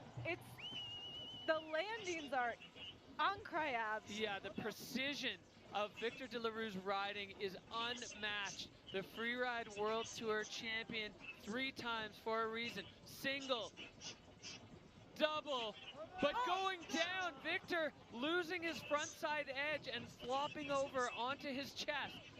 Uncharacteristics of De La Rue. Let's see how he... No! That first bobble, it can shake you once, and then it really can be hard to recover for the second one. Yeah, a bit of a freeride fiasco there for Victor De La Rue, as uncharacteristically coming undone. Even the best are struggling here. The powder conditions a benefit, but also tricky to manage as we see Victor De La Rue, the 3-time world champ. And what is that going to do to Enzo Nilo's mindset down at the bottom? They are best buddies. In the opening ceremonies, the announcer was passing the mic around, and Enzo said, "I'm going to be on the top of the podium," to Victor. Well, I think he might have predicted it. And, you know, I've seen that in competitions. There's an opportunity sometimes for a rider to come in. They wake up after inspection. They know their line. They know it's good, and they know they want to win. Let's see Victor again. Coming in strong with that perfect backflip. Again, the landings are so textbook. Yeah, that was video game mode there for Victor. The back 360, maybe a tiny bit caught up, but landed again. He was solid, and then coming across into this next feature, this double. The board just pushed out from under him. Enzo couldn't believe it. Oh, and I mean, it's so fascinating. These guys want to beat each other. They're best friends. It's really quite the emotions going back and forth.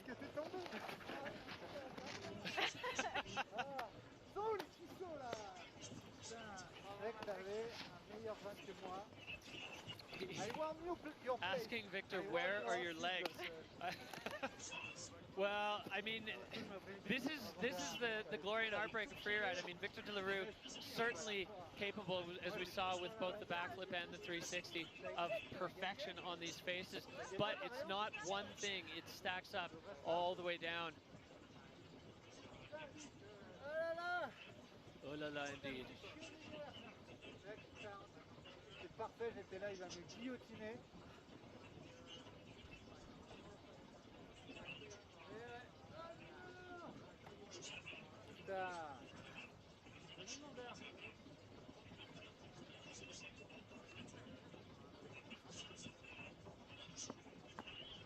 Waiting for the score. Also, the 4 guys on top.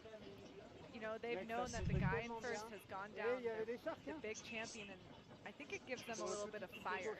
Yeah, maybe a bit of hope there for some of those riders at the top, but they have a big score to beat, 60.17 for Victor de la Rue. That is 6th place. He goes and congratulates his buddy who's sitting in the hot seat. A French flag still holding on to that top spot as we look over the summit of the Lac Noir face. Incredible scenes here in the French Alps as we are making our way through the Val Thorens Pro. We have seen fireworks in all 4 categories. We got a French athlete sitting in the hot seat here as we are moving on. Timmy Schroeder, the next man, the German rider, but riding out of Zillertal. This guy is capable of putting down a winning run in any conditions on any face. He's a great free spirit, but man, he is hungry here on the Freeride World Tour, and we've seen some of the wildest, most exciting moments in freeride delivered from Tim Schroeder as he is out of start 1. Coming into the steep section, the first rider to come out of the first start gate. Navigating the top, taking a huge air. It's super committed. You only have rocks below you in this section. Wow, I think he was blinded there. He made that frontside carve and put himself into a powder cloud, and his angle definitely not the right direction. We see Timmy gathering himself. Hopefully we get the wave or the head tap. I mean, he's up. Oh yeah, he's looking back up just to see what happened there. Yeah, okay. There's the wave. All right, Timmy Schroeder is all right. That was a scary moment there. So the visual inspection, and then you combine that with these powder conditions. When you make a big aggressive turn in the powder, the snow flies up in the air, and this snow is light, low density, fluffy snow, and it makes it impossible to see. We saw it in ski. I think he's missing his GoPro. Maybe the drone can find it. That GoPro is deep in the Val Thorens snowpack now.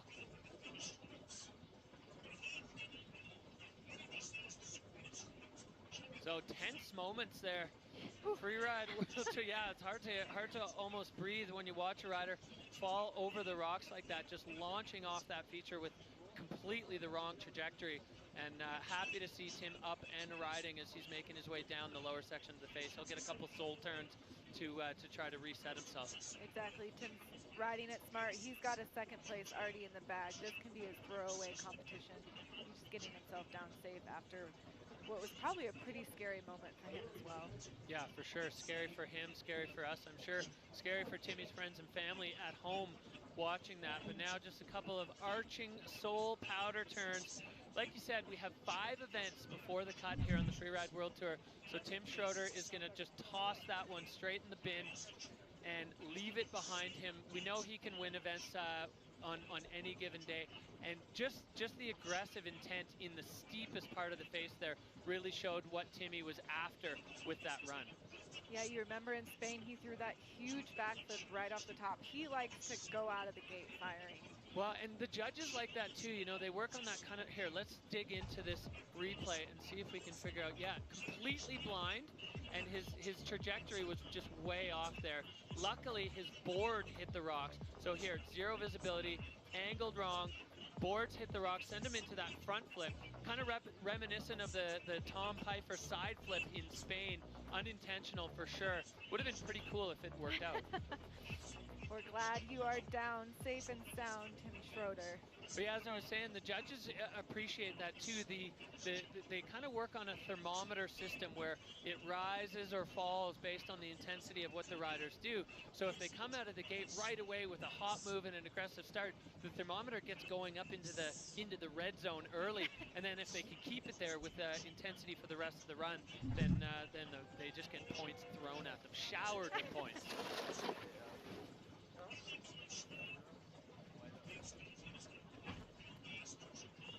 Yeah, that looks like the confirmation. He just got totally white roofed above that. Checking the board, looks like it handled it. Score of 10.67 coming in. Telling his mom he's okay, that's good.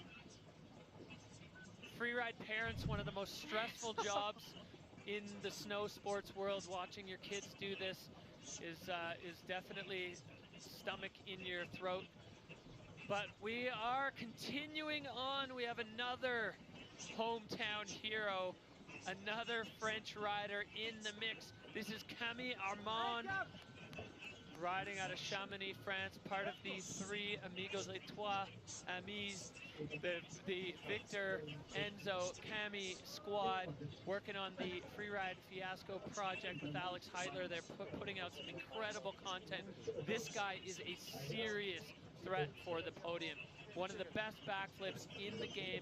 Camille Armand, the French crowd is behind him, lifting him up. He's dropping out of start 3. You can see the breeze is picking up out there as Camille Armand pushing out of the gate from start 3. Riding with the heart. The crowd to us is just firing as he looks to set up his first air. Yeah, approaching this top feature. And a lofty backflip for Camille Armand, but getting bucked in the bomb hole. Not able to hold it. This is one of the challenges for the later riders. Big backside 3 cross court. Yeah, challenges for the later riders, Hadley, with bomb holes and tracks and things. There's a lot to navigate for these guys. Looks like he's searching for something fresh, though. Huge air, doubling that, or singling what some people have taken as a double with that cliff. Making his way out hot. Yeah, full speed approach for Camille Armand. Unfortunate on that first air. Backflips are his bread and butter. But the bomb holes, it's really hard when you're above and it's blind to know exactly where they are, to be able to line yourself up to avoid them. Exactly. It looked like he was trying to adjust his trajectory, but then you also, the first riders are going to take the best line. They're looking for the best transition, so the further back you are, you're kind of left with the scraps.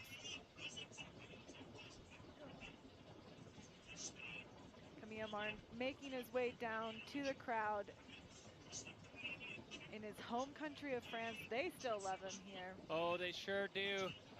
And with Enzo Nilo sitting in the hot seat with only 2 riders to go, we are guaranteed a Frenchman on the podium as we look back here at this backflip of Cami's. Yeah, that first bomb hole is just impossible to ride through. But he shows that. Getting this big cross-court back 3 and landing such deep snow there. The snow has been piling up here in Val Thorens. And then I love this aggressive fall line approach.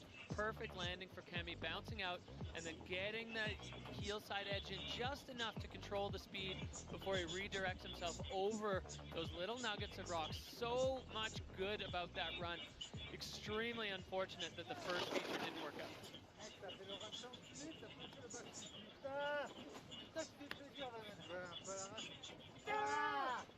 Les gars, qu'est-ce que vous faites? Moi, je suis jamais sur le podium normalement. Je sais pas si vous me branlez, quoi. Vous accélérez, c'est bien. Ah, putain, j'ai chopé un charcutier. Les mecs, moi, je sais pas si la porte, elle est pas au repas. Score coming in for Camille Armand. Not going to challenge that top spot of Enzo Nilo. A 63.33, still in the top 5 for Camille Armand. So with so many riders going down, that may end up being a salvageable result for Camille Armand. He's got a 6th in the first event. Now he's looking at somewhere in the top 7 in stop number 2. Enzo Nilo, Remy Benamo, and Michael Mon. That is your top 3 with rookie Tilden Woolley sitting in 4th right now. We only have 2 riders left, but both of them big threats. This man, Jonathan Penfield, riding out of Squamish, BC, out of Whistler Blackcomb, sitting 3rd overall. Always a threat. He's such a technician on the board. He's so smooth, always with the calm demeanor, but as soon as he kicks out of the start gate, fireworks. Exactly. Ooh, and going someplace new. The only person we saw go over this way was Jenna. Yeah, and she definitely proved. Oh, look at that landing.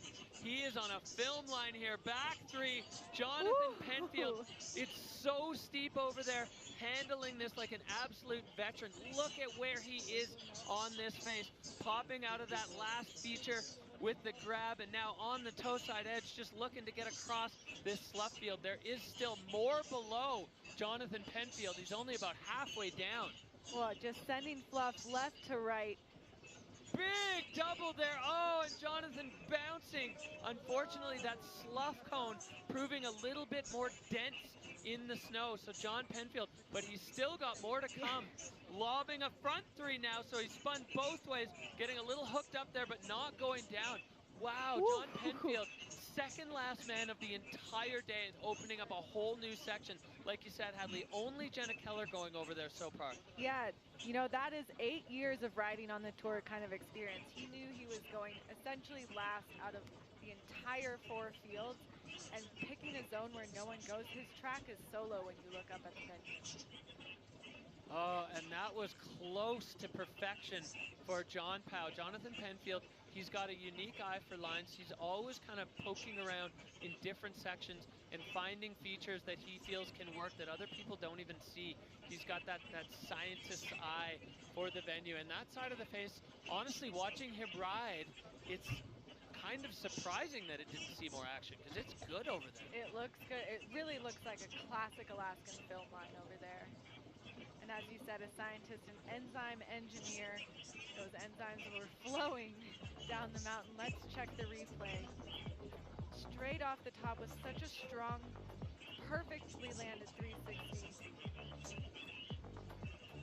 In the grab, connecting, and then John Penfield here as he approaches this double.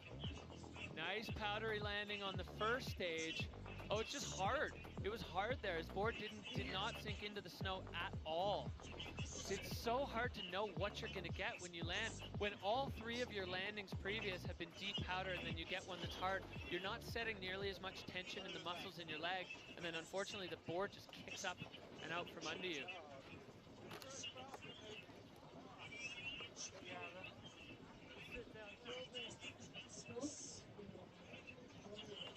So definitely going to be a big ding on control for Jonathan Penfield, but a very respectable score there as he moves into 4th, 77.67. So just bumping Tilden Woolley out of the 4th spot, but still holding on in the top 5. So Jonathan Penfield, while it's not, I mean, that was a what might have been, because that was certainly in contention to challenge Enzo Nilo's position on the top of the pile. So John Penfield coming close there, but with a 3rd already and a guaranteed top 5 in the field today, a solid result for John Powell. As we go back up, New Zealand's own Conrad Niven. He's one of the coolest guys on the tour, riding out of Aspen, Colorado, where he's working as a snowboard instructor, buttermilk specifically. He had a good run going in the last event, kicking off the day, and now Conrad Niven getting things going. He's got to do a little toe side hop to get up into the entry of his line. Yeah, as you said, another heartbreaker from the first event. Had such a strong run and then just kind of a random crash at the bottom. So let's hope, you know, he started first last time. This time he's starting last. And this big overhanging buttress of rock at the very top. Conrad eyeing it up as he gets his board set. There's not going to be any docks for fluidity until the riders start. Not that they're going to dock them once they start, but until they drop in, the judging doesn't start. And this is a precarious position for Conrad as he drops in on the toe side edge with aggression.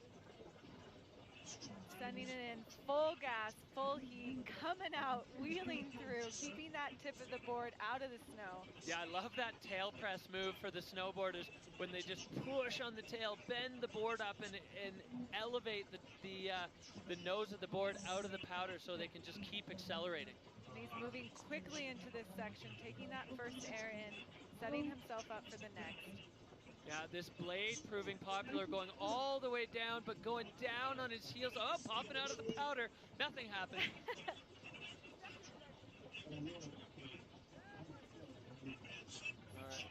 All right. Oh, that looked like a rock. That was definitely a rock. Conrad Niven with a slight trajectory mistake there. Luckily extending his board out from under him where he's able to protect his feet from that rock. And he's not done though. He's still going for that huge air at the bottom. And coming out flying. Just a tiny dot on this enormous face. Conrad Niven now getting some soul turns, filling his glorious mustache with powder as he launches himself down the bottom piece of the face here. So Conrad Niven, oh, that was a that was a little bit scary watching him air towards that rock, but I'm really happy he was able to get his board out in front of him. Yeah, he's really such a good rider. Great edge-to-edge technique. A raft guide champion, or not guide, a rafting champion, whitewater champion. This guy knows how to win sports. Big sports guy, Conrad Niven. Yeah, the captain of the USA rafting team, having a blast out here. So look back up, this top section is just so steep and it's chewed up. He's the last rider of the day. Yeah, he's able to make it through, and then let's see this.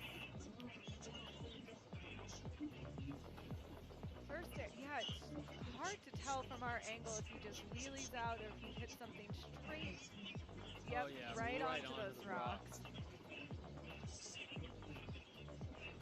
But he didn't want it to stop him. He's still going, making his way through and down to the finish line. The last one to paint his tracks down this incredible face that, again, like you said, is a real venue that should consistently be on the tour. Yeah, that was absolutely spectacular. And looking at that run with those control issues from Conrad Niven, it's giving me a strong sense that the man sitting in the hot seat is going to be the champion of Val Thorens. There he is right now. Enzo Nilo, unofficially, we'll have it officialized very quickly, is going to be the champion. So we've got a man from the 12 LA standing on top of the podium, and 3 French riders out of 4 taking the win here in Val Thorens today. As we wait for the score to come in for Conrad Niven, we see it climbing up. It's going to be a 55 for Conrad, so that's 10th place. And that means that Enzo Nilo has won in Val Thorens. Incredible moments. You see the 3 French boys, they've traveled together, ride together, room together, and tonight they're going to party together. All right, let's take a look at the event scoreboard here from the Val Thorens Pro.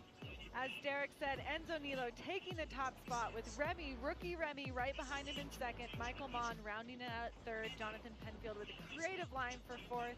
Then you start to see the crashes coming, Cody Bromwell, Victor De La Rue, Liam Rivera. A lot of men couldn't really hold it together today.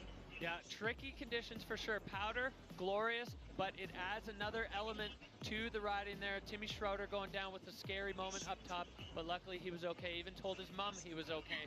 The French crowd's just running riot, having such a good time here. Freeride World Tour by Peak Performance.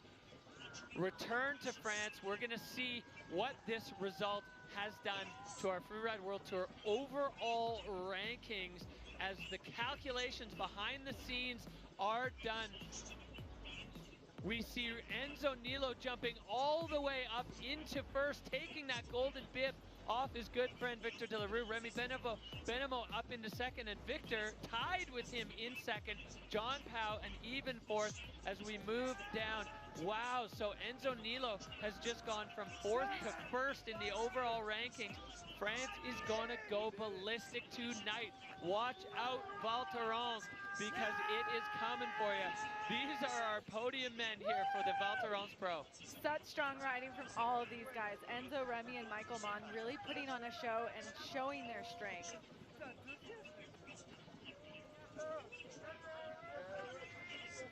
An international field, an international podium. France, Switzerland, and USA lighting it up for the snowboard men. Wow, what a show we've had in Val Thorens, France. This has just been absolutely electric. The crowd, the riding, the snow, the venue, everything. We're gonna go down to the finish corral and catch up with the local Enzo Nilo. You just won the Freeride World Tour stop in Val Thorens. Tell us about your day and your experience here. I'm so happy right now.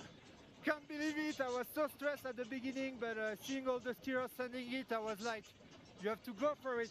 I was so stressed at the top, but actually it felt so good, the snow. Little bit sketchy at the end, so I think Victor or Camille could get me out of the hot seat, but man, I won! Yes! Enzo, a huge congratulations, a massive performance in front of the home crowd. Yeah. You did it, and you are the winner of the Val Thorens Pro here in France. What a show we've seen. This backdrop providing absolute fireworks for the Freeride World Tour's return to France. The Val Thorens Pro, electric. Good. C'est good. Merci.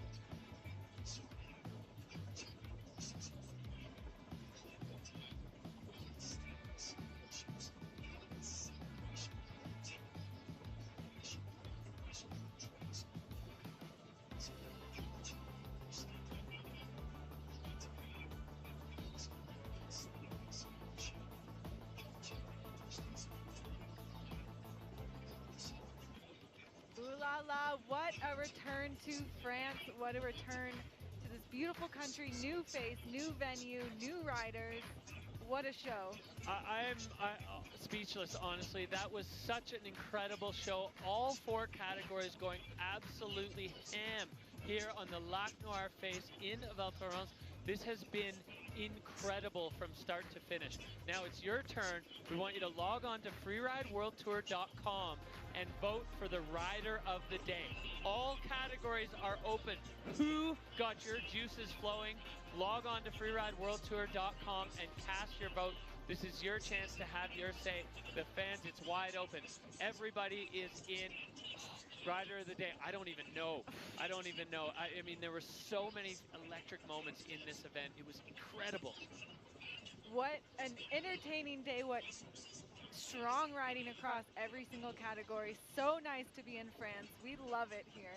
All right, well, that's going to do it for the Val Thorens Pro Freeride World Tour by Peak Performance. That's a wrap in France, but we would like to invite you to join us next week in Kicking Horse for the Golden Kicking Horse Pro. It's going to be insane. We're going to Canada, to my backyard. Cannot wait to see you there. On behalf of the entire Freeride World Tour family, Hadley Hammer and myself, Derek Foose, we cannot wait to see you at the next stop. Thanks for tuning in. Merci beaucoup.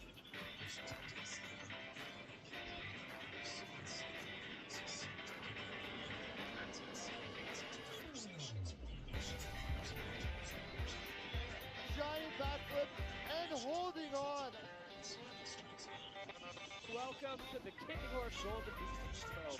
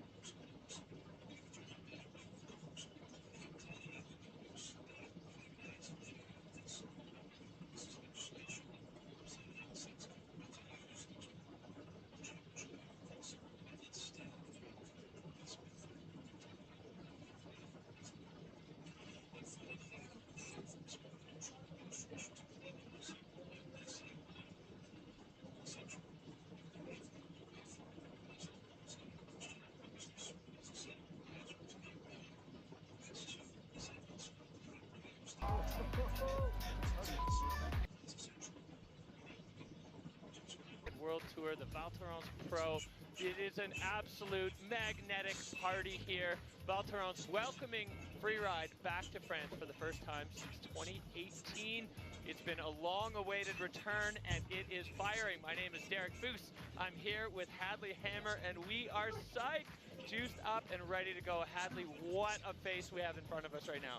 You know it's going to be a good show when it's a powder comp, and it is a powder comp today. Oh yeah, we've had 30 centimeters of snow last night. We had 30 centimeters of snow the night before. It is stacked up and ready. The riders are on their way to the start. It is, oh man, we are so ready for this, especially, you know, the return to France, seeing it be this kind of conditions for a comp. The riders are so fired up. We're going to take a look at the format that we are going to run through the entire Freeride World Tour series. The Freeride World Tour by Peak Performance is back for an adrenaline-packed 2025 season. This year, a bold new structure raises the bar. 5 events with only the top 3 results determining who advances to the FWT finals. The legendary Yeti Extreme Verbier by Honda will be the ultimate test, where freeriding's elite battle it out on one of the sport's most iconic stages. With more riders, around 60% making it to the finals, the competition promises bigger battles, bolder lines, and unforgettable moments. This is freeride like you've never seen it before. Are you ready? Let's drop in. Well, let's drop in indeed. The Freeride World Tour traversing the globe. The best terrain, the best snow, the best riders, all stacking up to bring you the best show on Earth, on the freeride planet. Hadley, oh my, I just like cannot contain myself right now. Yeah, you can feel the energy. I mean, what a welcome back to France this could possibly be. Yeah, so we had a chance to catch up with the CEO of the Freeride World Tour, Nicholas Hale-Woods, to find out what it means for Freeride World Tour to be back here in France. To be back in France is fantastic for Freeride World Tour because it's the biggest freeride country in Europe in terms of number of events, number of athletes, history of freeriding in France. So stoked to be in Val Thorens. The ambition for Val Thorens is to hopefully host the first freeride event in the 2030 Olympics, which will happen in the French Alps. And staging a Freeride World Tour event is the perfect way to meet that goal. We are back, and it's been quite a week. You know, the riders had some tricky conditions in Spain, and they were gifted with so much snow here in France, and they have been taking advantage of it. You would often think riders are, you know, taking it chill, being mellow before a competition, and that has not been the case here at all. Yeah, these riders, they have no chill. When the snow gets good, they are, well, they light up like fireworks all week long. You can see Ben Richards there. It's been lightning. Everywhere you look, off every lift, you see some Freeride World Tour athlete. And generally, there's not a lot of people skiing off-piste here. So when you do see people just lighting it up under the chair, you're like, oh, I know who that is. Yeah, the riders have just been having an absolute blast. It has been a little bit of a roller coaster with the weather. We had some hot weather, then we had some rain, and then the Freeride World Tour miracle kicked in, and boom, 2 full days of heavy snowfall. So we have, I mean, it's just been absolutely magic. You can see people are gathered. We're looking at huge crowds here. You know, I've watched downhill mountain bike races on TV, World Cups, and the French crowds come out for it. And looking just outside of our tent along the entire ridge, it is just lined with French freeride fans. They are ready for it back at home. So we have a new face. It is the Lac Noir, the Black Lake you see here as the drone moves across the top. Extremely steep at the top as we dig into it. Yeah, starting at 2,500 meters, there's quite a face. It's a true freeride face. Steep pitches, playful terrain, and 400 meters of leg-burning slopes. We'll have 3 starts today, so riders can choose where they're going to enter the face, and then it's sort of up to them what to follow. We've got a lot of blind rollovers, as you see on this video here, where the riders have to really know where they are in space. Then the terrain gets quite playful. You've got these fluted, perfect splines. Huge airs are possible on this face. I think you're going to want to keep your eyes open and not have too much time to blink, because the riders are going to be able to really go big along the Lac Noir face. And again, brand new face for the Freeride World Tour, which is always exciting. There's no historical knowledge. It's just full on. Yes, a blank canvas for the best athletes on the planet at Freeride. This thing looks so much fun. You see there the tracks that the forerunners made. It is deep, deep, deep out there, so plans will be adjusted. We have a look here. Thomas Diet, he was a local Freeride legend, unfortunately taken from us back in 2019. He was on the Freeride World Tour, but his friends have installed the Bichon Bell. So Bichon was his nickname. This is up at the top of Saint-Caron, so when you're skiing in that big freeride terrain that Bichon loves so much, you can give the bell a ring, and you know, his spirit will echo through the valley here. It's a lovely, lovely tribute to a man that was beloved in the area. Yeah, and he might have been part of the reason we've been blessed with such good weather right now. We've got a little bit of wind. It's perfectly that stable -5 degrees Celsius temperature where it's not too warm. The snow will stay good. And this is powder at the top, powder in the middle, powder at the bottom. I mean, you really can't ask for better conditions for a freeride comp. 10 out of 10 conditions. So let's dig into exactly what these athletes are working towards. The judging criteria on the Freeride World Tour breaks down into 5 categories that the judges are looking at and looking for. Line being the first one. This is the be-all and end-all. The more difficult the line you can ride, but still make look awesome. So athletes looking to challenge themselves with terrain. Control, of course, absolutely critical. If you're not in control, then you're going to be docked heavily, and a fall being the ultimate loss of control. Then you've got technique. That's the way you move on your skis or board. And then, of course, we have fluidity, that's speed moving through terrain. And then finally, air and style. That one's pretty self-explanatory. Are your airs big? Are you stylish while you're in the air?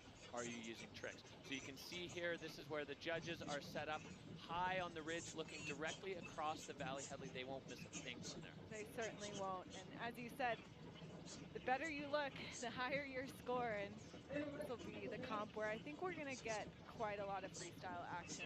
Absolutely, and you can see this powder field above, both from the down to the commentary booth and down to the judges booth. We were skiing, you know, thigh-deep powder all the way down below her. Everyone's goggles and mouths were choked with snow. It was pretty a spectacular start to the day. As we zoom in here on our judges panel, this is the creme de la creme of the freeride judging world. You have Lolo Best, the commissioner of the Freeride World Tour, alongside his co-commissioner, Bertie Denervaux. These guys have been doing it for a long time. Laurent Gauthier from Whistler in Canada, and our new judge on the panel this year, Freeride World Tour winner, Jacqueline Pollard. She knows what's up, and Jacqueline has definitely got her eye tuned in on the technique and the line. She loves to see a rider bending their skis or boards and really rallying. So these are the people that are making the decisions there. The riders are the ones that are doing what they need to do. So we have such a beautiful face here. The best riders on the planet ready to go to unleash in France. Val Thorens Pro, stick around.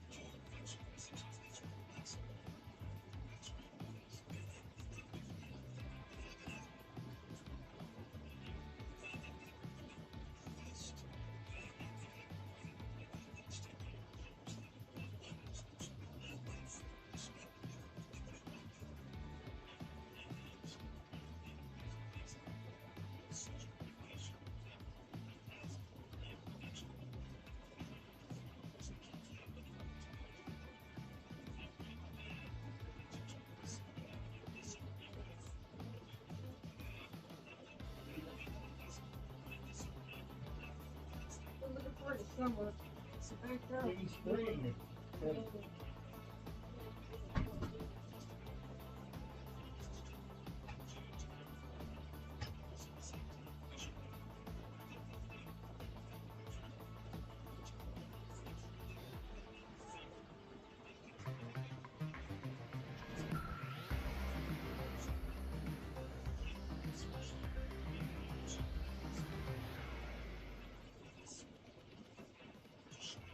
Welcome back to sunny Val Thorens, France. It is the return of freeride. This place, absolutely magical, part of the Trois Vallées complex.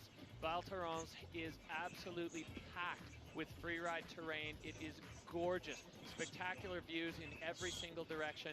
One of the jewels of the French Alps for skiing and snowboarding. It's been so welcoming too.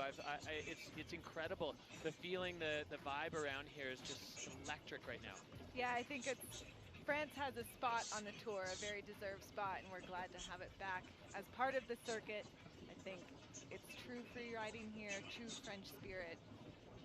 And the vibes are really, really high today. Yeah, the spirit's just incredible, and the crowd just building and building. There's so many ridges that face directly at the competition venue, so it's just going to be lined with people. I'm sure we have some portable raclette and fondue sets out here.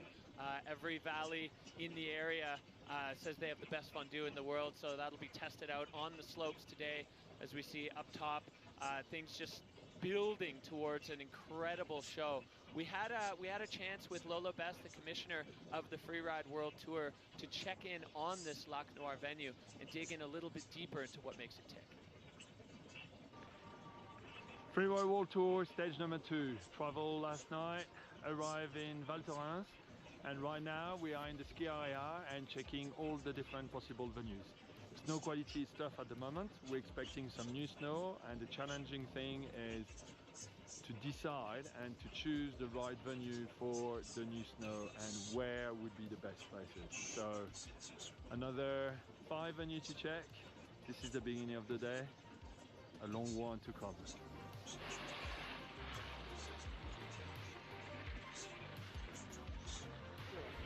Right, venue check number 3, right to the top. This is now Simcaron. Snow is very compact. Let's have a look down the venue.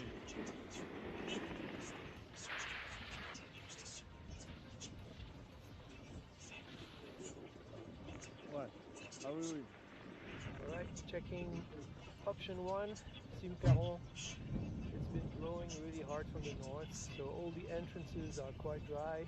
The takeoff, the jumps are quite dry. There's a bit of snow coming, but we believe there might be not enough snow to make it completable.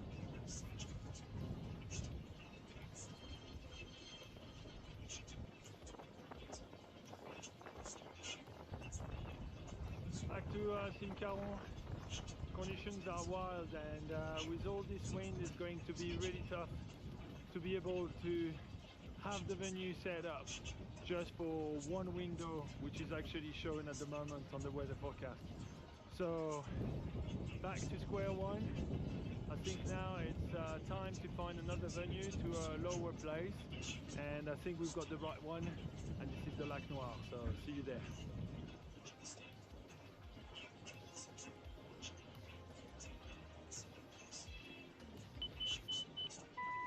Okay, Johnny, you got your beacon? You got my beacon? Yes, okay, good to go. Awesome. We are breaking the cornices for eventually a new snow coming. And it's better to break it before they collapse in the new snow.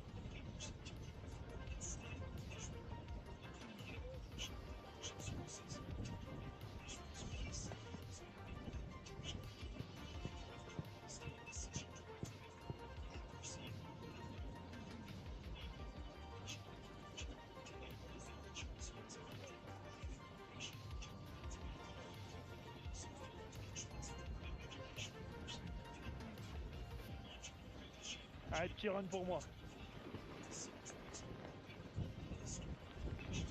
Oh, oh, oh putain. Wouhou. Et on est pas bien là. Oh.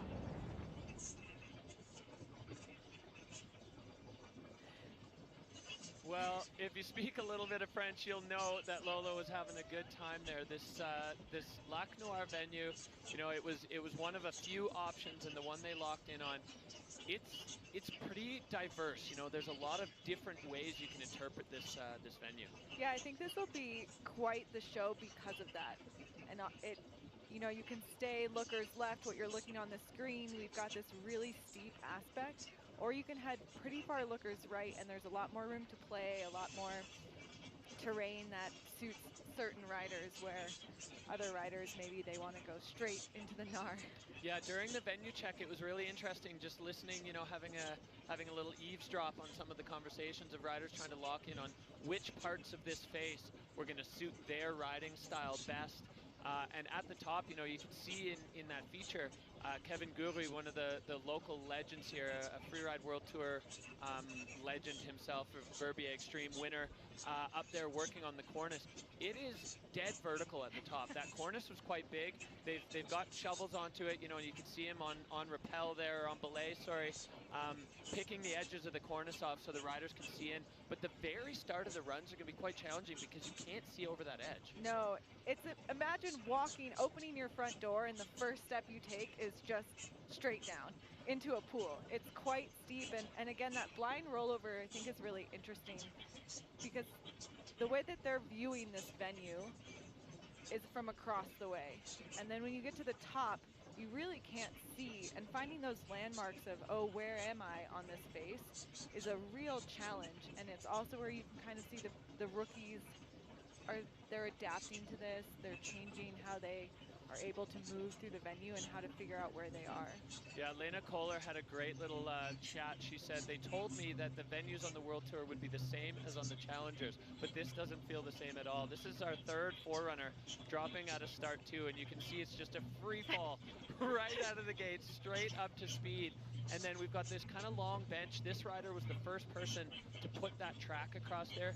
These tracks that the forerunners put in are going to be absolutely critical for the athletes to use to be able to gather speed before the venue drops away again into the proper meat and potatoes of it. Yeah, and again, here you go. You have your second blind rollover into the second aspect.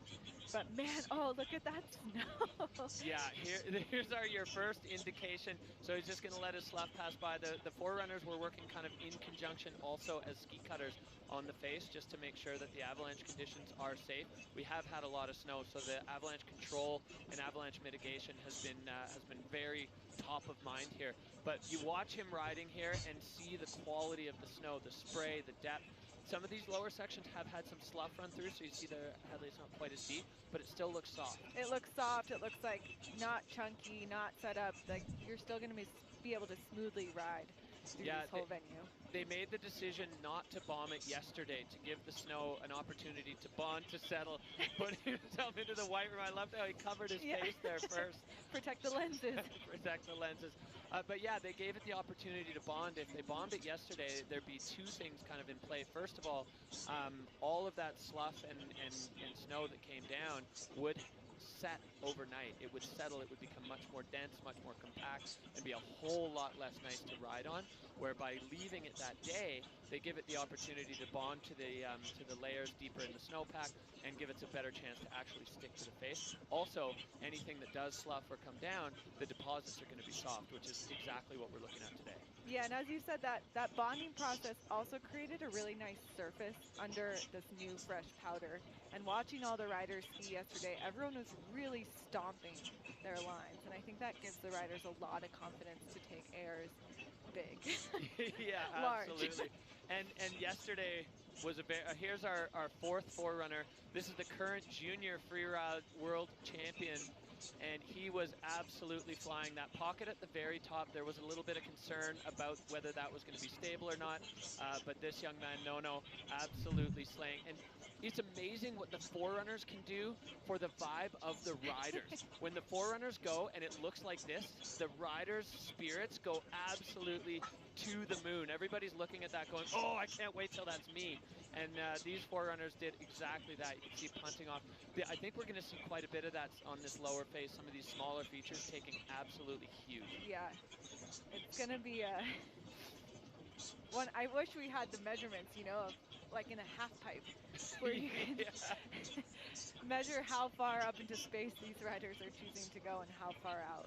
Yeah, you can see the forerunner here just trenching as the approach to the finish is a little bit flatter, and he's just having an absolute time here crossing that sun shadow line. The snow is absolutely perfect. We've got sun on the face, but it's not hot. At least currently it's staying nice and cold, so the snow quality is 10 out of 10. Yeah, this is this is going to be a show, and I think the riders really feeling the vibe around the inspection this morning, that last-minute pre-run inspection. You could feel the excitement, and again, like you said, you could feel the confidence growing with people. Sort of the shoulders drop, they stand a little taller, they get a little bit more excited, and I think we're in for it. Yeah, once they settle into the rhythm that this is actually going to be fun and not like a chore, I guess, something that we have to do. This is something that we get to do. You know, we've traveled around. We came from Spain where conditions were a little bit more, well, a lot more difficult, and now they're getting the payoff for their patience, which is a full-on powder comp. This is the event village down there. You can see the big mammoth, and the crowd's really starting to build. We're somewhere in the neighborhood of about 10 minutes away, I think, from our first rider, which will be Timo Rochhoven, and the crowds are just building along the ridge. You know, the comp day morning, Hadley, you went through this in your time as a Freeride World Tour athlete. The nerves jangling, the excitement building.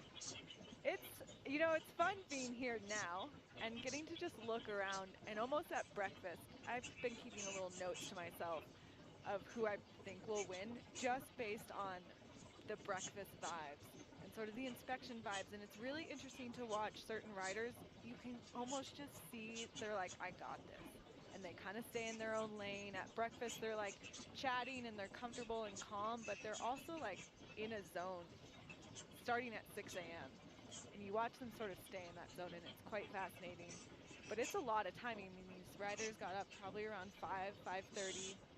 And you imagine some of them won't ski till 11:30, 12. That's hours and hours where you really have time to build in your head your nervousness or your confidence. And the trick is building that confidence. Yeah, the psychological game's such a big part of this. You know, the preparation now is done. Now it's execution time. And if the head game is strong, then the execution can be on point and the riders can go out and actually do what they planned on doing. But there's so much more that goes into it. And the morning of, it's just incredible watching all of the different riders go through their own pre-comp routines. Some of them are very talkative, some of them are absolutely silent, some of them go internal, some of them go external. But they all have their process. So we are moving closer. We're going to take a look at where we sit in the overall Freeride World Tour by Peak Performance standings right now. Ross Tester holding down the top spot.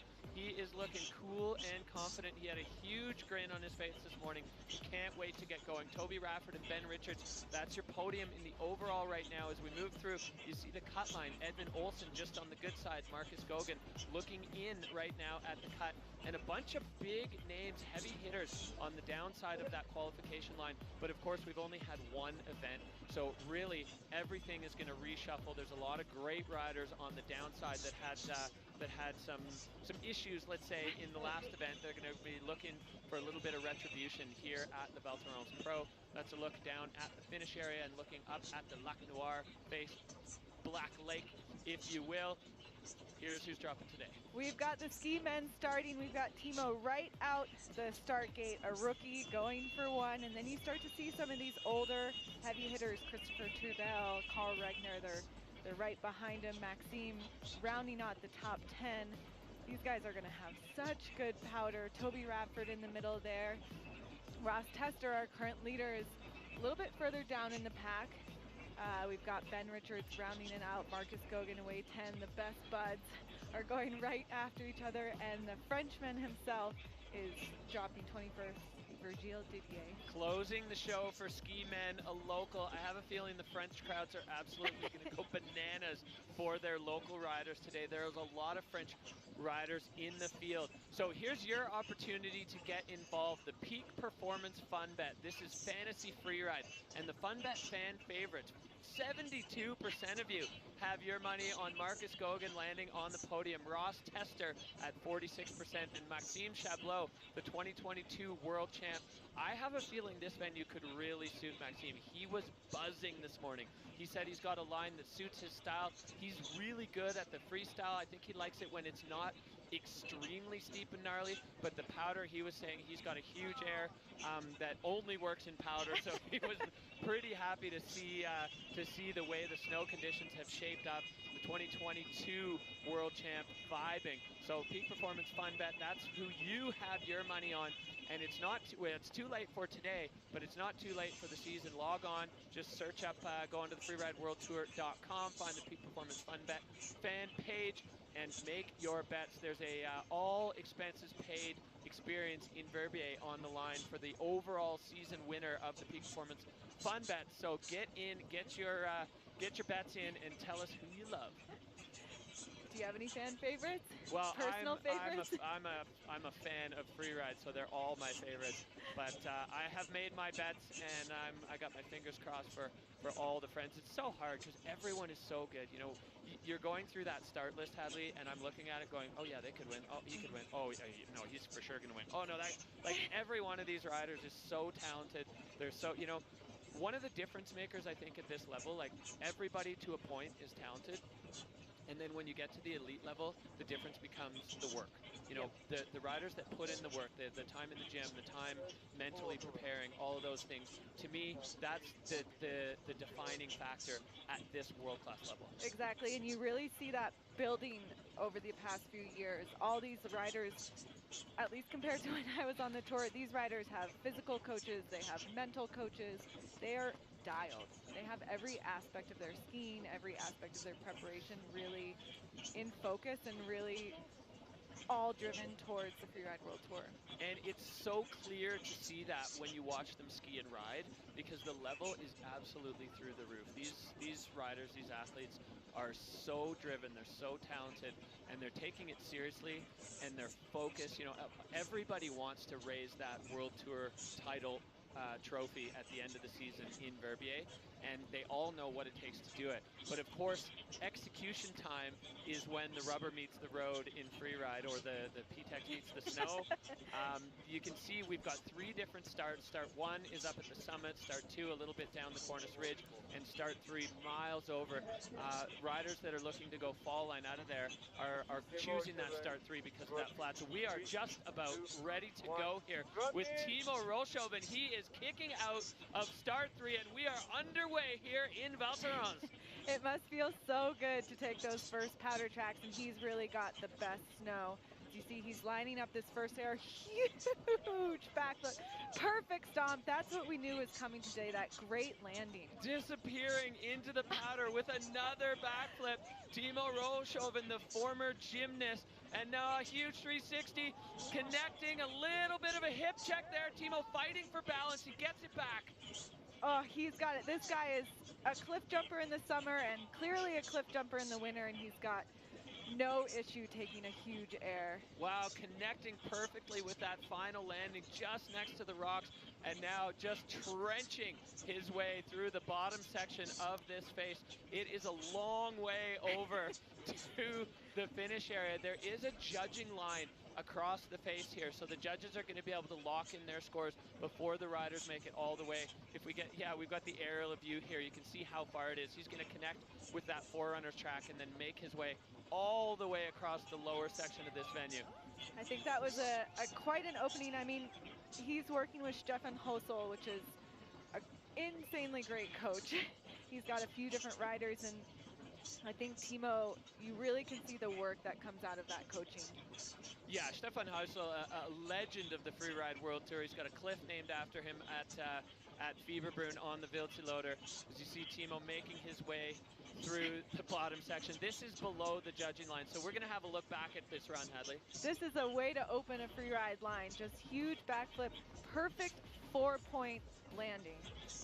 Yeah, Timo, I mean, he had to put the track into that lip. This one had some slough go over it earlier, so you can see his takeoff was a little bit smoother. He wasn't bogged down, you know, knee deep in the powder.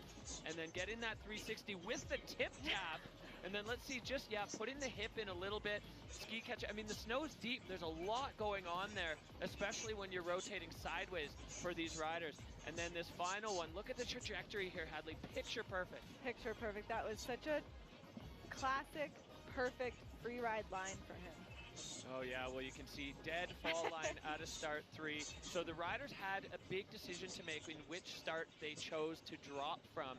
That start 3, the only option if you want to get onto that steep face, as Timo making his way through the bushes here in the lower part of the lower part, well it's not even the venue now, this is just the approach to the finish. We see our judging criteria coming in, line, control, through the roof, technique, maybe a little lower, that could be the hip check coming into play there, fluidity and air and style maxing out as Timo now into the finish. The Valterrans Pro opening things up for the entire field here at the Freeride World Tour, and the score already dropping in with an 81-3-3 for Timo Rolshov, the judges loving what they saw there. So that is now the standard that the other riders are going to be looking to approach as Timo heads over to the hot seat to await the rest of the ski men's field. I mean, he had a nice 5th place finish in our first event. I think for a rookie, he's set himself up for the season well. Oh yeah, this guy is a great skier. He had a bronze medal as a junior in the Freeride Junior World Championships a couple years ago in 2023. And Timo now looking comfy as we soar back up to the top of the Lac Noir face. The next rider out of the gate is gonna get the fans juiced up. Mathis Fornacier, the Frenchman, a local, he's not local to Valterrans, coming out of Chamrus, but he is French, and the French fans are going to go ballistic for this man. He had a bit of a rough start, actually a really scary start in the last event. He lost his ski before he even really got going. So we haven't had a chance to see Mathis ski, but he is buzzing. He's so fired up. Skiing with Mikhail Bimbos, Freeride World Tour legend, as his coach. Big kiss to the crew, and the fans already on the ridge going absolutely wild for Mathis. We can hear him and setting up for this first cliff. Ooh, even bigger. What a backflip, pulling it back into control. Going with the flat spin, sailing past the bomb hole from Timo, getting up and over, kicking over the rocks. Another clean landing for Mathis Fornacier. So now we're really seeing what this young Frenchman has to offer, getting on those edges and across. Oh! He's disappearing. Oh, he's out of the powder cloud. Yes, that's perfect. That must feel so good for him from the, that is excellence when you can have a huge crash your first event and come back to the second one firing. Talk about mental resilience. I mean, Mathis truly had a terrifying moment, cartwheeling down through the rocks, breaking his helmet, and coming back with that run. Second man out of the gate. We have smoke bombs going on the ridge. This place is going off for this French rider, going absolutely huge on that run. I'm so happy for him that he was able to put that down. That's such a sign of resilience, of mental strength, and obviously of skiing skill to put a run down like that. What a great way to kick this comp off. 2 absolutely banger runs. Let's look at this replay, Adley. Again, right off the stop, even bigger. You can see him soar past that first bomb hole and sets himself immediately right away for that second hit. Yeah, coming in, setting the speed, getting the grab there on the flat 3, and again going way past the last bomb hole.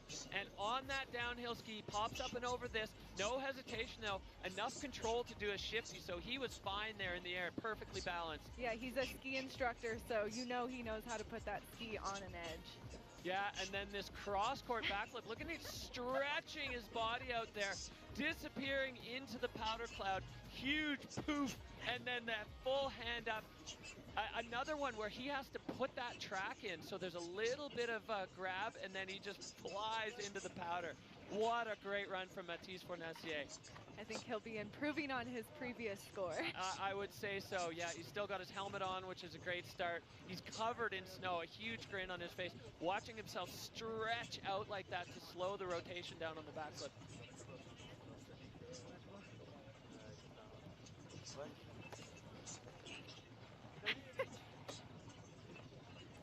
Little catch up there for the boys as the score coming in. 81.33 is the score to beat. He does with an 84. So the Frenchman goes into the hot seat in his first completed run on the Freeride World Tour. Finds himself sitting pretty at the top of the pile after 2 riders.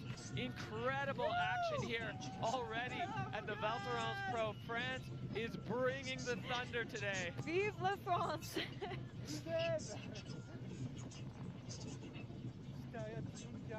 Well, you could just see the joy, the relief, all of it just pouring off him as we are moving back up. So ski men underway here, the Val Thorens Pro stop number 2 in the Peak Performance Freeride World Tour. We have 3 starts, 1 far lookers left, 1 center ridge, and 1 that those 2 riders have already used. That is start number 3, which puts them directly fall line into that, I'd say, fairly freestyle-y section of the face as we are looking now at this aerial shot. I mean, that track, Hadley, that tells the whole story. It's so deep, the snow conditions absolutely perfect for the riders today. You often don't see the person in the hot seat with a pile of powder on top of their head. As we are now looking at start number 1, and it is Carl Regner Eriksson, the man from Åre, Sweden, peak performance rider. He is a standout, 8 years on the Freeride World Tour. He is, I mean, he's been here the whole time, and he is straight out of the gate and into the Nar. This is a very different character of terrain than we saw on the other side. Very much so. Everywhere you put your ski, you have to have full confidence. And the slough pouring down on both sides of Carl as he motors through that steep upper section, having to wipe his goggles to keep some vision as Carl now approaching this huge cliff up on top. Setting it, looks like, for the double. Oh, releasing quite a lot of snow, and it has to be much faster than his slough. Carl comes cooking out of there, so he released a little surface slab on the pad of that double, but safely escaping, and now just glory skiing, milking this powder down on the lower section of the face, disappearing on every turn.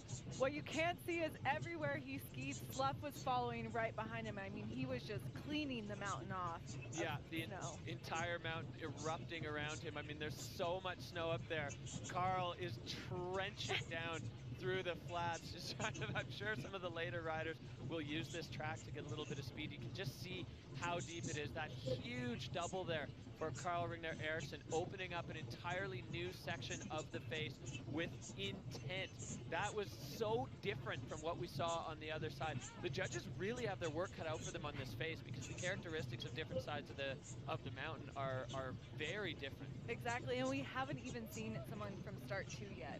So I think as a judge, you're really going to have to balance all 3 sections of the mountain. Well, Carl, it's a long way down, but it looks absolutely pleasant as he is making his way through the powder, actually coming to a stop there in this deep French powder. Val Thorens, I mean, when they announced that this stop was coming back on the tour, the excitement really... All right, let's go back up to the top. Carl, right out of the gate, and he was into it instantly. I mean, this is an area where, again, you have to know where you are. There's rocks everywhere, and you see him just moving and cutting open that snow as it sloughs. I mean, look how much snow is moving around him.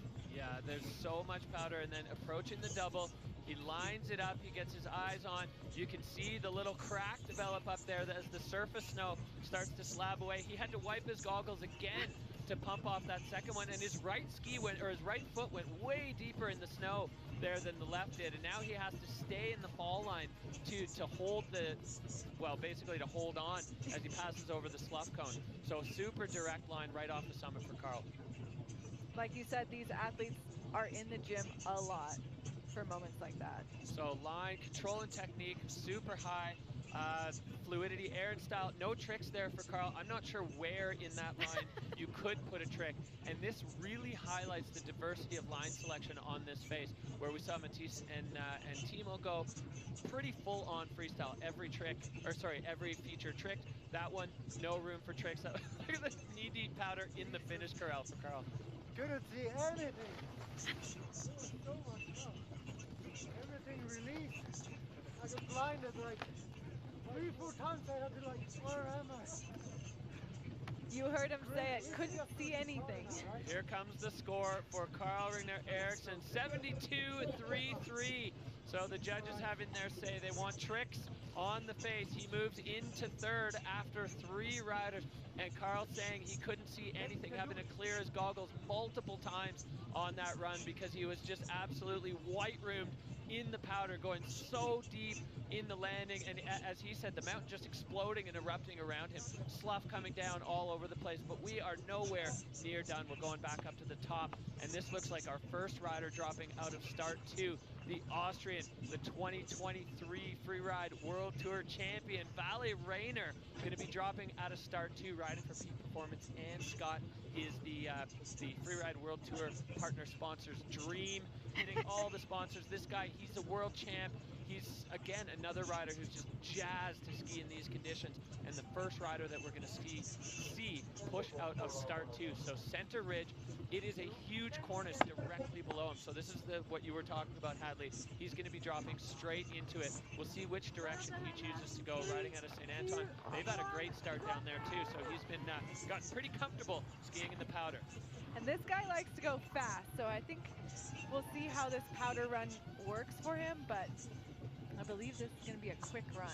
So the riders coming out of start 2, if they want to access these features, a little bit more riders left. They do have to step up. There will be no dock and fluidity as Vali now just getting a little pole whacking, earning himself some NAR points. You can see how overhanging that is as Vali poking his nose over the void and getting things started.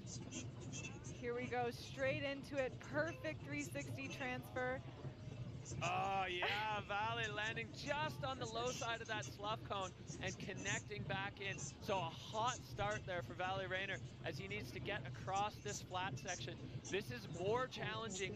Probably the only downside of having so much snow is this flat section before it rolls over into the zone where we saw Matisse and Timo go. It's going to just take a little bit of trench work to get over there. But Vali now the ground rolling away again as we move back into it. He's entering this section, which is much steeper than it looks from here. It really shoots you straight into the center of the gut. Making another transfer with the shifty. And Vali now coming into this big cliff. Lofty 360, perfect landing. Oh, Vali Rayner showing exactly such perfect judgment on the rotation of that 360, knowing exactly how hard to set, which is such an incredible skill given that they have never been off that feature. They don't know how far they're going to go. Never been off, and as the first rider, again, you have no track in front of you, have no lift. This isn't a park jump. This all has to come from sort of years of building that intuitive knowledge. Yeah, that just, I'm speechless with the perfection of that coming cross court. You can see, or you could see some surface snow starting to break away. It's breaking in the form of a slab, but it's only about 10 centimeters deep, so the rider's not really fussed, and it's super soft. There's not a lot of density to that surface slab that's breaking away. Incredible run there for Vali Rayner. Look at this start. Just so vertical right off the top, just a perfect acid drop. And a great transfer. He almost went too big there. He really had to hold it through that transition. Yeah, styling out that shifty again, landing in perfect powder snow, and then knowing exactly where to go here. The early takeoff. Look how high off the ground he is. That control button is all the way maxed. Those little tweaks and shifties really show the judges that you're perfectly in control. No real lip there. Vali just floating it, feet coming apart to slow the rotation. Perfect connection. He knew exactly where he was. That was immaculate. He just lands, and when you see them just being able to make that turn and you almost see them take a breath, you know that he's confident.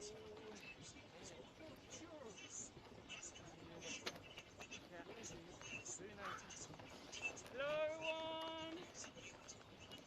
Keep going through my bodies! Here we go, the score coming in for Vali Rayner, 89.67. The judges loving it, and Vali Rayner into the hot seat. What the fuck?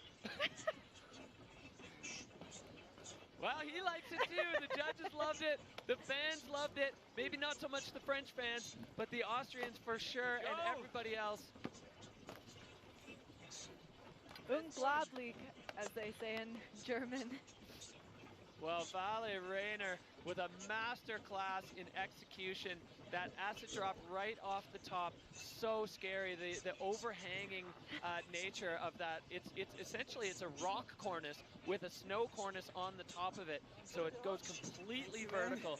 As we look up here, starting to see the tracks take shape and the events start to take shape as Valley Rayner sitting on top, Mathis Fornacier and Timo Roll-Chauvin holding it down on the top of the field after 4 riders as we are straight back up to the top. Wow, what a start. Absolutely electric. The fans on fire. The riders doing their part to bring us just such an incredible show.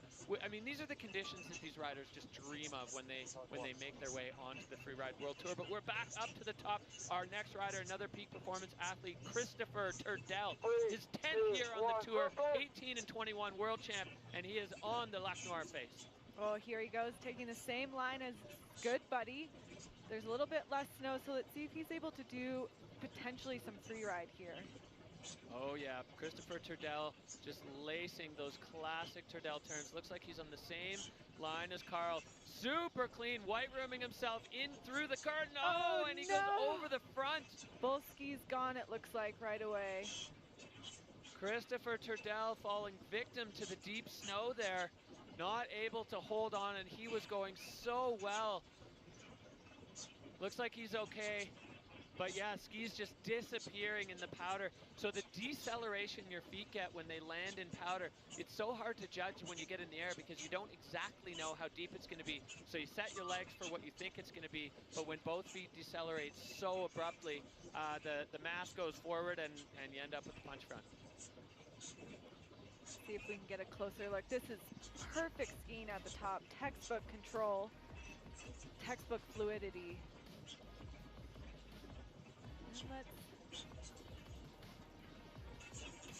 Well, that was so nicely executed here. And then Christopher approaching the double on that gorgeous turn.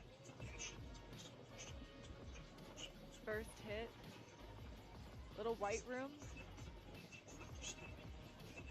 Instant punch front. Yep. So Christopher Turdell, unfortunately, going down, avoiding the rocks in his tumble. I mean, at least it's soft if you're going to be flipping and spinning down the face. Christopher coming out of it, I think, physically unscathed, but that's a tough one psychologically. Is now he's got to find his equipment. As Christopher doing a bit of mountaineering back up the face, you can see his ski there as he's trying to get it. That's a really hard place for a ski runner to get into. Oh, maybe not that hard actually.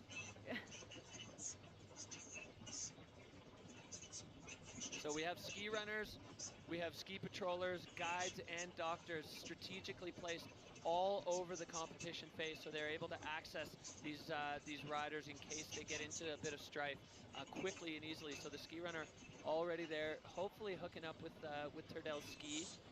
Looks like he has to do a bit of excavation there to find it. Looks like maybe a bit of a rock in the bomb hole there, Hadley. Potentially could be. So the search is on right now for Turdell's equipment, which he has left strewn above him after that punch front.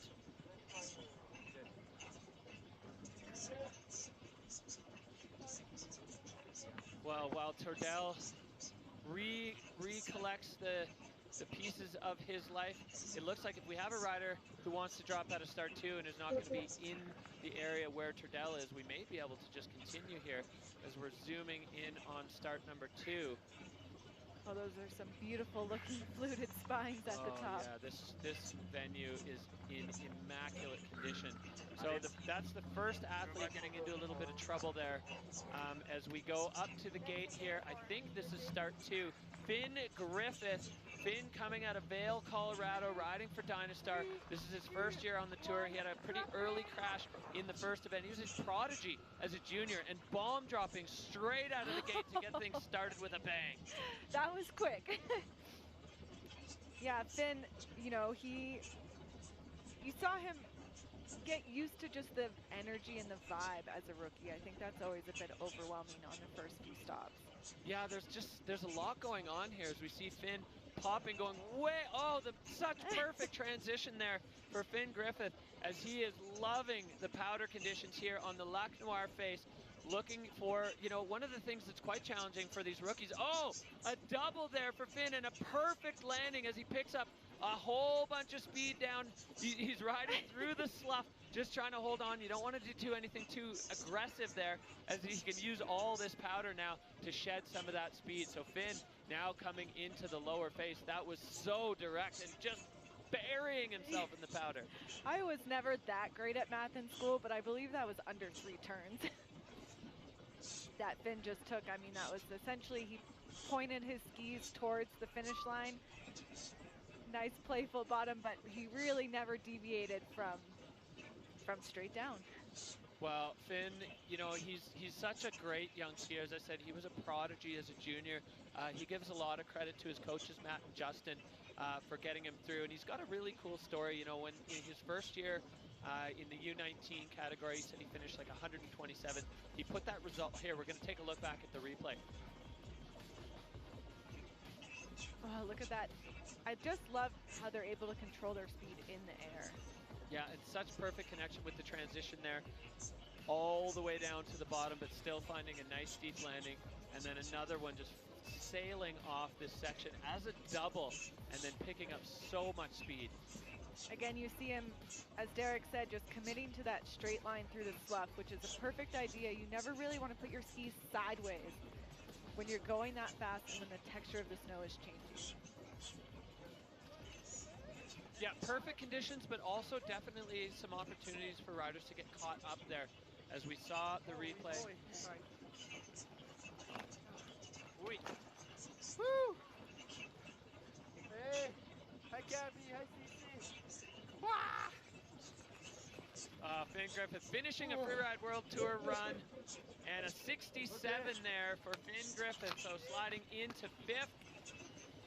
Ooh, what a day we've got in front of us here as Finn Griffith wraps up his campaign at the Val Thorens Pro. Valley Rayner, Mathis Fornacier, and Timo Rollshoven. Those are your top 3 riders so far in Ski Men. You just look at this space and you want to go powder skiing.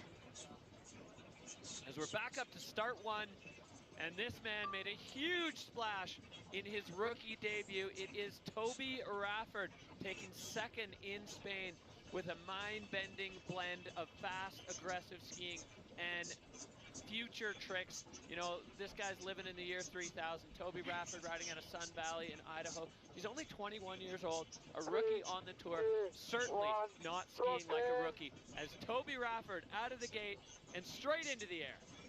I'm surprised he's going out of stop 1, and it makes me pretty excited to see we're about to see some freestyle action in this section.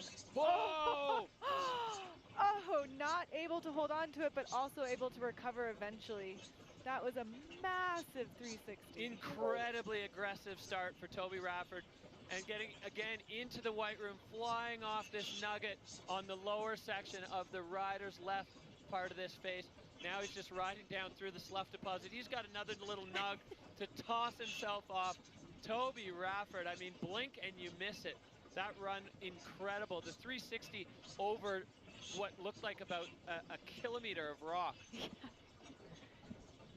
mean, Toby's really known for this swaggy, super chill, super flexible, really interesting style, but he proved by going out of start 1 that he also has the technique, the ability to control his speed, to really lay those skis and make a proper turn.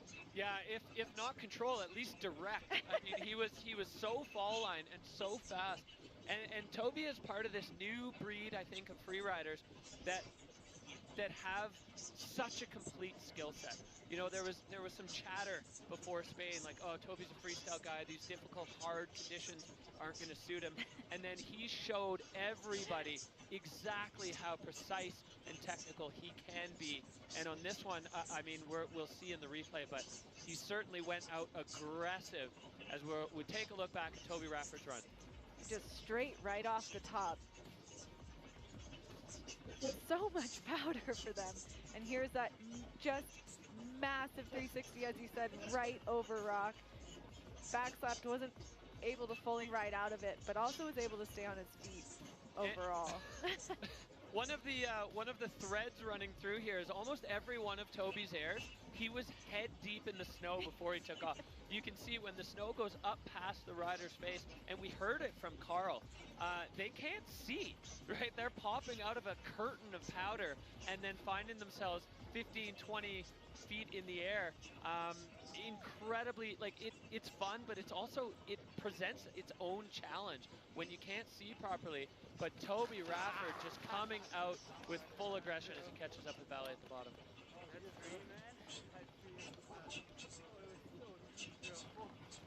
Wow.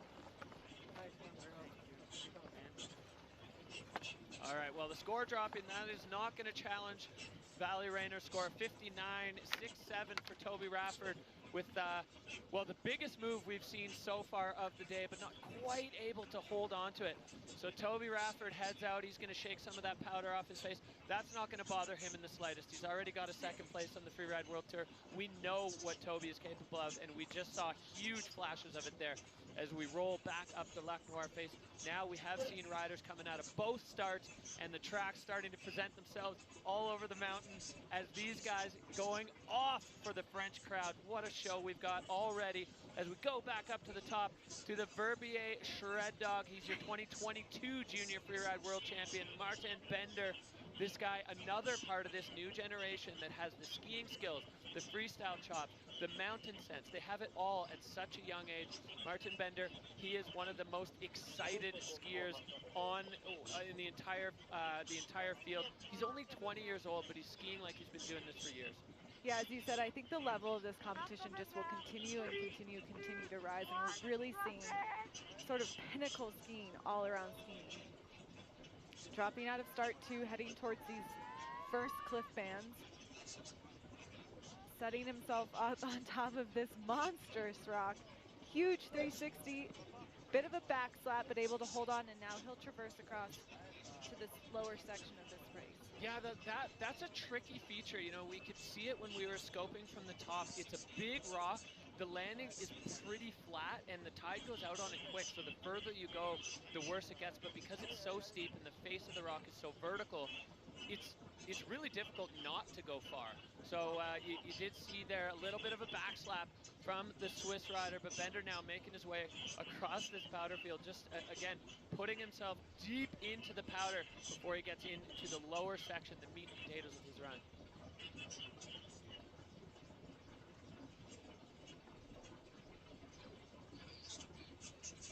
Bender is traversing quite far, skiers left, going for this first hit. Oh, big 360 from Martin Bender, now following Valley's track, but in the other direction with another big 3 the other way. So spinning both directions there for Martin Bender. The slough pouring down, and he is not done yet. Oh, I'm dizzy just thinking about switching directions. Well, the young Swiss rider out of the Verbier Freeride team showing exactly why he was the junior world champion and earned his way pretty much directly out of juniors onto the Freeride World Tour. Tricks all over the place in both directions. Martin Bender, incredible skiing there. A little bit of an issue at the top. We'll see what the judges make of it. I mean, it was a solid backslap, but the rest of his run certainly picking things back up on the old judges' thermometer. Exactly. He's such a consistent skier, and I think to do well on the tour, consistency is key. Again, it's 6 events. You want to be pushing to your best, but you also want to make sure your best is stompable each time. I mean, just that first air, and then this one almost getting the hand drag, super corked out, going right down to the bottom of the landing. Maybe a stage, not even the stage 2 there, just a little back seat. And then this, look how high up he goes. Bender landing, that landing was perfect. Perfectly powdery too. This one is massive.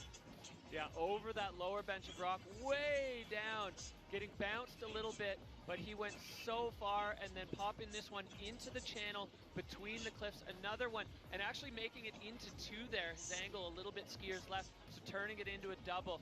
Really, really impressive scoping from the young Swiss rider, only 20 years old. It's so incredible, the sport pyramid, you know, these riders are they're coming up at 19, 20 years old onto the tour with already so much competition savvy. Yeah, you would assume they're in their 30s at this point with how much experience they have.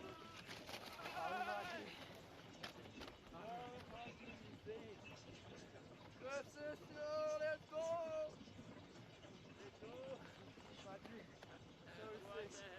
Wow, still like so good. Insane. Insane.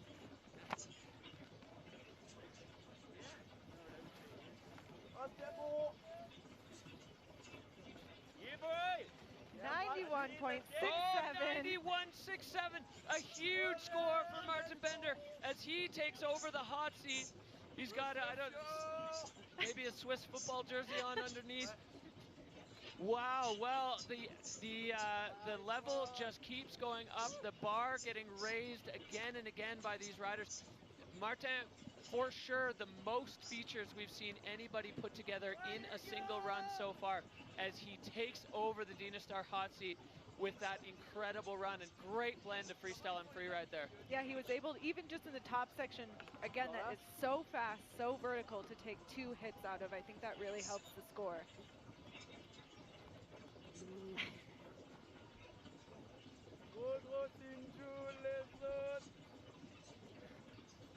Well, Bender's feeling it.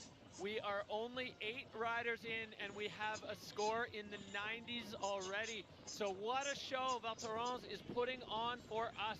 Incredible action. Martin Bender at the top. Valerie Rayner now down to second, and Mathis Fonacier, the local dog, out in third, holding it down for the absolutely frenetic French crowds. There's so much action already, and we're only 8 riders into the ski men's field. We still have ski women and both categories of snowboarders to go, so we are really just getting started here as the camera zooming in on start number 3. There we go. We see Bender in the hot seat. We're going to see his good buddy up there in start 3. We only had 2 full start gates, so start 3 gets those peak performance flags across the big flat section. Riders and organizers deciding that it was going to be too difficult to get there from start 2. So let's throw another start in on the top of the mountain as we're going to be looking back up at Simon Perrodin riding for Dynastar. Bender getting the selfie there for all the friends at home.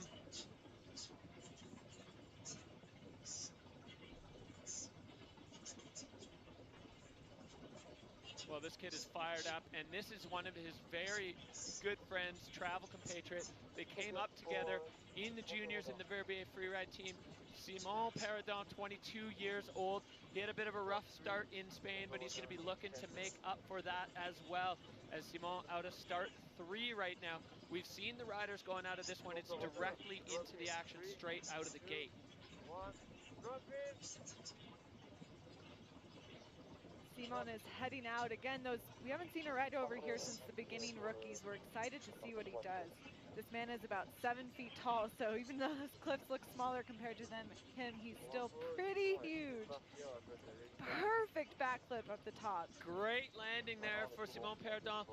Lining up another one, popping. That's a bit of a setup feature for Simon as we see some of these tracks now starting to take shape. They allow the riders to go a bit faster. 360, Simon stomping and continuing on, immediately in control.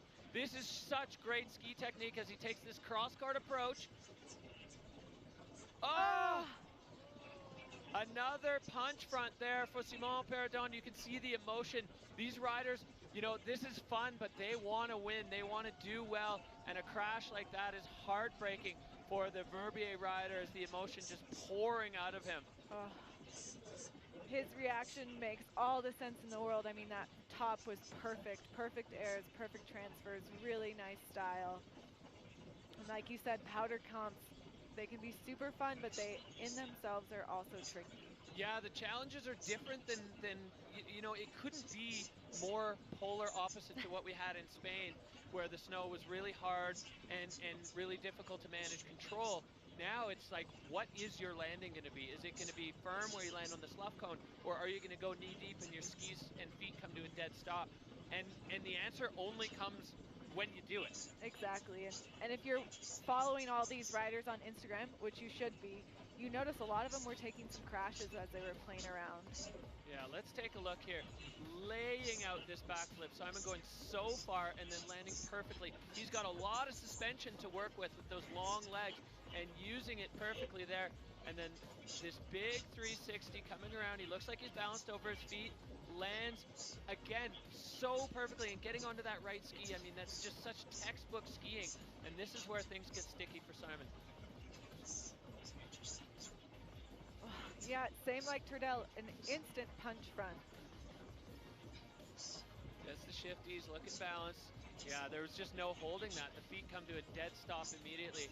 And you know, Simon's working with a lot of leverage as a very tall man and going straight over the front of his skis and down. And you could see in his reaction, I mean, because Simon, his result in the last event, not quite what he was looking for. I think he finished 17th. So this one with a no score, the skis coming off, he's now putting himself into a tight spot with 3 events to go before the cut, where he's going to need to see some strong results if he wants to make it onto the good side of that cut and compete at home at the Extreme. Exactly. His goal was to ski the Beck, #1 goal for the season, and so he'll have to really ramp it up with those next 2 events. Well, we carry on heartbreak to a world champion, 2022 Freeride World Tour champion. He was the 2019 Freeride Junior World Champion. He is the current kite surfing world champion, Maxime Chablot. He was juiced at the face check this morning watching the Forerunners.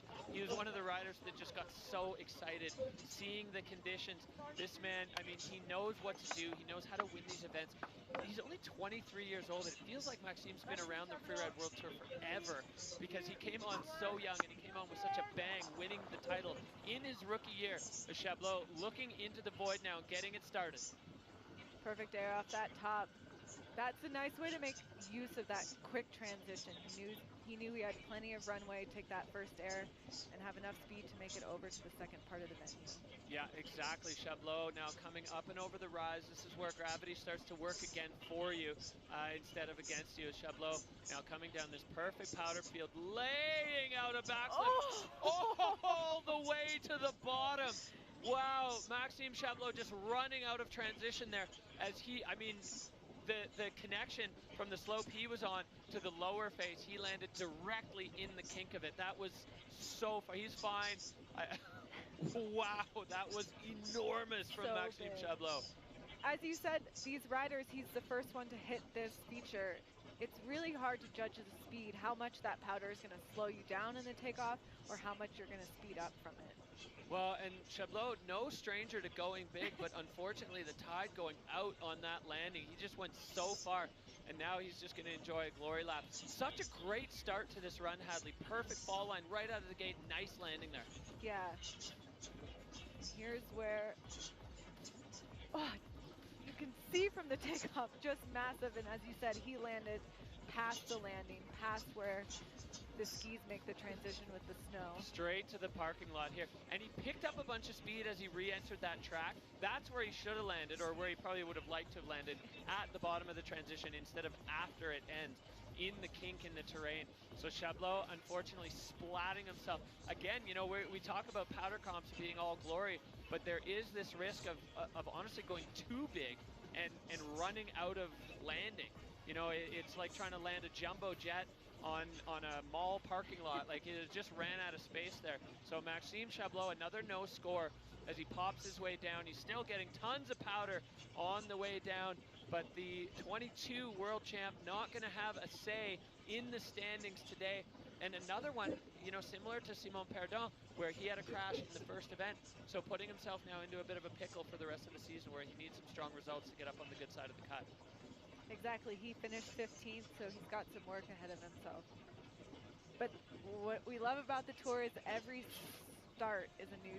competition is a new start. Yeah, absolutely. You see the glorious Val Thorens just laid out behind us as this Lac Noir face bringing exactly what we hope, which is fireworks, starting things off with Ski Men, and we are right back up. Tenla Katsuno, this guy, he is so dedicated to skiing that after the Bakira stop, he flew home to Japan to finish a film project and then came back to Europe. He has been on the move.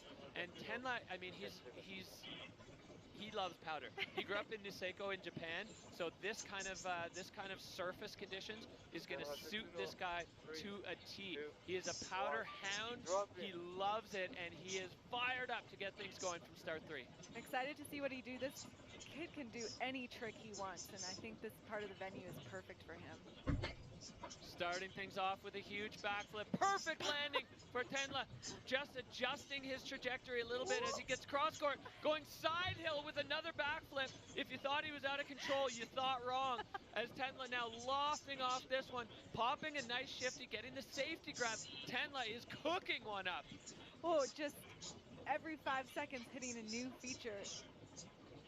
Linking perfectly over those rocks, finding the transition. If you can hear through our microphones, the crowds next to us are going wild, and they are lined up and stacked deep.